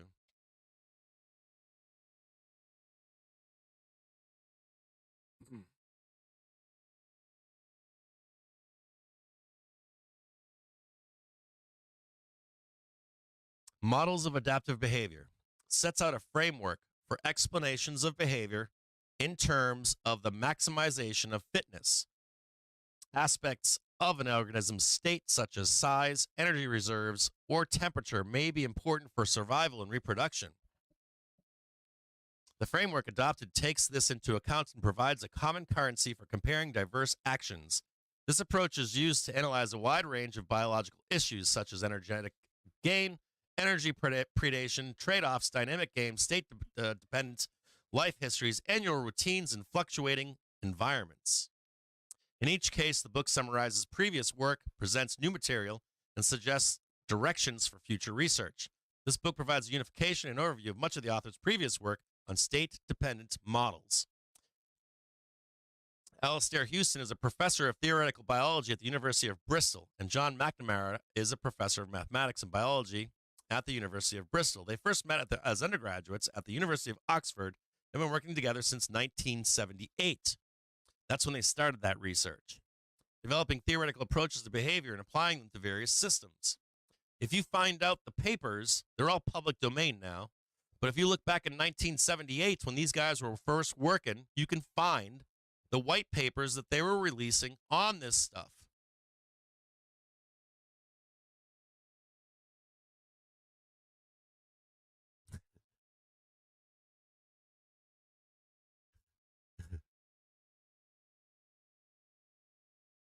Yeah, absolutely. Well, they first tried to apply all this stuff to helping people. And then market participants were like, well, shit, we need to apply that to the stock market.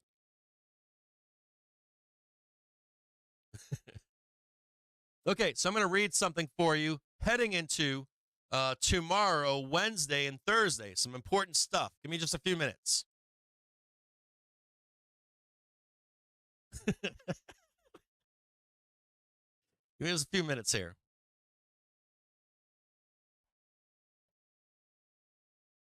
Give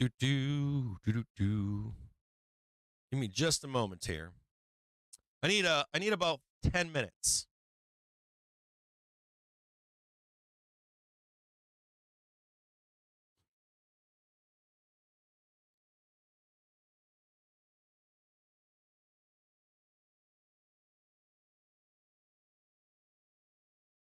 Oh yeah, baby. SPY dividend. Everybody's on the NVDA SMCI split watch. Oh yeah.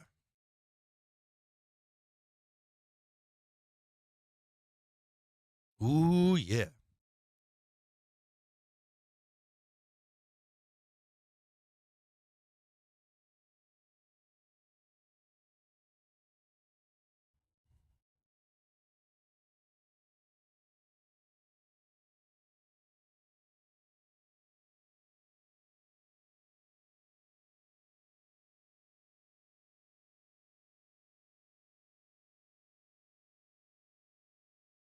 Hold on here.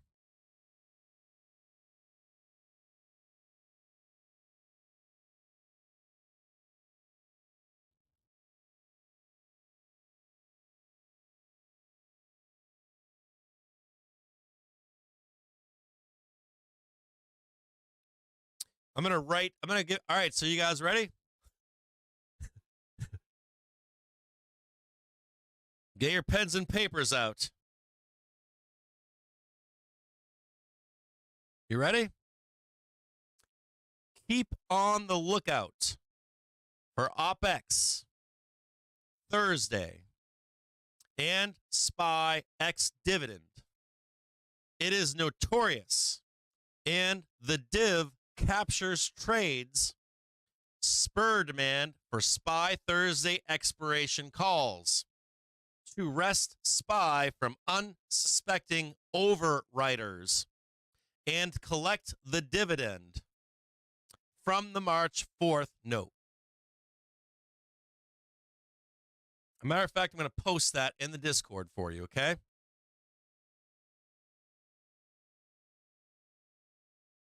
If you didn't get that, I'm going to post it in the Discord right now.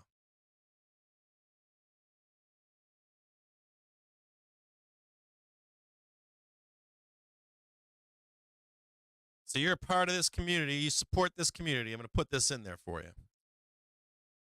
I'm going to do an at everyone. Oh. IB is under maintenance right now? What the fuck?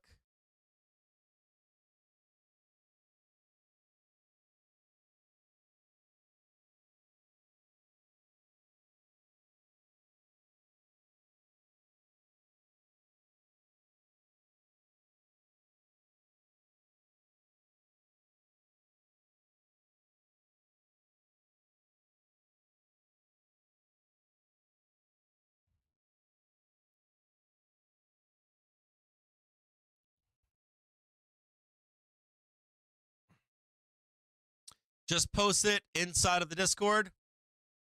So I'm going to leave you with that.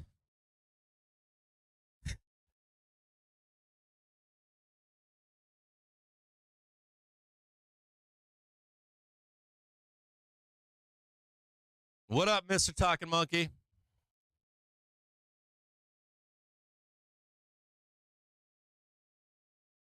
I mean, you know what I'll try to do? I'm not positive I can do that. I'll try to get, thank you, Mr. Talking Monkey. I appreciate you doing that, brother. I will try to put, I'll try to get Scott either to write us a note or to come on the show, even if it's only briefly. Maybe I can get him on for 10 minutes or something like that tomorrow. Today is Tuesday, right? I think. No, today's Wednesday. Shit. Hold on a second. Let me see if I can get him on the phone. Give me 5 seconds, okay? I'll see if I can call him and get him on the phone here. Hold on.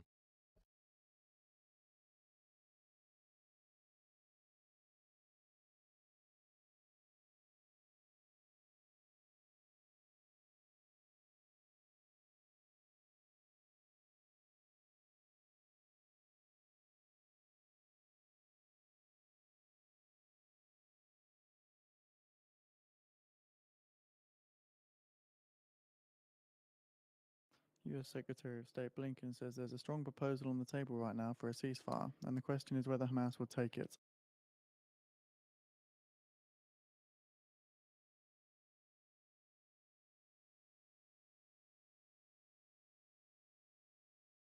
Can someone help KCM 1005?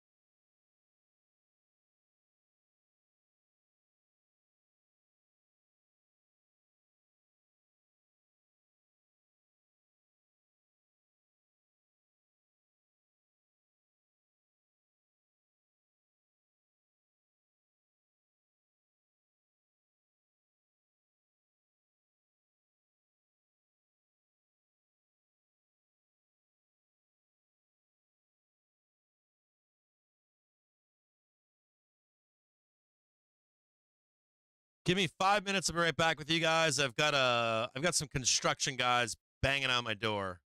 I need 5 more minutes. I'll be right back. But I am texting Scott right now. So give me just 2 minutes.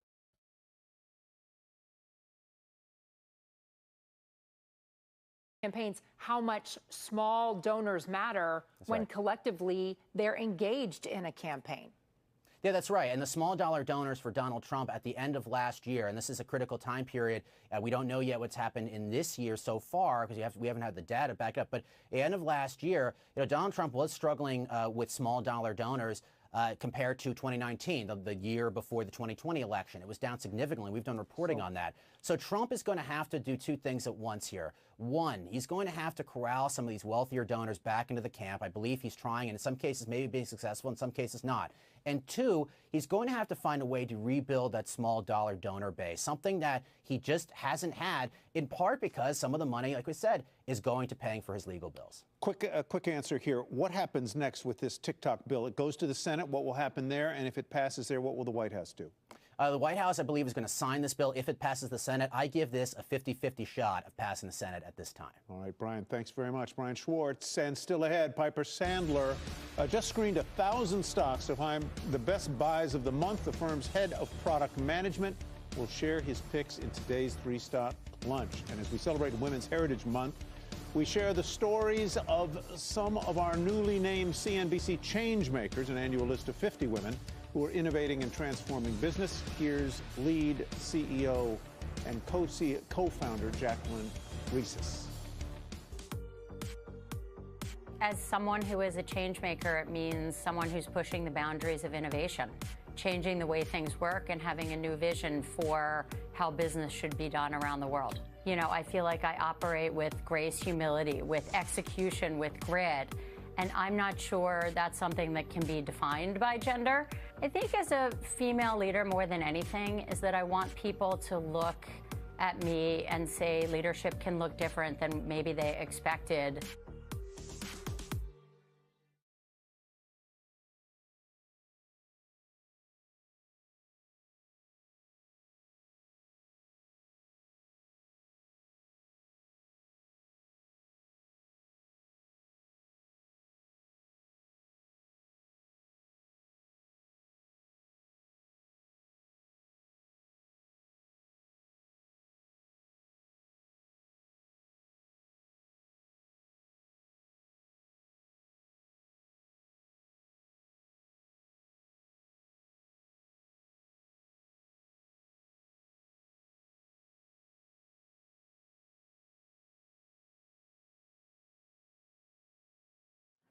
Brent crude futures settle at $84.03 a barrel, up $2.11 or 2.58%.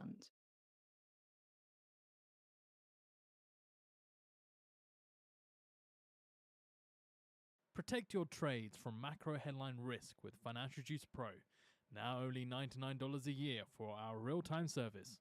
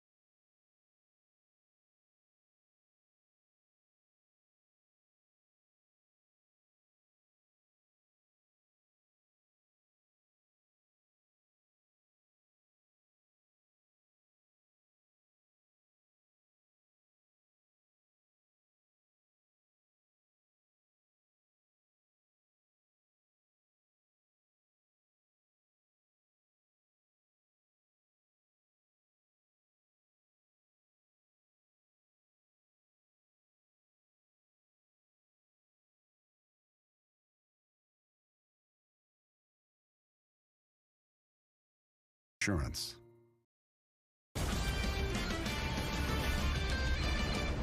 Welcome back to Power Lunch. It's time for a special edition of 3-Stock Lunch. Piper Sandler is out with their triple select stocks report for the month of March. Today, we're covering a few names they would consider to be the best of the best. And joining us to highlight those stocks is Jason Glazer, the head of product management at Piper Sandler. It's great to have you on. First up, we have Crocs. Shares are up more than 37% since the start of the year, but Piper considers it a high conviction buy. Why are you so comfortable in those shoes? So we're very comfortable because Crocs is really about newness and innovation. And what we're seeing in the consumer is brands that have fresh new product or innovating are winning. They're able to sell full price, so less discounting. It's better for gross margins. Particularly the Crocs brand is what's leading the charge. They've got new product coming. They've been outperforming on the sales side. What is the new product? Oh, they're adding height, they're adding color, more sandals, but they're still keeping that molded form that we're all familiar with. And importantly, they're growing in Asia, which is part of their growth story, India, Southeast Asia, and China. And importantly, though the stock is up a lot this year, it had a tough time. The Hey Dude acquisition, they had struggled with sales there. It finally seems like inventory has been clearing from the channel. We are seeing, again, more newness, more product innovation. They're expanding their sneaker line, their boot line, all under $100. And importantly, I guess you can never have too many Crocs, right? Yeah, you can never have too many Crocs or Hey Dudes, especially in a world where it's athleisure and still pretty casual. And Hey Dude, again, is doing a better job as well with adding height, segmenting the market a little bit better. So for us, it's a stock that's set up to beat and raise. The doubters around Hey Dude, I think, will be surprised come the second half of the year with the new product ramping up. I think it sets up to be a winner. All right, Hey Dude, what do you think of Microsoft? So it's funny. I like that. So Microsoft, it's been the poster child for AI. And I think the thing we'd say is don't sleep on the cloud. It's pretty staggering how big this cloud business is. We think Azure can get to about $95 billion in 2 years. Microsoft 365, which includes Copilot, could get to about $50 billion. And in about 3 years, the entire cloud business can be $200 billion in revenues, which is incredibly high margin. The other part, which I think people do sleep on, is the non-cloud business. It's Windows, it's now Activision, and that has very easy comps this year. So what's almost half their business can really accelerate. So yes, AI has been the story. It's booming, but it's still only 2% of revenues for Microsoft, granted growing at a massive rate.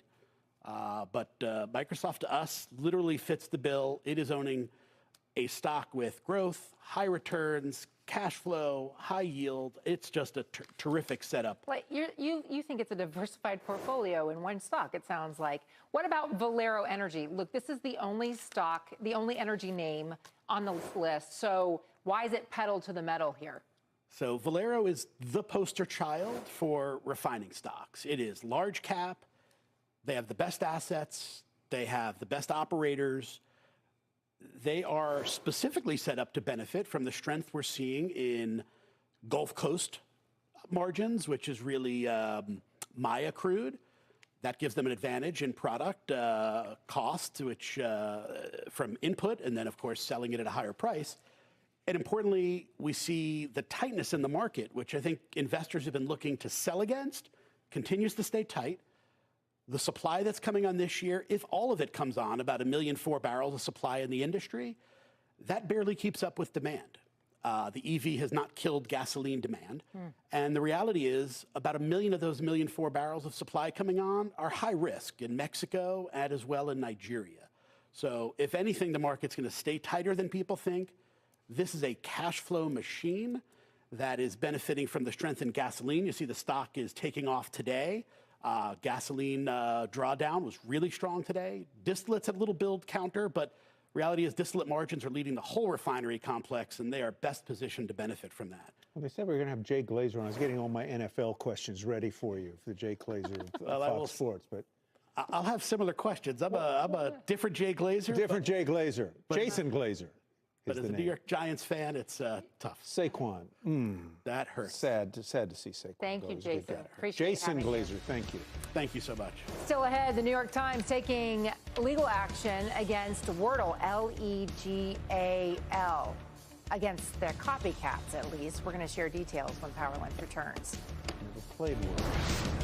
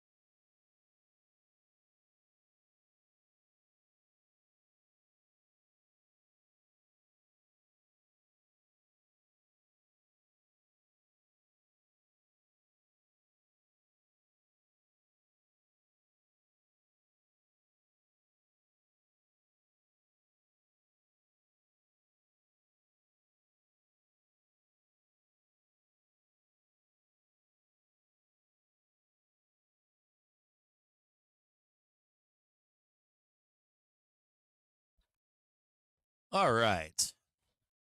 I'm finally back. Gather round, gang. Gather round. Come around the fireside here, because we got a problem here too. Not a problem, but this is gonna. I got something for you. Let me grab the people in the Discord.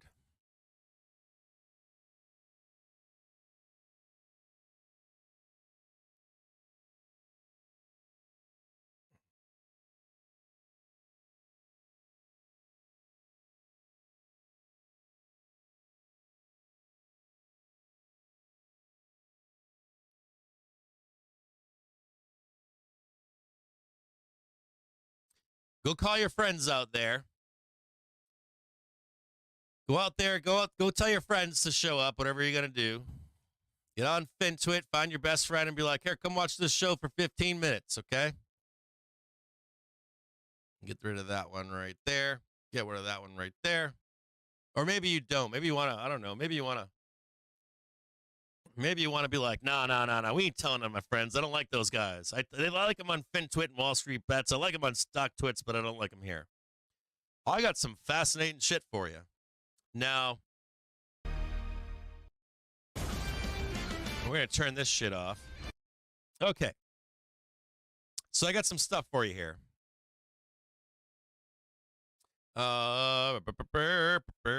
Okay. Watch how we're weak right now. Let me get rid of all this. We're going to get rid of all that right there for an important reason. We're going to switch over here. It's 4 p.m., okay? Gather around the fireside chat. Now, I'm going to preface what I'm going to say to you here. I'm going to preface this that this is not financial advice. But I want to preface something to you here, okay? This is just observations from Scott, okay? So we're going to talk about it right now in the post that I made to you in the Discord. According to the Financial Times, the U.S. held secret talks with Iran over Red Sea attacks. And look at the doom down here right now, okay? Note this right now, okay? Note the doom. All right? Note the doom. Into the close, right? It's 2:59. We got an hour left, right? I'm going to predict that we go down into the close today. I'm going to predict that. And I'm going to explain it to you right now why. Are you guys ready for it? Gather around. Now, even though I'm predicting it, is it doom and gloom? I want you to listen closely here, okay? Until I'm done. So, we got some weakness here in the close. I'm going to read a note to you right now. This is from Scott. He is a part of the Trade the Trigger network. It's not in stone, but he is. He's been since the beginning. And he writes here, lastly, look out for OPEX Thursday and SPY X Div. It is notorious in the div capture trade, spur demand for SPY Thursday expiration calls. That's a 0 date call, if you don't know what that is. To wrest SPY from unsuspecting overriders and collect the dividend. What does that mean? Well, it means this right here. This right here is the Wednesday close. Do you see the push up? Can't get where we want to go, and they push us down. Let me show you this in a better way here. Hold on. Watch this closely, okay? I'm going to bring this closer. We're going to zoom in and look at it. You see it? And we have that blood down on the close. See the blood down on the close? Look, we couldn't get up. We thought we were going up. We didn't, did we? Start heading down into the close. Wednesday close right here. And they wrest control of the market at the open on Thursday with a high volume of call buying on 0 dates. And what they do is they rip the fucking market to the moon. Ex-div Thursday ramp. And they take all the dividends away from unsuspecting call writers, right? And then they dump the fuck out of it into Friday OpEx. Now, there is no guarantee that this is going to happen again. No guarantee. But look at that series of new lows, right? A little bit of this going on right here. And we're going to switch over right now and take a look at Gamma. As a matter of fact, we're going to go back to a different Gamma chart. We've got our screener right here with where is the concentration of call and put Gamma. It is on 5,200. Right? 5,200. 5,200, right? And then we're going to go to the other screener over here. We're going to look here at Gamma. And here's support right here. So if you wanted to capture the div on SPY, SPOOS, SPX, whatever.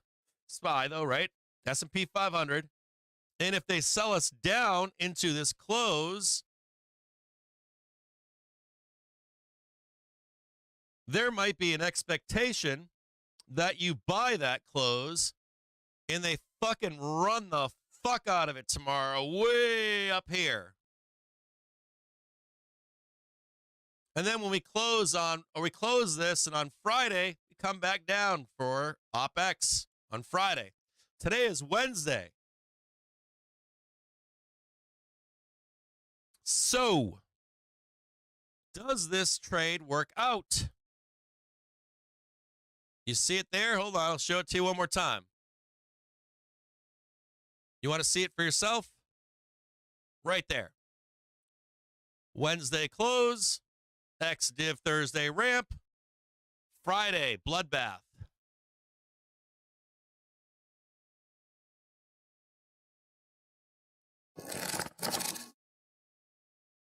Pretty simple, right?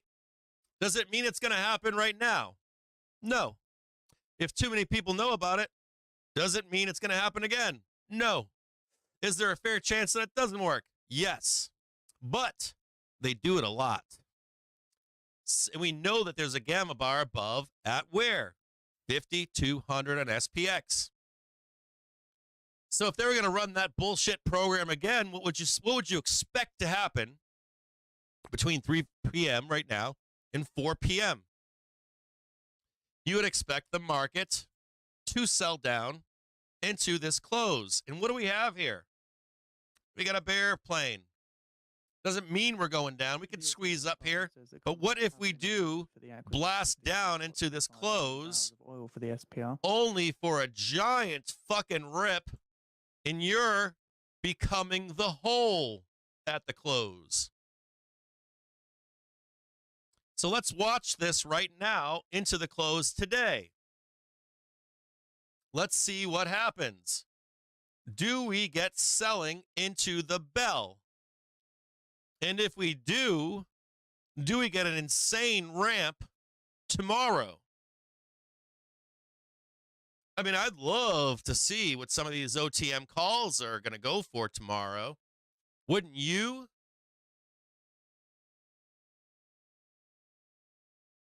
How's that making you feel right there? Is that making you feel saucy out there? Let me know in the chat. I don't see anybody chatting right now. Are you all at home right now with your hands and stuff like that? Are you all freaking out? Oh, yeah, baby. Give me that wet and saucy. You're not going to tell your friends, are you? 3 o'clock in the afternoon, you're not going to tell your friends? Ooh. Then sign up Ooh. or Financial Juice Pro for a year's worth of our service. So what do we want to see into this close? And save weakness, right?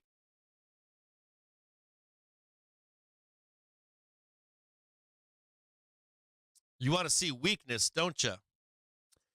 There is a big gamma bar at 5150, but it's not the biggest gamma bar. You're incorrect with the expiry on Friday, 5,200, we lose half of that gamma. Not, you're mixing up expiring contracts and expiring gamma. Expiring contracts and expiring gamma. Two different things.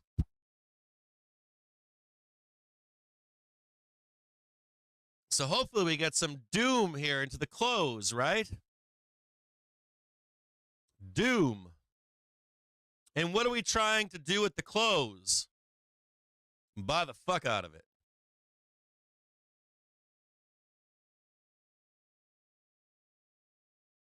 So this is not financial advice at all. You should not in any way follow this trade. But I want you to be aware of the observations made in prior OPEXs. If you want to get into the Discord, if you want access to the market briefs that come out every night, if you want access to the pro updates, if you want access to any of the tools, you want to go to the website, www.tradethetrigger.com, and you sign up there. That should answer the question for you. TradeTheTrigger.com.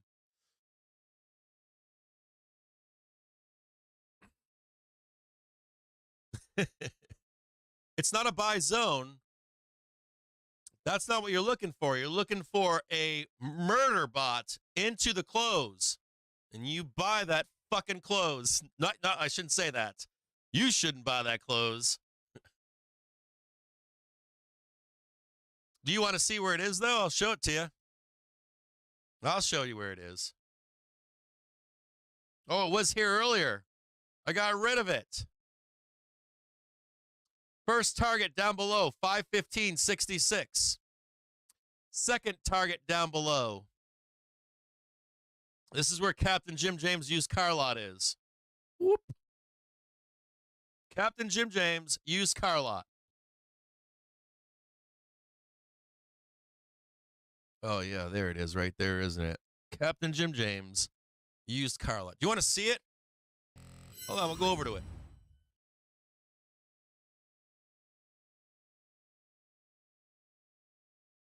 There is the current price is on the gray trigger, the half-hour trigger.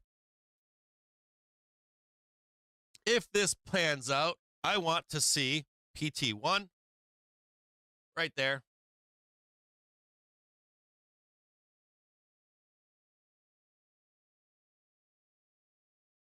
This is it. This is at 4:30. And here's PT2 if we can get the real blood going. PT2.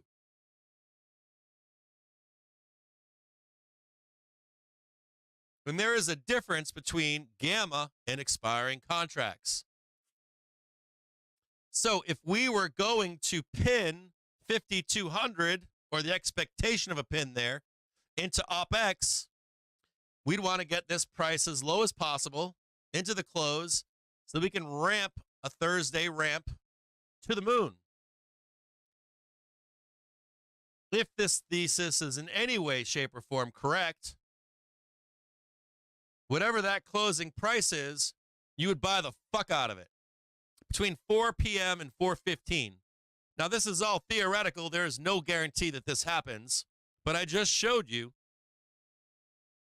the history of it happening. Now, I don't know if they're going to change it up. I don't know if this one time they're going to tell you, surprise, it didn't happen.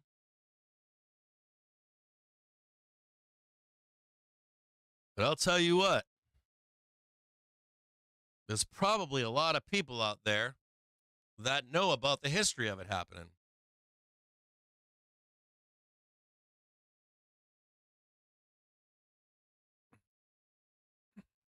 You can show me whatever you like. I just showed you what I got. So you show me what you got. Post it anywhere you want, and I'll read it.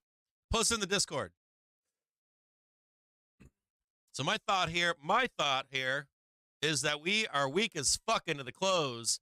But you're going to wake up tomorrow at 4 p.m. and be fucking mooning. If you pull back from a 1-minute chart, if you pull back yourself from a 1-minute chart, and you look on bigger candles, Here it is right here. Come down into the Wednesday close. Ex-div pump to capture the dividend. And they dump the fuck out of it down into Friday. So I guess we got poison for everybody here, right? We got some doom and gloom into the close today. We got a face ripper. And then we got a fucking doom and gloom into Friday. Now, does it mean it's going to happen this time? Nope. No guarantees. I'm going to tell you what I'm going to be trading, though. I can tell you what price action is right now. And that is down into the close. A fucking face ripper tomorrow. And then sell the news on Friday, baby. So let's see what happens in the next hour.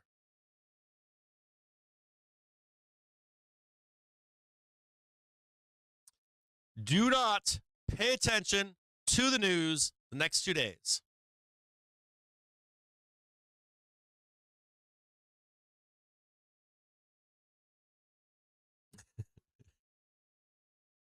This is likely a hedge fund or two with some money. People that own the SPY. People trying to pull a fast one on the market. This is manipulation. These are probably the same people that tell you fuck all those zero-day traders in retail, yet they're doing the same shit on size.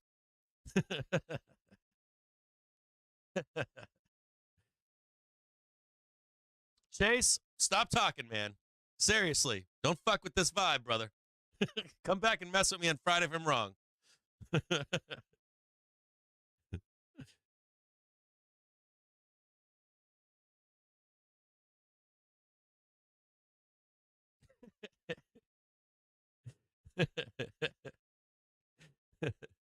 Yeah, stop hitting the buy button for like an hour.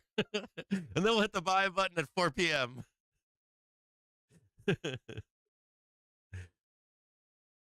No, this is like a trap for call writer or for call writers. They're not the call writers. This is a trap to collect the dividends on the underlying. And then they ramp it up. They get the dividend, and then they sell the fuck out of everything. And they trap these fuckers with no dividend into Friday. It's pretty gnarly, to be honest. It's pretty fucking gnarly. Now, I don't know if that's going to happen. I'm not guaranteeing it. And this is most certainly, do not trade it. Listen to me closely. Do not trade this.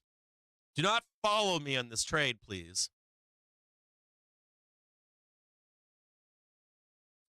You guys want to go? If any of you want to go to Wall Street Bets and get people over here, I'll go over it one more time. I will. If you want me to go over it one more time, I will.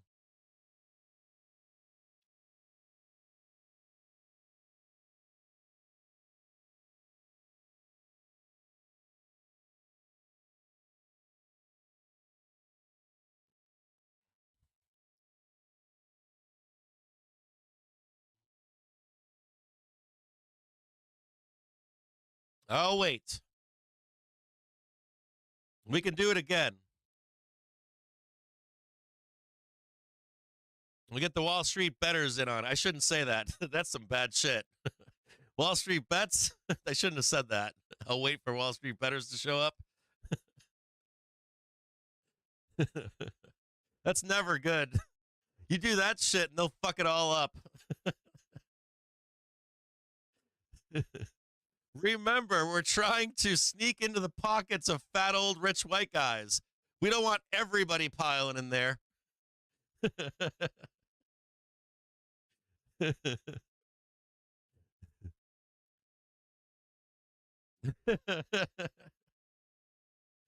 Just keep it between you and I. Now, I don't know that this is going to happen. If this goes wrong, don't come back on tomorrow and go, Captain, why did you say this was going to happen and it didn't? Remember that. Don't come back to me and say anything. I don't want to hear shit if it doesn't happen, but I'm definitely taking the trade. So if you guys want to know, I am taking that trade at close. Well, not definitely. If we were to start screaming up into the bell, I might not take it. But if we don't, if we start blooding it down to this bell, that's some convincing shit enough for me. So let's see what happens.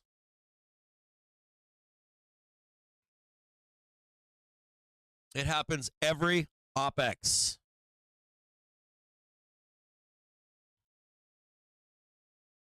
What's going on, everybody?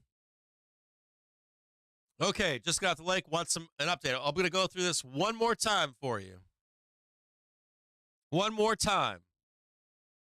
We'll go over it one more time. As a matter of fact, when I'm done, I'm going to end the stream early today. Okay, so this is your one chance right here. Okay, you ready? I want to take a break. It's sunny outside. Plus, I got some construction guys here.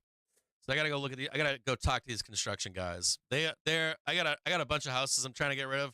So I need like painting done, roofs done, fucking fix this, fix that shit. So I can put it on market. So okay. Here we go. We're gonna do it one more time. Gather around the fireplace. Gather around the fire pit. Now, I want to preface this with this is not financial advice. You will blow up your account doing this shit. Do not follow this trade. Okay? Now, what do I got here? Hold on a second here. Whoa. Easy.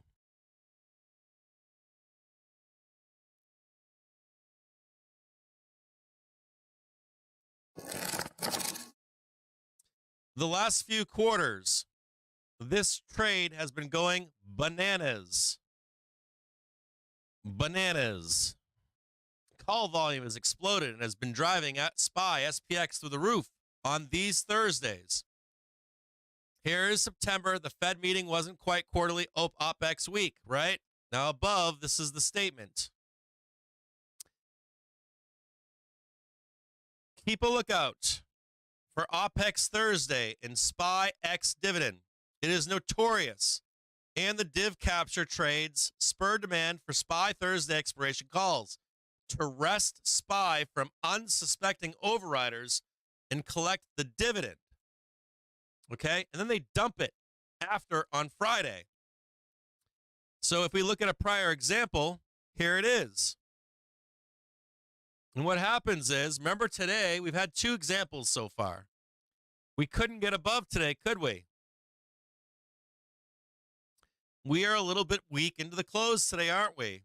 And then the last bit of that close, they do a ramp for XDiv Thursday. See it right there?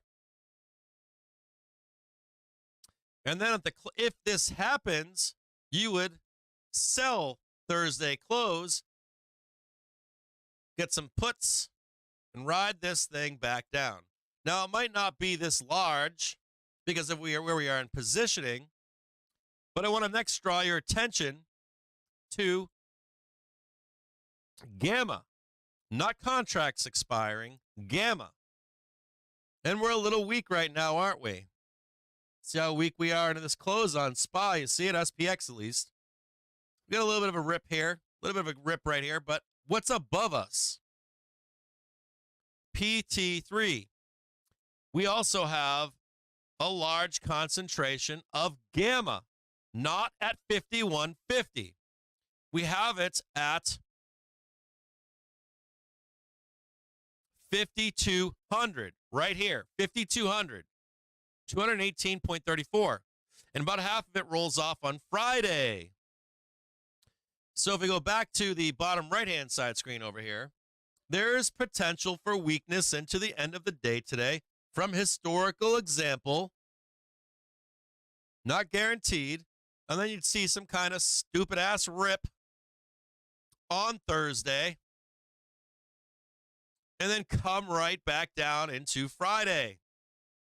Makes sense? Even if it only comes up to like right here, let's say, and then comes back down on Friday.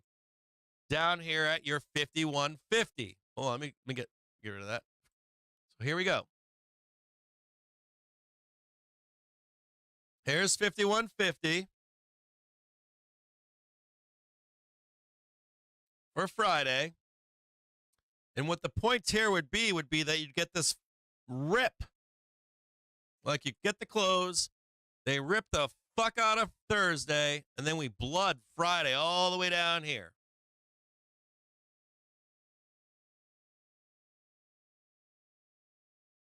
But remember, this 5,200 up here is the target for tomorrow. I don't know if we hit it. I don't know if we don't. We've come pretty close here over here, haven't we? We've already done it once before. So what do you get? Do you get the failure up here? Whoop. Hold on a second here.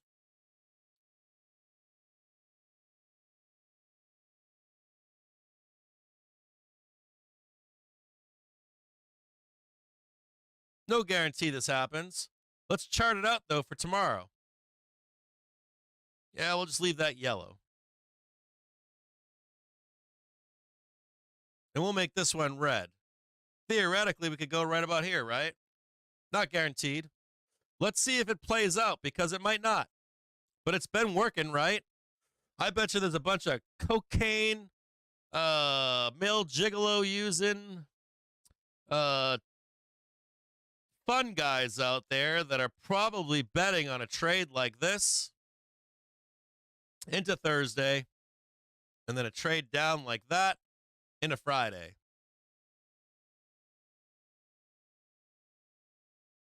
Make sense?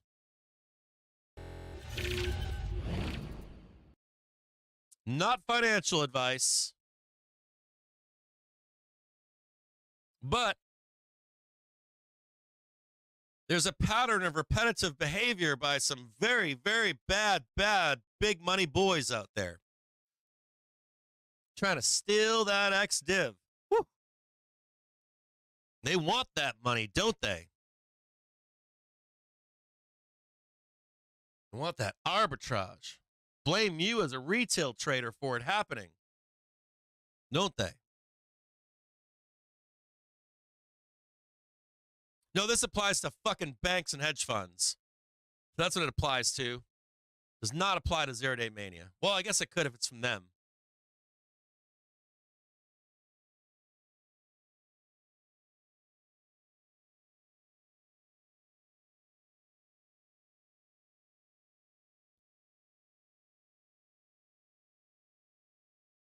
Hypothetically, you're gonna be looking for a bounce on PT1 before we get to the bell, or a bounce on PT2 right here before we ever get to the bell, and you're gonna long the, or even the bell, and we're gonna long the fuck out of tomorrow. Let's take a look at some of the trades for tomorrow.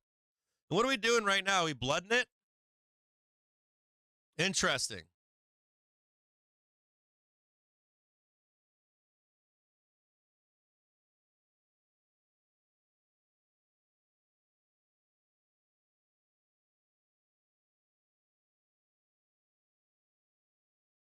Holy shit. I was trading the 15th. I thought I was trading the 13th today. So now I'm looking at March 14th. I got to get new glasses. So March 14th.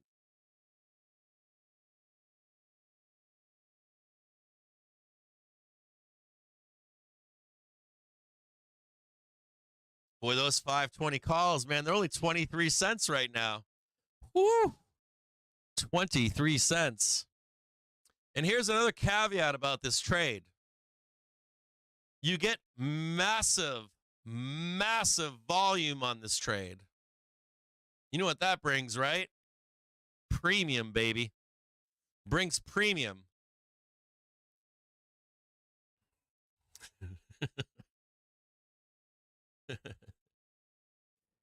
Now, I don't know if this trade's going to work. I don't know what it means. I don't know anything.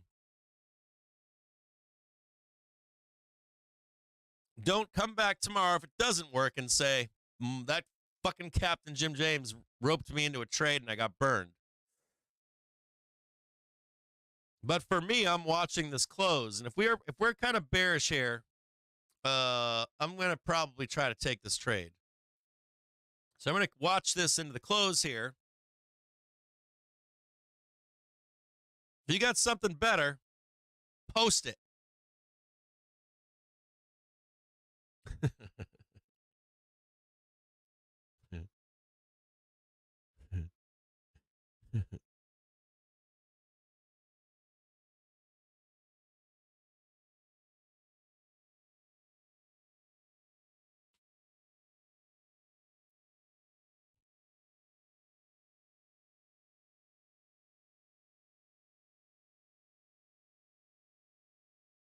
I can't look at it. I got to be honest. I can't look at anything right now.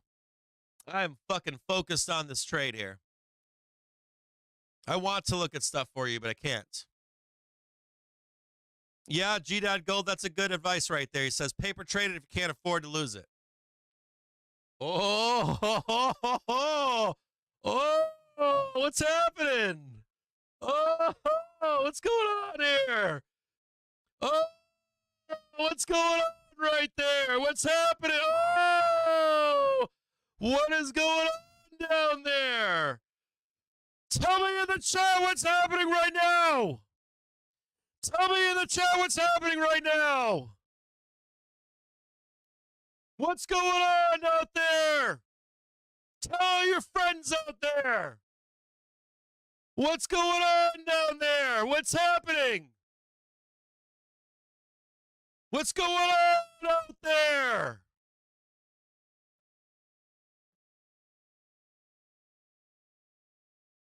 What's going on, baby? You don't have to listen to me, though. You can do whatever the fuck you want.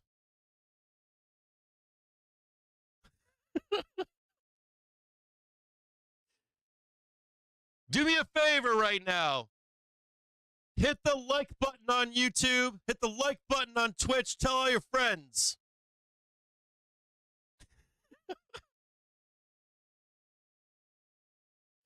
Oh, yeah, baby.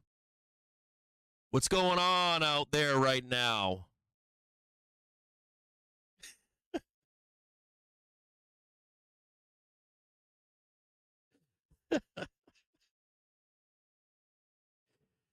Hey, somebody make a note of this so we can cut it up and make a video.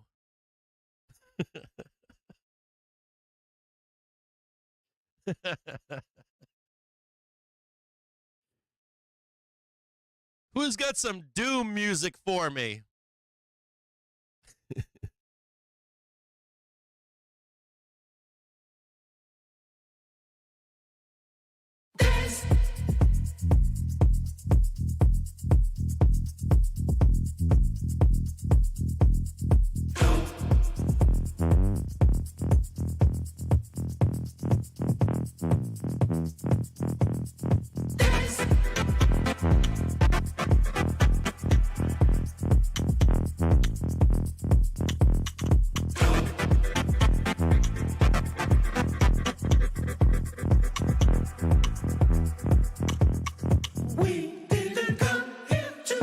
Remember, you buy this down move.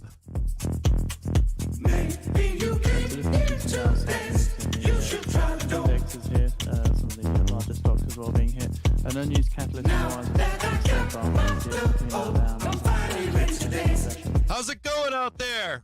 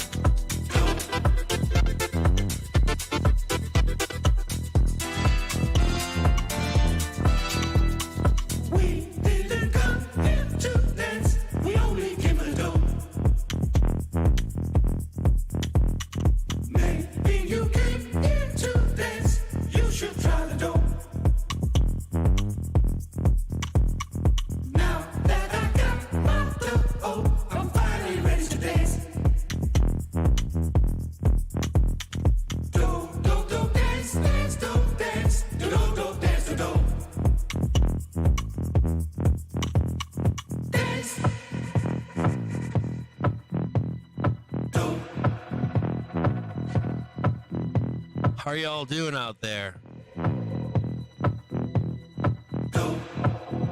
How you doing, Chase? You all right out there, Chase?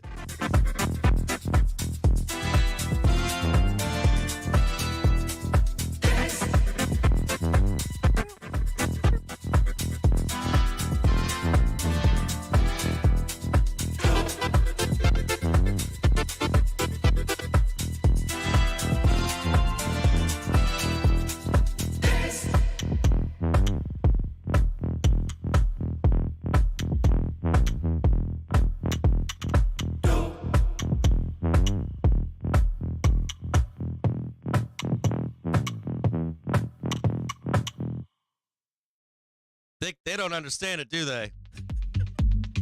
I told you to call your friends on Wall Street Bets, didn't I?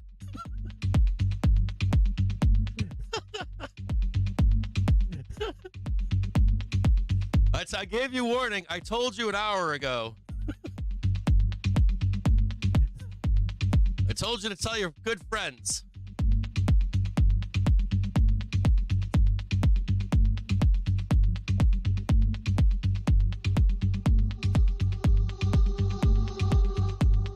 Hopefully you're long, baby, into tomorrow close with me.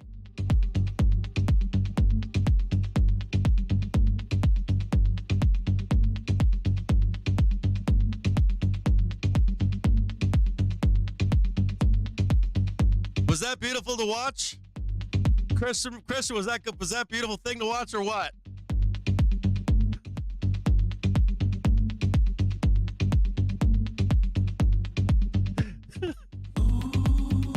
Who wants to get rich, baby?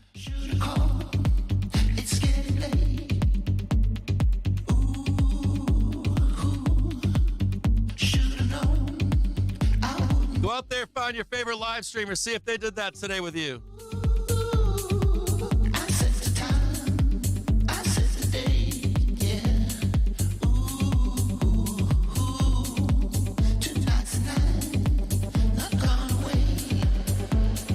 I want to ask you a question. 800% in that down move in my last put. Woo! Go on FinTwit and tell them all. Say, did your furu do that for you today?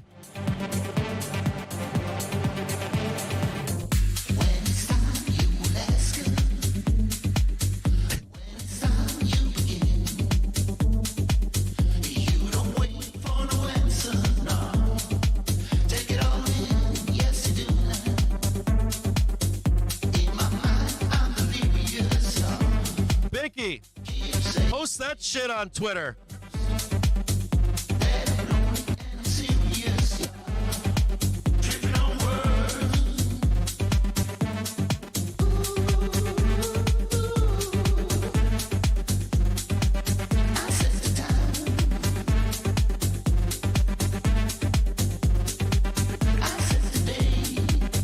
Hurry, baby.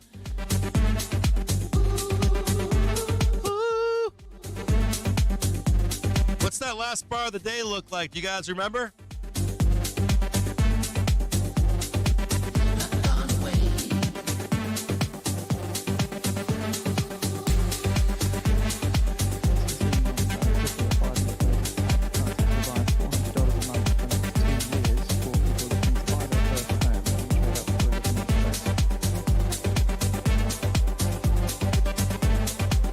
Tune in. Monday through Friday, 9:30 to close, baby.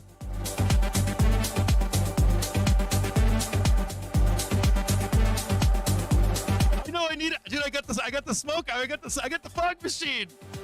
This would have been a perfect day.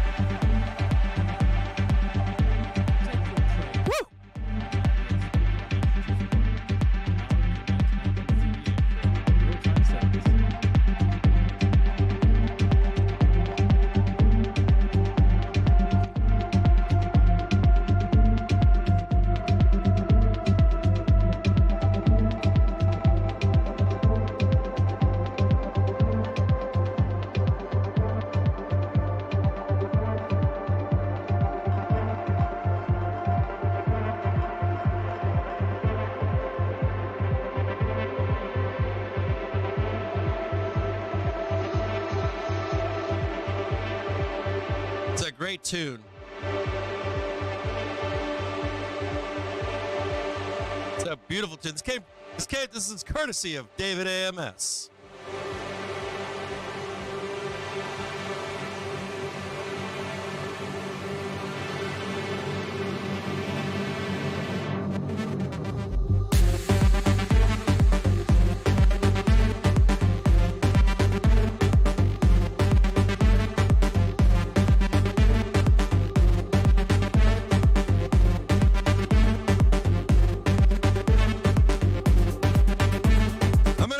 Twitter right now. I'm going to ask you guys on Twitter, how'd you like them apples? You tell me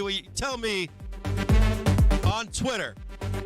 How about this? If you follow me on Twitter on this post, I'll follow you back.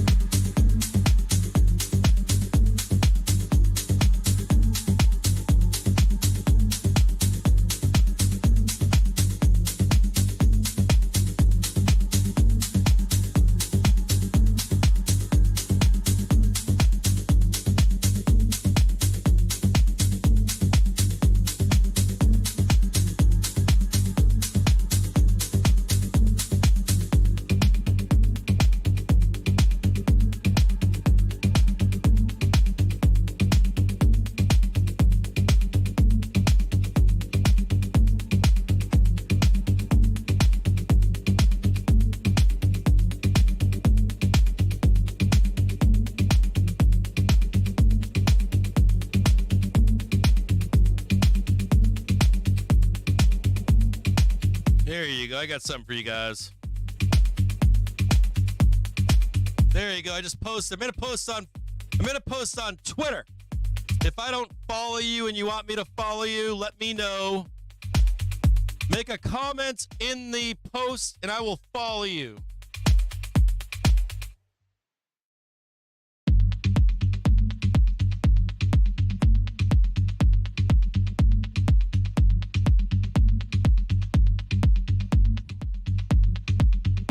I'm sitting here. You make a comment and I'll follow you.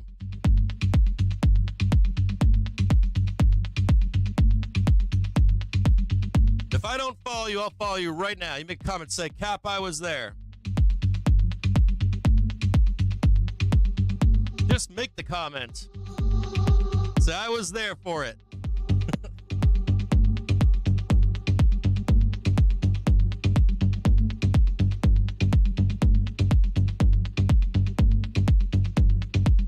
Follow at Volatility Wiz. I left his handle on the post.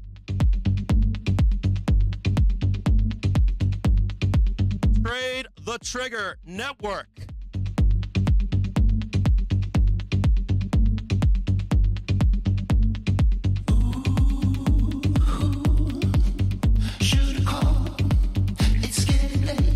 All right, turn that off this time. We can't let that shit play all day long.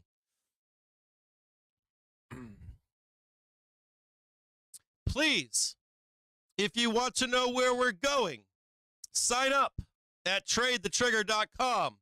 Join the community. Please, it will save your life, I guarantee it.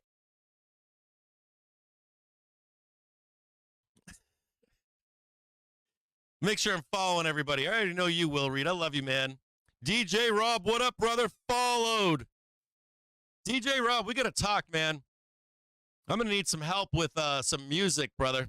Hero Call, followed, done. Matter of fact, I'm going to put you guys on alerts.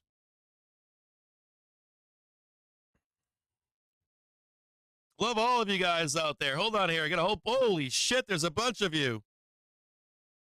Hold on, I got to go through all of this. You guys are fucking awesome. I love all of you out there right now.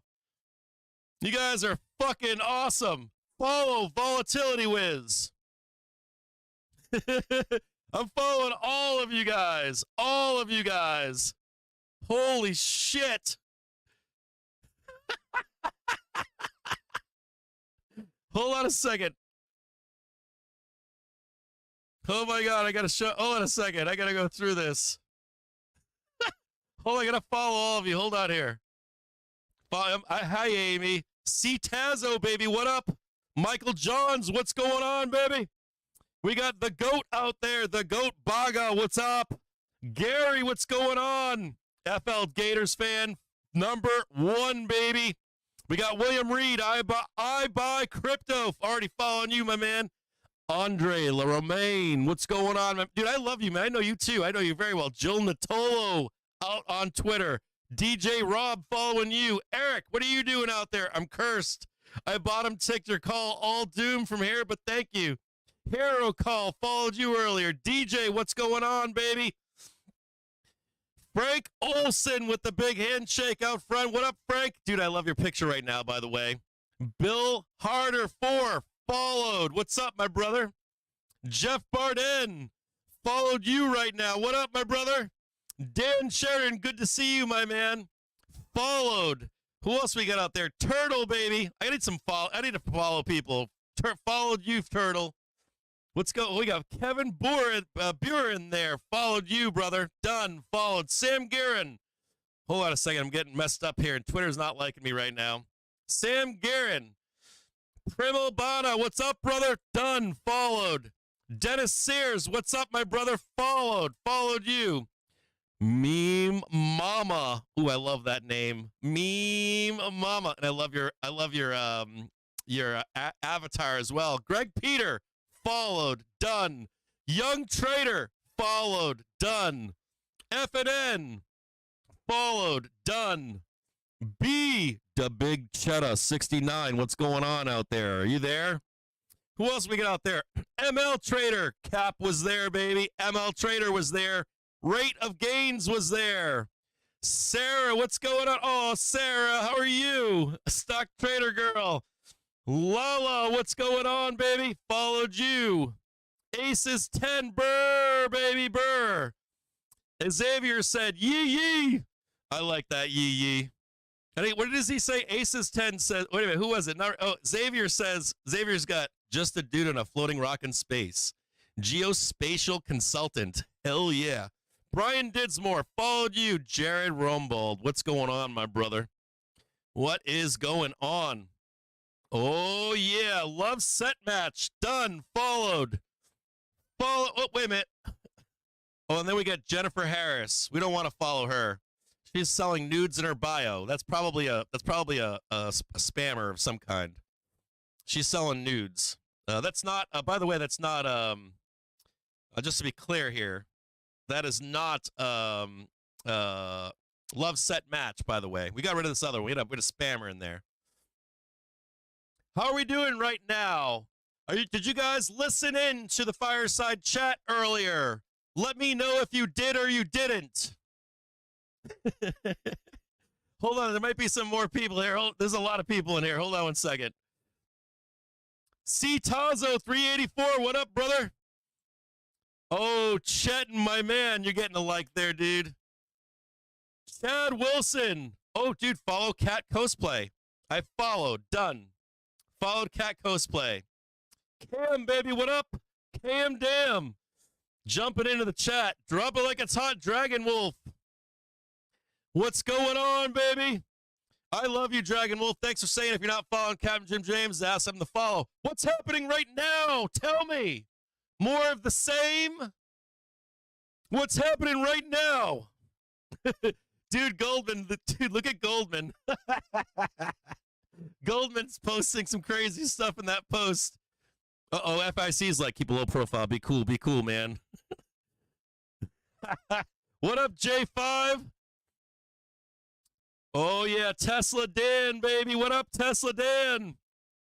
I got to make sure I get DJ. Oh, yeah, DJ. Got to make sure you're getting your clicks. Sean Hurren, what's up, brother? Make sure I see everybody out there right now. Another like right there for you. I was there in my underwear. Dude, Chum Lee followed. I was there. Woo! Ka says, dope trade. Followed. Turned $400 into $6,500. Navi, what's going on, Navi? Dude, somebody follow Navi. Go in ball 123. Navi he's following 3 people and he's followed by 2 people. Find a person in that post called Navi, N-A-V-I. He needs some follows. He needs more follows. Jade Pastor, what's going on? I see you, Jade. Douglas Helm, what's going on? Bam. Done. Antonio was there. Followed. Done. Oh, dude, you guys are crazy. It was like, Market Aurelius is out there. Found you, Market Aurelius. Elijah John, found you, followed you. Reno King, followed you. DJ, Rocket Cap. Cameron Matthews, followed you. Done. Done, dude. Followed. What do we got here? Oh, yeah, baby. Kalshi Weather Betting. What's up? Kalshi Weather Betting. What's going on? Followed. Done. Oh, yeah. Oh, yeah. Oh, yeah. There we go. How are we looking for tomorrow now? How are we looking for tomorrow now? How are y'all feeling? You got out of your calls. You bought some puts. You had PTs down below. You grabbed some calls for tomorrow. Bing, bam, boom.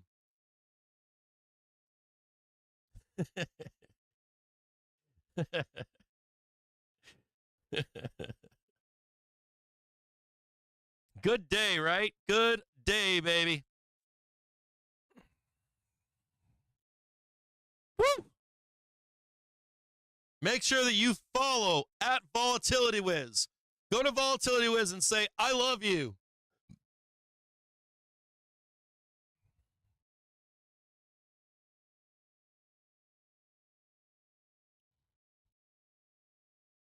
Heck yeah, that was pretty good morning or afternoon.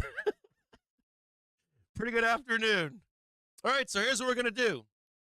Now, don't get all FOMO'd up. Don't get all crazy or nothing. There's some rules here. Rule number 1, take your money. Rule number 2, you don't double down. Rule number 3, we want to see if this follows through into tomorrow. Not right now, into tomorrow. So if you want to be like, yeah, I'm going to wait until the close to jump in. You want to be like, I'm going to try to take this trade or try to find a 10-cent trade in the bell. It's not financial advice. This stuff might not work. There's a high probability you're going to blow up your accounts. But for me, I am long tomorrow into tomorrow's bell on a possibility of this moving up for this ex-div bullshit into tomorrow, okay? So I'm staying long here, and I'm not getting rid of it. You shouldn't. You do whatever you want to do. They take your stops or some shit over here. I am long into tomorrow. We will follow this trade into 4 p.m. tomorrow. So show up, tell your friends, and if it goes against us, we made the money in the way down. So you shouldn't be all banged up, and you shouldn't lose all your money. Does that make sense?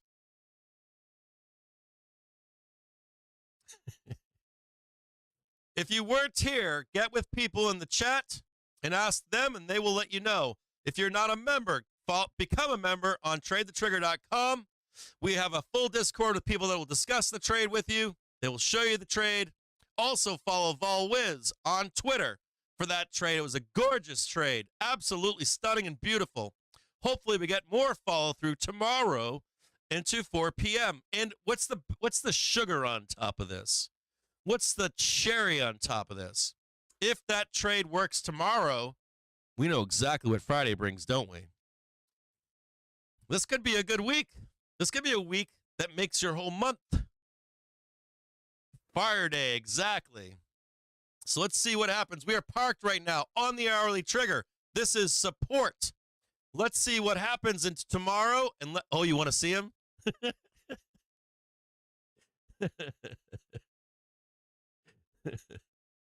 I don't know. I apologize, Outhouse. I tried, man. I tried, dude. I don't know what to say to you. I draw it all out. We talk about it. I show it to you. I don't know what else to say. I apologize. I don't know what else I could do. I don't know what else to say. I'm sorry. What I would say to you is get in the Discord. That's what I would say. Get in the Discord. Paper trade it. We talked about that too earlier. That would be the way to go. Outhouse, get in the Discord, man. Please get in the Discord. Please. If you don't, stick around. Every day we'll hang out here, and you and I will work this out day in, day out, brother. All right? All right, for the rest of you, it's 3:53. There's 7 minutes left. I will see you all tomorrow at 9. Try to be here for 9 a.m., but if you guys go if this shit starts green barring up overnight, are you going to keep me awake tonight? How about this? If this shit green bars up overnight, I will see you at like midnight. I'm going to go get some, you know what I'll do is, should I eat a gummy or should I get some bourbon? So we start shit posting all over FinTwit tonight? Make a shit show of FinTwit?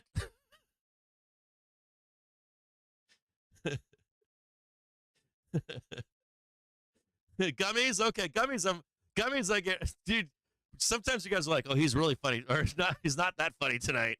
Those are the gummies. Whiskey? Oh, no. Start calling people out on the whiskey. They're like, he's just shit-faced. Leave him alone. What's happening right now? All right. I will follow up with you guys tomorrow. We're going to ride this shit out right into Friday close, right to the bitter end of OpEx. I will see you all tomorrow at 9 a.m. Don't be a square. Go kiss your girlfriends. Go kiss your boyfriends. If you're a girlfriend with a girlfriend, kiss her. If you're a boyfriend with a boyfriend, kiss him. If you're a they and you want to go kiss a they, don't do that. Do that. Whatever you want to do out there, do it. But whatever you do, make sure that you're happy. Leave all the shit that you have at the door and take the rest of the day off and kiss and love on the people that are around you. If you have nobody to love, kiss your dog or a cat. Go for a hike or a bike or a walk. Touch grass. Do whatever it is you want to do. I really, truly want all of you out there to know that I love you, and I will see you all tomorrow.